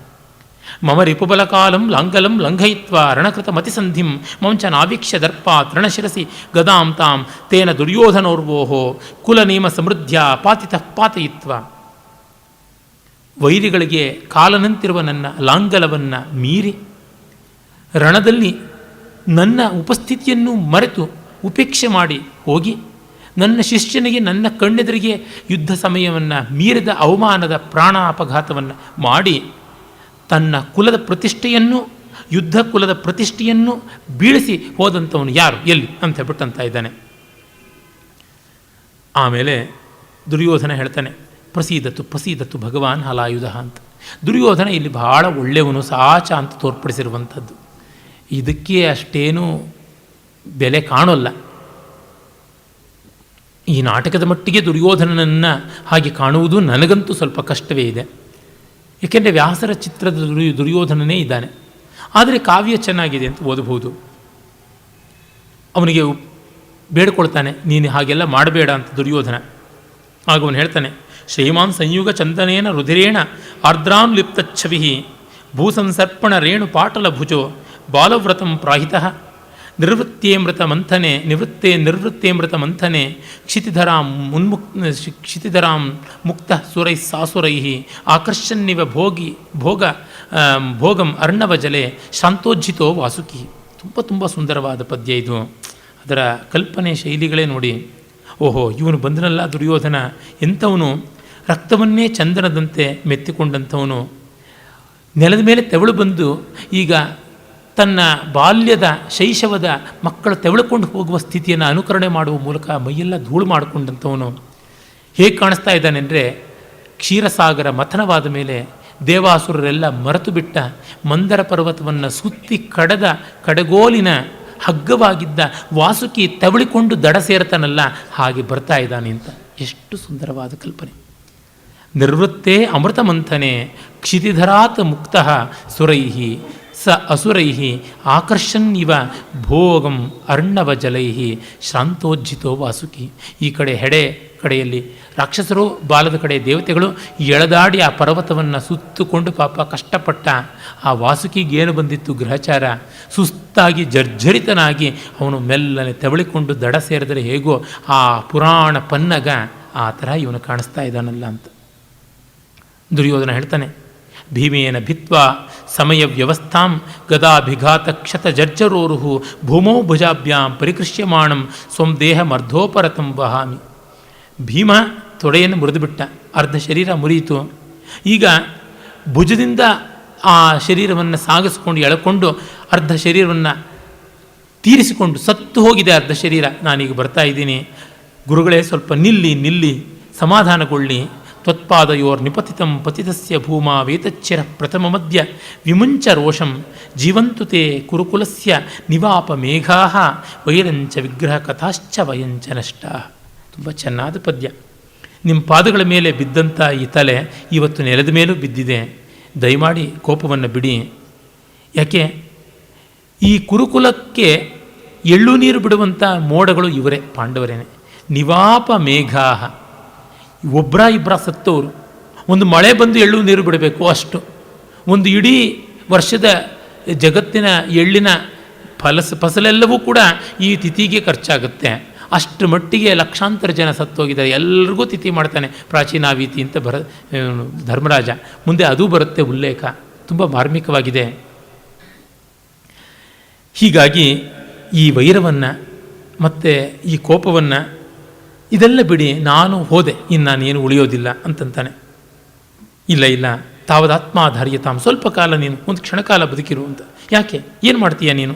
ಅಕ್ಷಿಪ್ತ ಲಾಂಗಲ ಮುಖೋಲ್ಲಸಿ ಲಿಖಿತೈ ಶರೀರೈ ನಿರ್ಧಾರಿತಾಂಸ ಹೃದಯಾನ್ ಮುಸಲಪ್ರಹಾರೈ ದಾಸ್ಯಾಮಿ ಸಂಯುಗ ಹತಾನ್ ಸರಥಾಶ್ವನಾಗಾನ್ ಸ್ವರ್ಗಾನು ಯಾತ್ರ ಪುರುಷಾಂಸ್ತವ ಪಾಂಡುಪುತ್ರಾನ್. ನನ್ನ ನೇಗಿಲನ್ನು ಒಮ್ಮೆ ಅವರ ಮೇಲೆ ಎಸೆದು, ನನ್ನ ಒನಕೆಯನ್ನು ಒಮ್ಮೆ ಅವರ ಎದೆ ಮೇಲೆ ಉರುಳಾಡಿಸಿ, ಅವರನ್ನು, ಅವರ ಪರಿವಾರವನ್ನು, ಅವರ ಸೈನ್ಯವನ್ನು, ಅವರ ಸೇನಾ ವಿಶೇಷ ವಿವರಗಳನ್ನು ಎಲ್ಲವನ್ನೂ ನಿನ್ನ ಜೊತೆ ಸ್ವರ್ಗಕ್ಕೆ ಹೋಗುವಂಗೆ ಮಾಡ್ತೀನಿ ಅಂತ. ನೋಡಿ ಅವನ ಕೋಪ ಎಷ್ಟು ಜೋರಾಗಿದೆ. ಆಗ ಹೇಳ್ತಾನೆ, ಬೇಡ, ಪ್ರತಿಜ್ಞಾ ವಸಿತೆ ಭೀಮೆ ಗತೆ ಭ್ರಾತೃಶತೆ ದಿವಂ ಮೈಚೈವಂ ಗತೆ ರಾಮ ವಿಗ್ರಹ ಕಿಂ ಕರಿಷ್ಯತಿ. ಭೀಮನಿಗೆ ಪ್ರತಿಜ್ಞೆ ನೆರವೇರಬೇಕಿತ್ತು, ಅದು ನೆರವೇರಿತು. ನನ್ನ ತಮ್ಮಂದರಷ್ಟೂ ಜನರು ಹೊರಟುಬಿಟ್ರು ಸ್ವರ್ಗಕ್ಕೆ, ನಾನು ಇನ್ನು ಹೊರಡ್ತಾ ಇದ್ದೀನಿ, ಇನ್ನು ಯುದ್ಧ ಯಾರಿಗೆ ಅಂತಂತಾನೆ. ಇಲ್ಲ ಇಲ್ಲ, ನನ್ನೆದುರಿಗೆ ನೀನು ಸತ್ಯ ಅಲ್ಲ, ನನ್ನೆದುರಿಗೆ ನಿನಗೆ ಮೋಸ ಮಾಡಿಬಿಟ್ರಲ್ಲ. ಆ ನನ್ನೆದುರಿಗೆ ಆ ಅಹಂಕಾರ ಬಲರಾಮಂದು ನೋಡಿ ಹೇಳ್ತಾನೆ, ಇಲ್ಲ ಇದೆಲ್ಲವೂ ಕೃಷ್ಣನ ಲೀಲೆ, ಮತ್ತು ಇದೆಲ್ಲ ಇದ್ದದ್ದೇ. ಆದಿಪ್ತಾನಲ ದಾರುಣ ಜತುಗೃಹಾತ್ ಆಬುದ್ಧ್ಯಂ ಆದಿಪ್ತಾನಲ ದಾರುಣ ಜತುಗೃಹಾತ್ ಬುದ್ಧ್ಯಾತ್ಮ ನಿರ್ವಾಹಿಣ ಯುದ್ಧೇ ವೈಶ್ರವಣಾಲಯೇ ಅಚಲ ಶಿಲಾ ವೇಗ ಪ್ರತಿಸ್ಫಾಲಿನ ಭೀಮೇನದ್ಯ ಹಿಡಿಂಬ ರಾಕ್ಷಸ ಪತಿ ಪ್ರಾಣ ಪ್ರತಿಗ್ರಾಹಿಣ ಯದ್ಯೇವಂ ಸಮವೈಷಿ ಮಾಂ ಚಲಜಿತಂ ಭೋ ರಾಮನಾಹಂ ಜಿತಃ. ಅರಿಗಿನ ಮನೆಯಲ್ಲಿ ತಮ್ಮಂದ್ರನ್ನು ಹೊತ್ತುಕೊಂಡು ಹೋದಂಥ, ಮತ್ತು ಸೌಗಂಧಿಕ ಪುಷ್ಪ ತರುವಾಗ ಕುಬೇರನ ಪರಿಕರರ ಅನುಚರರನ್ನು, ಅವರ ಶಿಲಾಘಾತವನ್ನು ಇತ್ಯಾದಿ ಎಲ್ಲವನ್ನೂ ಎದುರಿಸಿದ ಹಿಡಿಂಬಾದಿ ರಾಕ್ಷಸರನ್ನು ಸಂಹಾರ ಮಾಡಿದ ಭೀಮನಿಂದ ನಾನು ಮೋಸಗೊಳಿಸಲ್ಪಟ್ಟಿದ್ದೀನಿ ಅಂದರೆ ಅದು ಹಾಗಲ್ಲ. ಯಾರಿಂದ? ಅದು ವಿಧಿಯಿಂದಲೇ. ಭೀಮಸೇನೇನ ವಂಚಿತ ಅಂದರೆ ಇನ್ನು ಯಾರಿಂದ ಅಲ್ಲ. ಏನೇಂದ್ರಸ್ಯ ಚ ಪಾರಿಜಾತಕ ತರುರ್ಮಾನೇನ ತುಲ್ಯಂ ಹೃತೋ ದಿವ್ಯಂ ವರ್ಷ ಸಹಸ್ರ ಮರ್ಣವಜಲೆ ಸುಪ್ತಶ್ಚಯೋ ಲೀಲಯ ತೀವ್ರಾಂ ಭೀಮಗದಾಂ ಪ್ರವಿಶ್ಯ ಸಹಸಾ ನಿರ್ವ್ಯಾಜ ಯುದ್ಧಪ್ರಿಯಸ್ತೇನಾಹಂ ಜಗತಃ ಪ್ರಿಯೇಣ ಹರಿಣ ಮೃತ್ಯು ಪ್ರತಿಗ್ರಾಹಿತ. ಯಾರು ದೇವಲೋಕದ ಪಾರಿಜಾತವನ್ನು ಸೆಳೆದು ಭೂಮಿಯ ಮೇಲಿಟ್ಟನೋ, ಯಾರು ಕಲ್ಪಕಾಲ ಸಮುದ್ರದಲ್ಲಿ ಲೀಲಾಮಾತ್ರದ ನಿದ್ರೆಯನ್ನು ಮಾಡ್ತಾ ಇರುವಂತಹ ಆ ಪುರಾಣ ಶಿಶುವೋ, ಯಾರು ಭೀಮನ ಗದೆಯಲ್ಲಿ ಪ್ರವೇಶ ಮಾಡಿ ಅದರ ಮೂಲಕ ತನ್ನ ಪ್ರಾಣವನ್ನು ತೆಗೆದನೋ, ಅವನು ಮೂರು ಲೋಕಕ್ಕೆ ಪ್ರಿಯನಾದ ಹರಿ. ಅವನಿಂದ ನಾನು ಸತ್ತಿರೋದು, ಭೀಮನಿಂದ ಅಲ್ಲ. ಇದು ಮೋಸವಾಗಿದ್ದರೆ ಕೃಷ್ಣನಿಂದ, ಅದು ವಿಧಿಯ ಮೋಸ ಅಂತನ್ನುವ ಮಾತು. ಇದೆಲ್ಲ ಭಾಗವತ ಸಂಪ್ರದಾಯದ ಕೃಷ್ಣ ಪರದೈವ ಅಂತನ್ನುವುದು ಪ್ರತಿಷ್ಠಿತವಾದ ಮೇಲೆ ಬಂದದ್ದು. ಕಾಳಿದಾಸಾದಿಗಳ ಕಾಲದದ್ದು ಈ ರೀತಿಯಾದ ಅಭಿಪ್ರಾಯಗಳಿರೋಕ್ಕೆ ಸಾಧ್ಯ ಇಲ್ಲ. ಇದೆಲ್ಲ ಕುಮಾರವ್ಯಾಸನ ಕಾಲದ್ದು. ಹೀಗಾಗಿ ಈ ನಾಟಕಗಳು ಭಾಸ ಬರದನ ಅಂತ ಮತ್ತೆ ಮತ್ತೆ ಪ್ರಶ್ನೆ ಬರುತ್ತೆ. ಇರಲಿ, ಪದ್ಯ ಚೆನ್ನಾಗಿದೆ. ಆಮೇಲೆ ನೋಡ್ತಾನೆ, ಧೃತರಾಷ್ಟ್ರ ಬರ್ತಾ ಇದ್ದಾನೆ ಅಂತ ಗೊತ್ತಾಗುತ್ತೆ. ಅಯ್ಯೋ, ಮಗನನ್ನು ನೋಡೋದಕ್ಕೆ ಧೃತರಾಷ್ಟ್ರ, ಗಾಂಧಾರಿ ಮತ್ತು ದುರ್ಯೋಧನ ಪತ್ನಿಯರು. ಮೊದಲ ಬಾರಿಗೆ ಅವನ ಪತ್ನಿಯರ ಹೆಸರಲ್ಲಿ ಪೌರವಿ, ಮಾಳವಿ ಅಂತ ಬರುತ್ತೆ. ಪುರುದೇಶದವಳು ಅಥವಾ ಪುರುವಂಶೀಯಳು ಮತ್ತು ಮಾಳವ ದೇಶದವಳು ಅಂತ. ಹಾಗೆ ಅವರನ್ನು, ರಾಣಿಯರನ್ನ ಗೌರವಕ್ಕಾಗಿ ಅವರ ಊರಿನ ಹೆಸರಿಂದ ಕರೆಯುವಂಥದ್ದು ರೂಢಿಯಲ್ಲ, ಹಾಗೆ ಕರೆದಿರುವಂಥದ್ದು. ಏನು ಯಾವ ರೀತಿ ಇದ್ದಾನೆ? ವೀರ್ಯಾಕರ ಸುತಶತ ಪ್ರವಿಭಕ್ತ ಚಕ್ಷು ದರ್ಪೋದ್ಯತ ಕನಕ ಯೂಪ ವಿಲಂಬ ಬಾಹು ಸೃಷ್ಟೋ ಧ್ರುವಂ ತ್ರಿದಿವ ರಕ್ಷಣ ಜಾತಶಂಕೈ ದೈವೈರರಾತಿ ತಿಮಿರಾಂಜಲಿ ತಾಡಿತಾಕ್ಷ. ಪರಾಕ್ರಮದ ಆಕರವಾಗಿದ್ದಾನೆ. 100 ಜನ ಮಕ್ಕಳಲ್ಲಿ ತನ್ನ ನೋಟವನ್ನು ಹಂಚಿಕೊಟ್ಟು ತಾನು ಕುರುಡಾಗಿದ್ದಾನೆ. ಬಂಗಾರದ ಯೂಪಸ್ತಂಭದಂತೆ ಉನ್ನತೋನ್ನತವಾದ ತೋಳುಗಳಿಂದ ಕೂಡಿದ್ದಾನೆ. ಪ್ರಾಯಶಃ 3 ಲೋಕಗಳನ್ನು ಕಾಪಾಡಬೇಕಾದ ದೇವತೆಗಳಿಂದ ಇವನು ಈ ಲೋಕ ಕಂಟಕನಾದ ಅನ್ನೋ ಎಂಬ ಅಂಜಿಕೆಯಿಂದ ಕುರುಡು ಮಾಡಲ್ಪಟ್ಟಿದ್ದಾನೆ ಅಂತ ನಾವು ದೂತ ಕಠೋತ್ಕಚದಲ್ಲಿ ನೋಡಿದ್ದೆ ಮಾತನ್ನು ಇಲ್ಲಿ ಕಾಣ್ತಾ ಇದ್ದೀವಿ. ಆಗಲೇ ಹೇಳಿದ್ದೆ. ಅವರು ಎಲ್ಲಿದ್ದಾನೆ ಮಗ, ಎಲ್ಲಿದ್ದಾನೆ ಅಂತ ಗಾಂಧಾರಿ ಧೃತರಾಷ್ಟ್ರಾದಿಗಳು ಬರ್ತಾನೆ. ದುರ್ಯೋಧನ ಮಗ ಕೂಡ ಒಬ್ಬ ದುರ್ಜಯ ಅಂತ ಇವನು ಸೃಷ್ಟಿ ಮಾಡಿದ ಪಾತ್ರ, ಚಿಕ್ಕ ಹುಡುಗ, ಅವನು ಬರ್ತಾನೆ. ಮುಂಚನಾ ನಿಹತಂ ಶ್ರುತ್ವ ಸುತಮದ್ಯಾಹವೇ ಮಮ ಸುಖಮಂತರ್ಗತಾಸ್ರಾಕ್ಷನ್ ಅಂಧಂ ಅಂಧತರಂಕತಂ. ಮಗ ಮೋಸದಿಂದ ಯುದ್ಧದಲ್ಲಿ ಸತ್ತ, ಅವನಿಗೆ ಘಾತವಾಯಿತು ಅಂತ ಗೊತ್ತಾಗಿ ನನಗೆ ಮತ್ತಷ್ಟು ಕಣ್ಣು ಕತ್ತಲೆ ಇಟ್ಟು ಇನ್ನಷ್ಟು ಕಣ್ಣು ಉಮ್ಮಳಿಸಿ ನೀರಿಂದ ತುಂಬಿಕೊಂಡು ಇನ್ನೂ ಕುರುಡಾಯಿತು. ಅಂಧಂ ಅಂಧತರಂ ಕೃತಂ ಅನ್ನುವ ಮಾತನ್ನು ಹೇಳ್ತಾನೆ. ಮಗ ಎಲ್ಲಿದ್ದಾನೆ ಅಂತ ಬಂದಾಗ ಇವನಿಗೆ ಸಂಕಟ ಆಗುತ್ತೆ. ಅಯ್ಯೋ, ತನ್ನ ತಾಯಿ ತಂದೆಯರು ಇಂಥ ಸ್ಥಿತಿಯಲ್ಲಿ ತನ್ನನ್ನು ಕಾಣುವಂತೆ ಆಗುತ್ತದಲ್ಲ. ಪೂರ್ವಂ ನ ಜಾನಾಮಿ ಗದಾಭಿಘಾತ ರುಜಾಮಿದಾನೀಂ ತು ಸಮರ್ಥಯಾಮಿ ಯನ್ಮೇ ಪ್ರಕಾಶೀಕೃತ ಮೂರ್ಧಜಾನಿ ರಣಂ ಪ್ರವಿಷ್ಟಾನ್ಯವರೋಧನಾನಿ. ಅಯ್ಯೋ, ಇದುವರೆಗೂ ನನಗೆ ಭೀಮನ ಗದೆಯ ನೋವೇ ಕಾಣಿರಲಿಲ್ಲ. ಈಗ ನನಗೆ ನಿಜವಾಗಿ ತಂದೆ ತಾಯಿಗಳ ದರ್ಶನದಿಂದಾಗಿ ಅವರು ನೋಡ್ತಾರಲ್ಲ ನನ್ನನ್ನು, ಅವರಿಗಿನ್ನೂ ನೋವಾಗುತ್ತಲ್ಲ ಅಂತ ನೋವಾಗ್ತಾ ಇದೆ. ಯಾವ ತನ್ನ ರಾಣಿಯರ ಮುಂಗುರುಳು ಕೂಡ ಕಾಣಿಸ್ತಾ ಇರಲಿಲ್ವೋ, ಇವತ್ತವರು ರಣಭೂಮಿಗೆ ಬಂದು ಬೀದಿಗೆ ಬಿದ್ದಿದ್ದಾರಲ್ಲ ಅಂತಂದುಕೊಳ್ತಾನೆ. ಧೃತರಾಷ್ಟ್ರ ಹೇಳ್ತಾನೆ, ಅಧ್ಯಾಸ್ಮ್ಯಹಂ ಅಂಧ ಯಹ ಅಹಂ ಅನ್ವೇಷ್ಟವ್ಯೇ ಕಾಲೇ ಪುತ್ರಂ ನ ಪಶ್ಯಾಮಿ. ಈಗ ನಾನು ಕುರುಡಾದೆ, ಮಗ ಬೇಕಾದ ಕಾಲದಲ್ಲಿ, ಮಗನ ಕಾಣಬೇಕಾದ ಕಾಲದಲ್ಲಿ ಮಗನ ಕಾಣ್ತಾ ಇಲ್ವಲ್ಲ. ರಿಪುಸಮರ ವಿಮೃದ್ಧಂ ಮಾನವೀರ್ಯ ಪ್ರದೀಪ್ತಂ ಸುತಶತಮತಿಧೀರಂ ವೀರಮುತ್ಪಾದ್ಯಮಾನಂ ಧರಣಿತಲ ವಿಕೀರ್ಣಂ ಕಿಂಸ ಯೋಗ್ಯೋ ನ ಭೋಕ್ತುಂ ಸಕೃದಪಿ ಧೃತರಾಷ್ಟ್ರ ಪುತ್ರದತ್ತಂ ನಿವಾಪಂ. ತುಂಬ ಕರುಣಾಜನಕವಾದ ಶ್ಲೋಕ, ಬಹಳ ಚೆನ್ನಾಗಿದೆ.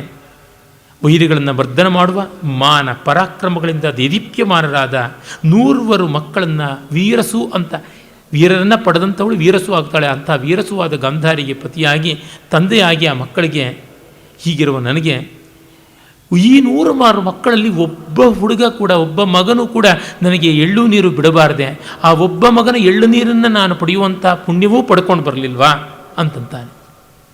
ಶತ ಪುತ್ರ ಪ್ರಸವಿನಿ ನಾಹಂ ಶತ ದುಃಖ ಪ್ರಸವಿನಿ ಅಂತ ಮೂಲದಲ್ಲಿ ಹೇಳ್ತಾಳಲ್ಲ ಗಾಂಧಾರಿ. ಆ ತರಹ ಇದು ಕೂಡ ಬಲದೇವ ಅಂದ್ಕೋತಾನೆ, ಅಯ್ಯೋ ಇಲ್ಲಿ ಗಾಂಧಾರಿ ಬಂದಳಲ್ಲ, ಯಾ ಪುತ್ರ ವದನೇಶ್ವ ಕುತೂಹಲಾಕ್ಷಿ ದುರ್ಯೋಧನಾಸ್ತಮಿತ ಶೋಕ ನಿಪೀತ ಧೈರ್ಯ ಅಸ್ತ್ರೈ ರಜಸ್ತ್ರ ಮಧುನಾ ಪತಿಧರ್ಮ ಚಿಹ್ನಂ ಆರ್ದ್ರೀಕೃತಂ ನಯನಬಂಧಮಿದಂ ದದಾತಿ. ಯಾವ ಸಾಧ್ವೀಮಣಿ ಗಾಂಧಾರಿ ಮಕ್ಕಳನ್ನು ಮೊಮ್ಮಕ್ಕಳನ್ನು ಕೂಡ ನೋಡೋದಕ್ಕೆ ಕಣ್ಣು ಪಟ್ಟಿ ತೆಗಿಲಿಲ್ವೋ, ಪತಿಂವರೆಯಾಗಿ ಏಕಪತಿಯಾಗಿ ಅಂದರೆ ಮಹಾಪತಿವ್ರತೆಯಾಗಿ ಗಂಡನಿಗೆ ಇಲ್ಲದ ದೃಷ್ಟಿ ತನಗೇಕೆ ಅಂತ ಕಣ್ಣು ಕಟ್ಕೊಂಡಲ್ಲ. ಈಗ ದುರ್ಯೋಧನ ಹೋದ ಮೇಲೆ ಧೈರ್ಯವೆಲ್ಲ ಕರಗಿ ಹೋಗಿದೆ. ಕಣ್ಣಿಗೆ ಕಟ್ಟಿದ ಪಟ್ಟಿ ಕಣ್ಣೀರಿನ ಒದ್ದೆಯ ಪಟ್ಟಿಯಾಗಿಬಿಟ್ಟಿದೆ. ಏನಿದು ಹೀಗೆ ಬರ್ತಾ ಇದ್ದಾಳಲ್ಲ ಅಂತ. ನನ್ನ ಗೆಳೆಯರು ದಿವಾಕರ ಹೆಗಡೆ ಯುದ್ಧ ಭಾರತ ಅನ್ನುವ ಒಂದು ನಾಟಕದಲ್ಲಿ ಗಾಂಧಾರಿ ಒಂದು ಮಾತು ಹೇಳ್ತಾರೆ, ಕಣ್ಣಿಗೇನೋ ಪಟ್ಟಿ ಕಟ್ಟಿದ್ದಾಯಿತು, ಅರೆ ಕಣ್ಣೀರಿಗೆ ಯಾವ ಕಟ್ಟೆ ಕಟ್ಟಲಿ ಗೊತ್ತಾಗ್ತಾ ಇಲ್ಲ ಅಂತ. ಇದು ಗಾಂಧಾರಿಯ ದುಃಖ. ಹೇಳ್ತಾ ಇದ್ದಾನೆ, ಪುತ್ರ ದುರ್ಯೋಧನ ಅಷ್ಟಾದಶ ಅಕ್ಷೋಹಿಣಿ ಮಹಾರಾಜ, ಮಗ ದುರ್ಯೋಧನ 18 ಅಕ್ಷೋಹಿಣಿಗಳ ಮಹಾರಾಜ ಅಂತ. ಎಲ್ಲಿದೆ 18 ಅಕ್ಷೋಹಿಣಿ? ಎಲ್ಲ ಹೋಯ್ತು, 3 ಜನ ಇದ್ದಾರೆ, ಇವನು ಅರ್ಧ 3.5 ಸೈನ್ಯ ಅಷ್ಟೇ. ಅದು ವ್ಯಂಗ್ಯ ನೋಡಿ. ಕುರುಧರೆಯುಳ್ ಕುರುಪತಿಯಂ ತಡಂಕಿದರಂತ ರನ್ನ ಹೇಳ್ತಾನಲ್ಲ, ಕುರುಭೂಮಿಯಲ್ಲಿ ಕುರುರಾಜನ್ನು ಹುಡುಕಿದ್ರು ಅಂತ. ಆ ಥರ ಆಗಿದೆ. ಹೃತಮ್ಮೆ ಭೀಮಸೇನನ ಗದಾಪಾತ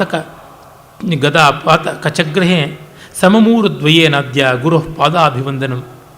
ತಂದೆ ಬಂದ, ಎದ್ದು ನಮಸ್ಕಾರ ಮಾಡಬೇಕು ಅಂದ್ಕೊತಾನೆ. ದುರ್ಯೋಧನ ತೊಡೆ ಮುರಿದಿದೆ, ಹೇಳೋಕ್ಕಾಗೋಲ್ಲ. ಭೀಮನಿಂದ ಗದಾ ಘಾತದ ಮೂಲಕ ತನ್ನ ತೊಡೆ ಮುರಿದದ್ದು ಮಾತ್ರವಲ್ಲ, ತನ್ನ ಮುಂಗುರುಳು ಎಳೆದು ಕಿರೀಟ ಭಂಗ ಮಾಡಿದ್ದು ಮಾತ್ರವಲ್ಲ, ಈಗ ಗುರುಗಳಿಗೆ ಅಂದರೆ ತಂದೆಗೆ ಪಾದಾಭಿವಂದನ ಮಾಡುವ ಅವಕಾಶವನ್ನು ಮುರಿದು ಬಿಟ್ಟ, ಅದನ್ನು ಕಿತ್ಕೊಂಡು ಬಿಟ್ಟ ಅಂತಾನೆ. ಅವರುಗಳು ಬರ್ತಾ ಇದ್ದಾರೆ. ಐಮಪ್ಯಾಗತಃ, ಅಯ್ಯೋ ಮಗನೂ ಬಂದುಬಿಟ್ನಲ್ಲ ದುರ್ಜಯ ಅಂತಂದುಕೊಳ್ತಾನೆ. ಸರ್ವಾವಸ್ಥಾಯಾಂ ಹೃದಯ ಸನ್ನಿಹಿತ ಪುತ್ರ ಸ್ನೇಹೋ ಮಾಂ ದಹತಿ. ಈ ಮಗನ ಪ್ರೀತಿ ನನ್ನನ್ನು ಉರಿಸ್ತಾ ಇದೆ ಅಂತ ಕೊಂದನೆ.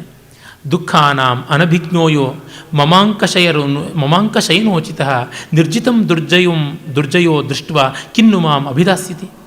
ದುಃಖವನ್ನು ತಿಳಿಯದೇನೇ ಇದ್ದಂಥವನು, ತೊಡೆಯ ಮೇಲೆ ಲಾಲಿಸಿ ಪಾಲಿಸಿ ಬೆಳೆಸಲ್ಪಟ್ಟಂಥವನು, ತಾನು ಹೀಗೆ ಬಿದ್ದದ್ದನ್ನು ನೋಡಿ ಈ ಮಗ ಏನಂದುಕೋತಾನೋ ಅಂತಂದುಕೊಳ್ತಾನೆ. ಇವನು ಕೇಳ್ತಾನೆ, ಅಪ್ಪ ಯಾಕೆ ತಡ ಮಾಡ್ತಾ ಇದೆಯಾ? ತುಮ್ ಚಿರಯಿಸಿ, ಯಾತಕ್ಕೆ ಚಿರಕಾಲ ತಡ ಮಾಡ್ತಾ ಇದೆಯಾ ಬರೋದಕ್ಕೆ? ಅದಕ್ಕೆ ತಾತನಿಗೆ ಬೇಸರ ಆಗಿದೆ ಅಂತ. ತಂದೆಗೆ ತಾಯಿಗೆ ಕಣ್ಣು ಕಾಣಿಸೋಲ್ಲ, ಮಗನಿಗೆ ತನ್ನ ಸ್ಥಿತಿ ಏನು ಅಂತ ಗೊತ್ತಾಗೋಲ್ಲ. ಇವನಿಗೆ ಎರಡೂ ಗೊತ್ತಿದೆ, ಅದರಿಂದ ಸಂಕಟ ಹೆಚ್ಚು. ಈ ಸನ್ನಿವೇಶದ ವೈಕಟ್ಯವನ್ನು ನೋಡಿ. ಆಮೇಲೆ ಅಹಮಪಿ ಖಲುತೆ ಅಂಕೆ ಉಪವಿಶಾಮಿ, ಅಪ್ಪ ನೀನು ತೊಡೆ ಮೇಲೆ ಕೂತ್ಕೋತೀನಿ ಅಂತ ಬರ್ತಾನೆ. ಇಂಥ ಮಹಾಕವಿ ಬರೆಯಬಲ್ಲಂಥದ್ದು ಈ ಮಾತು. ಅಯ್ಯೋ ಕಷ್ಟ ಅಂತಂದುಕೋತಾನೆ. ಹೃದಯ ಪ್ರೀತಿ ಜನನೋ ಯೋಮೇ ನೇತ್ರೋತ್ಸವ ಸೋಯಂ ಕಾಲ ವಿಪರ್ಯಾಸಾತ್ ಚಂದ್ರೋ ವನ್ನಿತ್ವಮಾಗತಃ. ಹೃದಯಕ್ಕೆ ಪ್ರೀತಿ ತುಂಬುವವನು, ಕಣ್ಣಿಗೆ ಉತ್ಸವವಾದವನು, ಕಾಲ ವಿಪರ್ಯಾಸದಿಂದ ಚಂದ್ರನೇ ಬೆಂಕಿಯಾದಂತೆ ಮಗ ತೊಡೆಯ ಮೇಲೆ ಕೂತರೆ ಪ್ರಾಣ ಹೋಗ್ತಾ ಇದೆಯಲ್ಲ ಅಂತ ಹೇಳ್ತಾನೆ. ತಡೀತಾನೆ. ಅಂಕ ಉಪವೇಶಂ ಕಿಂ ನಿಮಿತ್ತಂ ವಾರೈಸಿ, ಯಾಕಪ್ಪ ತೊಡೆ ಮೇಲೆ ಕೂತ್ಕೊಳ್ಳೋದಕ್ಕೆ ಬಿಡ್ತಾ ಇಲ್ಲ ಅಂತಾನೆ. ಇದೆಲ್ಲ ಪ್ರಾಕೃತದಲ್ಲಿ ಮಗ ಮಾತಾಡ್ತಾನೆ. ಅಂಕೆ ಉವೇಸ್ಸಂ ಕಿಣ್ಣಿಮಿತ್ತಂ ತೋಂ ವಾರೇಸಿ ತ್ಯಕ್ವಾ ಪರಿಚಿತಂ ಪುತ್ರ ಯತ್ರ ಯತ್ರ ತ್ವಯಾಸ್ಯತಾಂ ಅದ್ಯ ಪ್ರಭೃತಿ ನಾಸ್ತಿ ಇದಂ ಪೂರ್ವಂ ಭುಕ್ತಂ ತವಾಸನಂ. ಅಪ್ಪ ಇನ್ನು ಬಿಡು, ಇನ್ನು ನೀನು ಎಲ್ಲಂದರೆ ಎಲ್ಲ ಕೂತ್ಕೋಬೇಕು. ನೀನಿನ್ನ ಹಳೆಯ ಅನುಕೂಲಕಾರಿಯಾಗಿ ಪೂರ್ವ ಭುಕ್ತ ಚಿರಪರಿಚಿತವಾದ ಚಿರಭೋಕ್ತವಾದ ಈ ಆಸನವನ್ನು ಮರೆತು ಬಿಡು ಅಂತಾನೆ. ಕಹಿಣು ಮಹಾರಾಹೋ ಗಮಿಸಿದೆ. ಮಹಾರಾಜ ಇನ್ನೆಲ್ಲಿಗೆ ಹೋಗ್ತೀಯ? ಅಪ್ಪ ನೀನು ಎಲ್ಲಿಗೆ ಹೋಗ್ತೀಯ? ಇದನ್ನು ಬಿಟ್ಬಿಡು, ತೊಡೆಯಲ್ಲಿ ಚಿಂತೆ ಮಾಡಬೇಡ, ಮರೆತು ಬಿಡು ಅಂದರೆ ಎಲ್ಲಿಗೆ ಹೋಗ್ತೀಯ ಅಂದರೆ ಭ್ರಾತೃಶತಮನು ಗೊಚ್ಚಾಮಿ, ನನ್ನ ತಮ್ಮಂದ್ರನ್ನು ಹಿಂಬಾಲಿಸ್ತೀನಿ. ಮಂಪೀತ ಹೀಣೇಹಿ ಮಾಮಪೀತರ್ಹಿ ನಯ, ನನ್ನನ್ನು ಕರ್ಕೊಂಡು ಹೋಗು. ಮಕ್ಕಳು ಹಾಗೆ ಹೇಳ್ತಾರಲ್ಲ, ಗಚ್ಚ ಪುತ್ರ ಏವಂ ವೃಕೋದರಂ ಬ್ರೂಹಿ, ಹೋಗಪ್ಪ ಆ ತೋಳದ ಹೊಟ್ಟೆಯವನನ್ನು ಕೇಳು ಅಂತಾನೆ. ಶಬ್ದಶಕ್ತಿ ಮೂಲ ಧ್ವನಿಗೆ ಅತ್ಯುತ್ತಮ ಉದಾಹರಣೆ ಅಂತ ತೀನಂ ಶ್ರೀಯವರು ಭಾರತೀಯ ಕಾವ್ಯಮೀಮಾಂಸೆಯಲ್ಲಿ ಇದನ್ನು ಕೊಡ್ತಾರೆ. ವೃಕೋದರ ಅನ್ನುವ ಶಬ್ದ ಇದೆಯಲ್ಲ, ಇದನ್ನು ಕುಂತಕ ಉಪಚಾರ ವಕ್ರತ ಅಂತ, ಪದಪೂರ್ವಾರ್ಧ ವಕ್ರತ ಅಂತ ಅವುಗಳಲ್ಲಿ ಇವನು ಹೇಳ್ತಾನೆ. ವೃಕೋದರ ಅನ್ನುವ ಮಾತಿನಿಂದ ಎಷ್ಟು ವಕ್ರತೆ ಉಂಟಾಗುತ್ತದೆ ಅಂತ. ಇದು ಸಾಭಿಪ್ರಾಯ ವಿಶೇಷಣ, ಇದು ಸಾಭಿಪ್ರಾಯ ವಿಶೇಷ್ಯ. ಇದನ್ನು ಪರಿಕರಾಂಕುರ ಅಲಂಕಾರ ಅಂತಾರೆ. ಒಂದು ಕಡೆಯಿಂದ ನೋಡಿದ್ರೆ ಪರಿಕರಾಂಕುರ ಅಲಂಕಾರ, ಮತ್ತೊಂದು ಕಡೆಯಿಂದ ನೋಡಿದ್ರೆ ಶಬ್ದಶಕ್ತಿ ಮೂಲಧ್ವನಿ, ಇನ್ನೊಂದು ಕಡೆಯಿಂದ ನೋಡಿದ್ರೆ ಇದು ವಕ್ರತೆ, ಅಂದರೆ ಪದಪೂರ್ವಾರ್ಧ ವಕ್ರತೆಯಲ್ಲಿ ಒಂದು ಪ್ರಕಾರವಾದ ಉಪಚಾರ ವಕ್ರತ ಅಂತ. ಯಾವ ದೃಷ್ಟಿಯಿಂದ ನೋಡಿದ್ರೂ ಮಹಾಕವಿಯ ಮಾತುಗಳಿಗೆ ಎಷ್ಟು ಥರ ಬೇಕಾದರೂ ಅನ್ವಯ ಮಾಡ್ಬೋದು. ಅದನ್ನು ದುರ್ಯೋಧನ ಹೇಳುವ ಭೀಮಸೇನ ವಿಶೇಷಣವೇ ಅಂತಾದರೆ ಪರಿಕರ ಅಲಂಕಾರ ಆಗುತ್ತದೆ. ದುರ್ಜಯ ಹೇಳ್ತಾನೆ, ತಾಯಂದರೂ ಬಂದುಬಿಟ್ಟಿದ್ದಾರೆ ಅಂತ, ನನಗೆ ಅಲ್ಲಿಗೆ ಬರೋಕ್ಕಾಗ್ತಾ ಇಲ್ಲ ಅಂತಾನೆ. ನಾನು ಕರ್ಕೊಂಡು ಹೋಗ್ತೀನಿ ನಿನ್ನನ್ನು ಅಂತಾನೆ. ನೀನು ಹುಡುಗ ಅಪ್ಪ ಆಗೋಲ್ಲ ಅಂತಂತಾನೆ. ಅಷ್ಟೊತ್ತಿಗೆ ಧೃತರಾಷ್ಟ್ರ ಬರ್ತಾನೆ. ಕಾಂಚನ ಸ್ತಂಭ ಸಮಪ್ರಮಾಣೋ ಲೋಕೈಕಿಲೈಕೋ ವಸುಧಾಧಿಪೇಂದ್ರ ಕೃತಸ್ಸಮೇ ಭೂಮಿ ಗತಃ ತಪಸ್ವಿ ದ್ವಾರೇಂದ್ರ ಕೀಲಾರ್ಧ ಸಮಪ್ರಮಾಣ. ತುಂಬ ಚೆನ್ನಾಗಿದೆ. ಯಾವನು ಬಂಗಾರದ ಕಂಬದಂಗೆ ಆಳೆತ್ತರಕ್ಕಲ್ಲ ಮುಗಿಲೆತ್ತರಕ್ಕೆ ನಿಂತು ಧಗಾಯಮಾನನಾಗಿದ್ದನೋ ಆ ವಸುಧಾಧಿಪತಿ ಇವತ್ತು ಬಡಪಾಯಿ ಶತ್ರುಗಳಿಂದ ಮುರಿದು ಹೋದ ಬಾಗಿಲಿನ ಅಗುಳಿಯಂತೆ ಆಗಿಬಿಟ್ಟಿದ್ದಾನೆ ಅಂತ ನೋಡಿ. ದ್ವಾರೇಂದ್ರ ಕೀಲಾರ್ಧ ಸಮಪ್ರಮಾಣ, ಕೀಲಾರ್ಧ ಮುರಿದ ಅಗುಳಿಯ ತುಂಡಿನ ತರಹ ಆಗೋಗ್ಬಿಟ್ಟಿದ್ದಾನೆ, ಸ್ವರ್ಣ ಸ್ತಂಭದಂತೆ ಇದ್ದವನು ಅಂತ. ಈ ವಿಷಮ ಅಲಂಕಾರ, ಕಾಂಟ್ರಾಸ್ಟ್ ತೋರಿಸೋದು, ಅದರಿಂದ ಕರುಣರಸ ಹೇಗೆ ಬರುತ್ತೆ. ನಮ್ಮ ನವ್ಯ ಕವಿಗಳು, ಕವಿಗಳು, ಕಿರಿಕಿರಿಗಳು ಎಲ್ಲ ಹೇಳ್ತಾರೆ ಅಲಂಕಾರ ಬೇಡ, ಅದು ಬೇಡ, ಇದು ಬೇಡ ಅಂತ. ಮುಕ್ತಿ ವಿಶೇಷವೇ ಅಲಂಕಾರ, ಅದಿಲ್ಲದಿದ್ದರೆ ಎಲ್ಲಿ ಕಾವ್ಯ ಆಗುತ್ತದೆ. ಧೃತರಾಷ್ಟ್ರ ಸಮಾಧಾನವಾಗಬೇಕು ಅಂತ ದುರ್ಯೋಧನ ಹೇಳ್ತಾನೆ. ಅದರ ಹೇಳ್ತಾನೆ, ಪುತ್ರ ಕಥಂ ಅವಿಕ್ಲವೋ ಭವಿಷ್ಯಾಮಿ, ಹೇಗಪ್ಪ ನಾನು ಸಮಾಧಾನ ಮಾಡಿಕೊಳ್ಳಿ. ಯಸ್ಯ ವೀರ್ಯ ಬಲೋತ್ಸಿಕ್ತಂ ಸಂಯುಗಾಧ್ವರ ದೀಕ್ಷಿತಂ ಪೂರ್ವಂ ಭ್ರಾತೃಶತಂ ನಷ್ಟಂ ತ್ವಯೇಕಸ್ಮಿನ್ ಹತೇ ಹತಂ. ನೀನೊಬ್ಬ ಸತ್ತರೆ ಎಲ್ಲರೂ ಸಾಯ್ತಾರೆ, ನೀನೊಬ್ಬ ಇದ್ದರೆ ಎಲ್ಲರೂ ಇರ್ತಾರೆ ಅಂತ ನಾನು ಅಂದುಕೊಂಡಿದ್ದೆ. ಎಲ್ಲರೂ ಹೋದರೂ ನೀನು ಹೋದ, ಇನ್ನೇನಿದೆ ನನಗೆ, ನಾನು ಹೇಗೆ ಸಂಕಟ ಪಡದೇ ಇರಲಿ ಅಂತ ಹೇಳ್ತಾನೆ. ಶೋಕ ನಿಗ್ರಹೇಣ ಕ್ರಿಯತಾಂ ಮಮ ಅನುಗ್ರಹ, ನೀವು ಹೇಗಾದರೂ ದುಃಖ ತಡ್ಕೊಂಡು ನನಗೆ ಅನುಗ್ರಹ ಮಾಡಿ. ತ್ವತ್ಪಾದ ಮಾತ್ರ ಪ್ರಣತಗ್ರ ಮೌಲೇರ್ಜ್ವಲಂತಂ ಅಪ್ಯಗ್ನಿಂ ಅಚಿಂತಯಿತ್ವ ಏನೈವ ಮಾನೇನ ಸಮಂ ಪ್ರಸೂತಃ ತೇನೈವ ಮಾನೇನ ದಿವಂ ಪ್ರಯಾಮಿ. ನೀವು ಬೇಜಾರು ಮಾಡ್ಕೊಳ್ಬಾರ್ದು. ನಿಮ್ಮ ಕಾಲಿಗೆ ನಮಸ್ಕಾರ ಮಾಡಿದ ನಾನು ಬೆಂಕಿ ಇಲ್ಲದ ಏನೇ, ನಾನು ಯಾವ ಮಾನದಿಂದ ಹುಟ್ಟಿದನೋ ಅದೇ ಮಾನದಿಂದ ಸಾಯ್ತೀನಿ, ಯಾವ ಮಾನದಿಂದ ಭೂಮಿಗೆ ಬಂದನೋ ಅದೇ ಅಭಿಮಾನದಿಂದ ಸ್ವರ್ಗಕ್ಕೂ ಹೋಗ್ತೀನಿ. ದಯಮಾಡಿ ನೀವು ಬೇಸರ ಪಟ್ಟುಕೊಳ್ಬೇಡಿ, ಮುಖ ಕುಗ್ಗಿಸಿಕೊಳ್ಳಬೇಡಿ ಅಂತಾನೆ. ಧೃತರಾಷ್ಟ್ರ ಹೇಳ್ತಾನೆ, ವೃದ್ಧಸ್ಯ ಮೇ ಜೀವಿತ ನಿಸ್ಪೃಹಸ್ಯ ನಿಸರ್ಗ ಸಮ್ಮೀಲಿತ ಲೋಚನಸ್ಯ ಧೃತಿಂ ನಿಗೃಹ್ಯಾತ್ಮನಿ ಸಂಪ್ರವೃತ್ತಃ ತೀವ್ರ ಸಮಾಕ್ರಾಮತಿ ಪುತ್ರಶೋಕ. ಅಪ್ಪ, ನಾನು ವೃದ್ಧ, ನನಗೇನು ಬದುಕಿನ ಬಯಕೆ ಇಲ್ಲ, ಊರು ಹೋಗು ಅಂತಿದೆ, ಕಾಡು ಬಾ ಅಂತಿದೆ. ನಿಸರ್ಗ ಸಮ್ಮೀಲಿತ ಲೋಚನಸ್ಯ, ನಿಸರ್ಗದಿಂದಲೇ ಕಣ್ಣು ಮುಚ್ಚಲ್ಪಟ್ಟಿದೆ, ಅಂದರೆ ಪ್ರಕೃತಿಯೇ ನನ್ನ ಕಣ್ಣನ್ನು ಮುಚ್ಚಿದೆ, ಹುಟ್ಟುತ್ತಲೇ ಕುರುಡಾಗಿದ್ದೀನಿ. ಅದೆಷ್ಟು ವಕ್ರೋಕ್ತಿಮಯವಾಗಿ ಹೇಳ್ತಾ ಇದ್ದಾನೆ. ಇದು ವಾಕ್ಯವಕ್ರತ ಅನ್ನುವ ಒಂದು ಪ್ರಕಾರಕ್ಕೆ ಬರುತ್ತೆ. ಇಲ್ಲಿ ಮತ್ತೆ ಲಕ್ಷಣಾಮೂಲ ಧ್ವನಿ ಕೂಡ ಇದೆ. ಹೀಗಿದ್ದಾಗ ಪುತ್ರಶೋಕ ಬೇಡ, ಅದನ್ನೂ ಕೂಡ ನಾನು ಉಳಿಸ್ಕೋಬಾರ್ದು ಅಂದರೆ ನಾನು ಇನ್ನೇನು ಉಳಿಸ್ಕೊಳ್ಳಿ. ಬಲದೇವ ಹೇಳ್ತಾನೆ, ಅಯ್ಯೋ ತುಂಬ ಕಷ್ಟ. ದುರ್ಯೋಧನ ನಿರಾಶಸ್ಯ ನಿತ್ಯಾಸ್ತಮಿತ ಚಕ್ಷುಷಃ ನ ಶಕ್ನೋಮ್ಯತ್ರ ಭವತಃ ಕರ್ತುಮಾತ್ಮ ನಿವೇದನಂ. ಅಯ್ಯೋ, ನನಗೆ ಮಾತಾಡೋಕ್ಕಾಗ್ತಾ ಇಲ್ಲ, ದುರ್ಯೋಧನ ಸಾಯ್ತಾನೆ ಅನ್ನೋದ್ರಿಂದ ನನಗೆ ಕಣ್ಣೇ ಹೊರಟೋದಂತೆ ಆಗಿಬಿಟ್ಟಿದೆ. ಇವನಿಗೆ ಇನ್ನು ಸಹಜವಾಗಿ ಕಣ್ಣು ಹೋದಂಥ ಧೃತರಾಷ್ಟ್ರನಿಗೆ ನಾನು ಏನು ಸಮಾಧಾನ ಹೇಳಿ ಗೊತ್ತಾಗ್ತಾ ಇಲ್ಲ ಅಂತ. ಆಗ ದುರ್ಯೋಧನ ಹೇಳ್ತಾನೆ, ನಮಸ್ಕೃತ್ಯ ವದಾಮಿ ತ್ವಾಂ ಯದಿ ಪುಣ್ಯಂ ಮಯಾ ಕೃತಂ ಅನ್ಯಾಸ್ಯಾಮಪಿ ಜಾತ್ಯಾಮ್ಮೆ ತ್ವಮೇವ ಜನನೀ ಭವ. ಅಮ್ಮ, ನಿನಗೆ ಮಾತಿಂದಲೇ ನಮಸ್ಕಾರ ಮಾಡಿ ಹೇಳ್ತಾ ಇದ್ದೀನಿ, ನಾನು ಏನಾದರೂ ಪುಣ್ಯ ಮಾಡಿದರೆ ಇನ್ನೊಂದು ಜನ್ಮದಲ್ಲಿಯೂ ನಿನ್ನ ಮಗನೇ ನಾನಾಗಿ ಹುಟ್ಟಬೇಕು ಅಂತ. ಗಾಂಧಾರಿ ಹೇಳ್ತಾಳೆ, ಮಮ್ಮ ಮನೋರಥ ಕಲು ತ್ವಯಾ ಭಣಿತ. ಅಪ್ಪ, ನನ್ನ ಬೈಕೇನೆ ನೀನು ಹೇಳೋದಿಲ್ಲ ಅಂತ. ಹೀಗೆ ತುಂಬ ಉತ್ಕಟವಾದ ದುಃಖ ಬರುತ್ತೆ. ಮುಂದೆ ರಾಣಿಯರಿಗೆ ಸಮಾಧಾನ ಹೇಳ್ತಾನೆ. ಅಶ್ವತ್ಥಾಮನ ಪ್ರವೇಶವಾಗುತ್ತದೆ. ಆಮೇಲೆ ದುರ್ಯೋಧನನ ಮರಣದಿಂದ ನಾಟಕ ಮುಗಿಯುವುದನ್ನು ನಾಳೆ ನೋಡಿ ಬಾಲಚರಿತಕ್ಕೆ ಹೋಗೋಣ. ನಮಸ್ಕಾರ.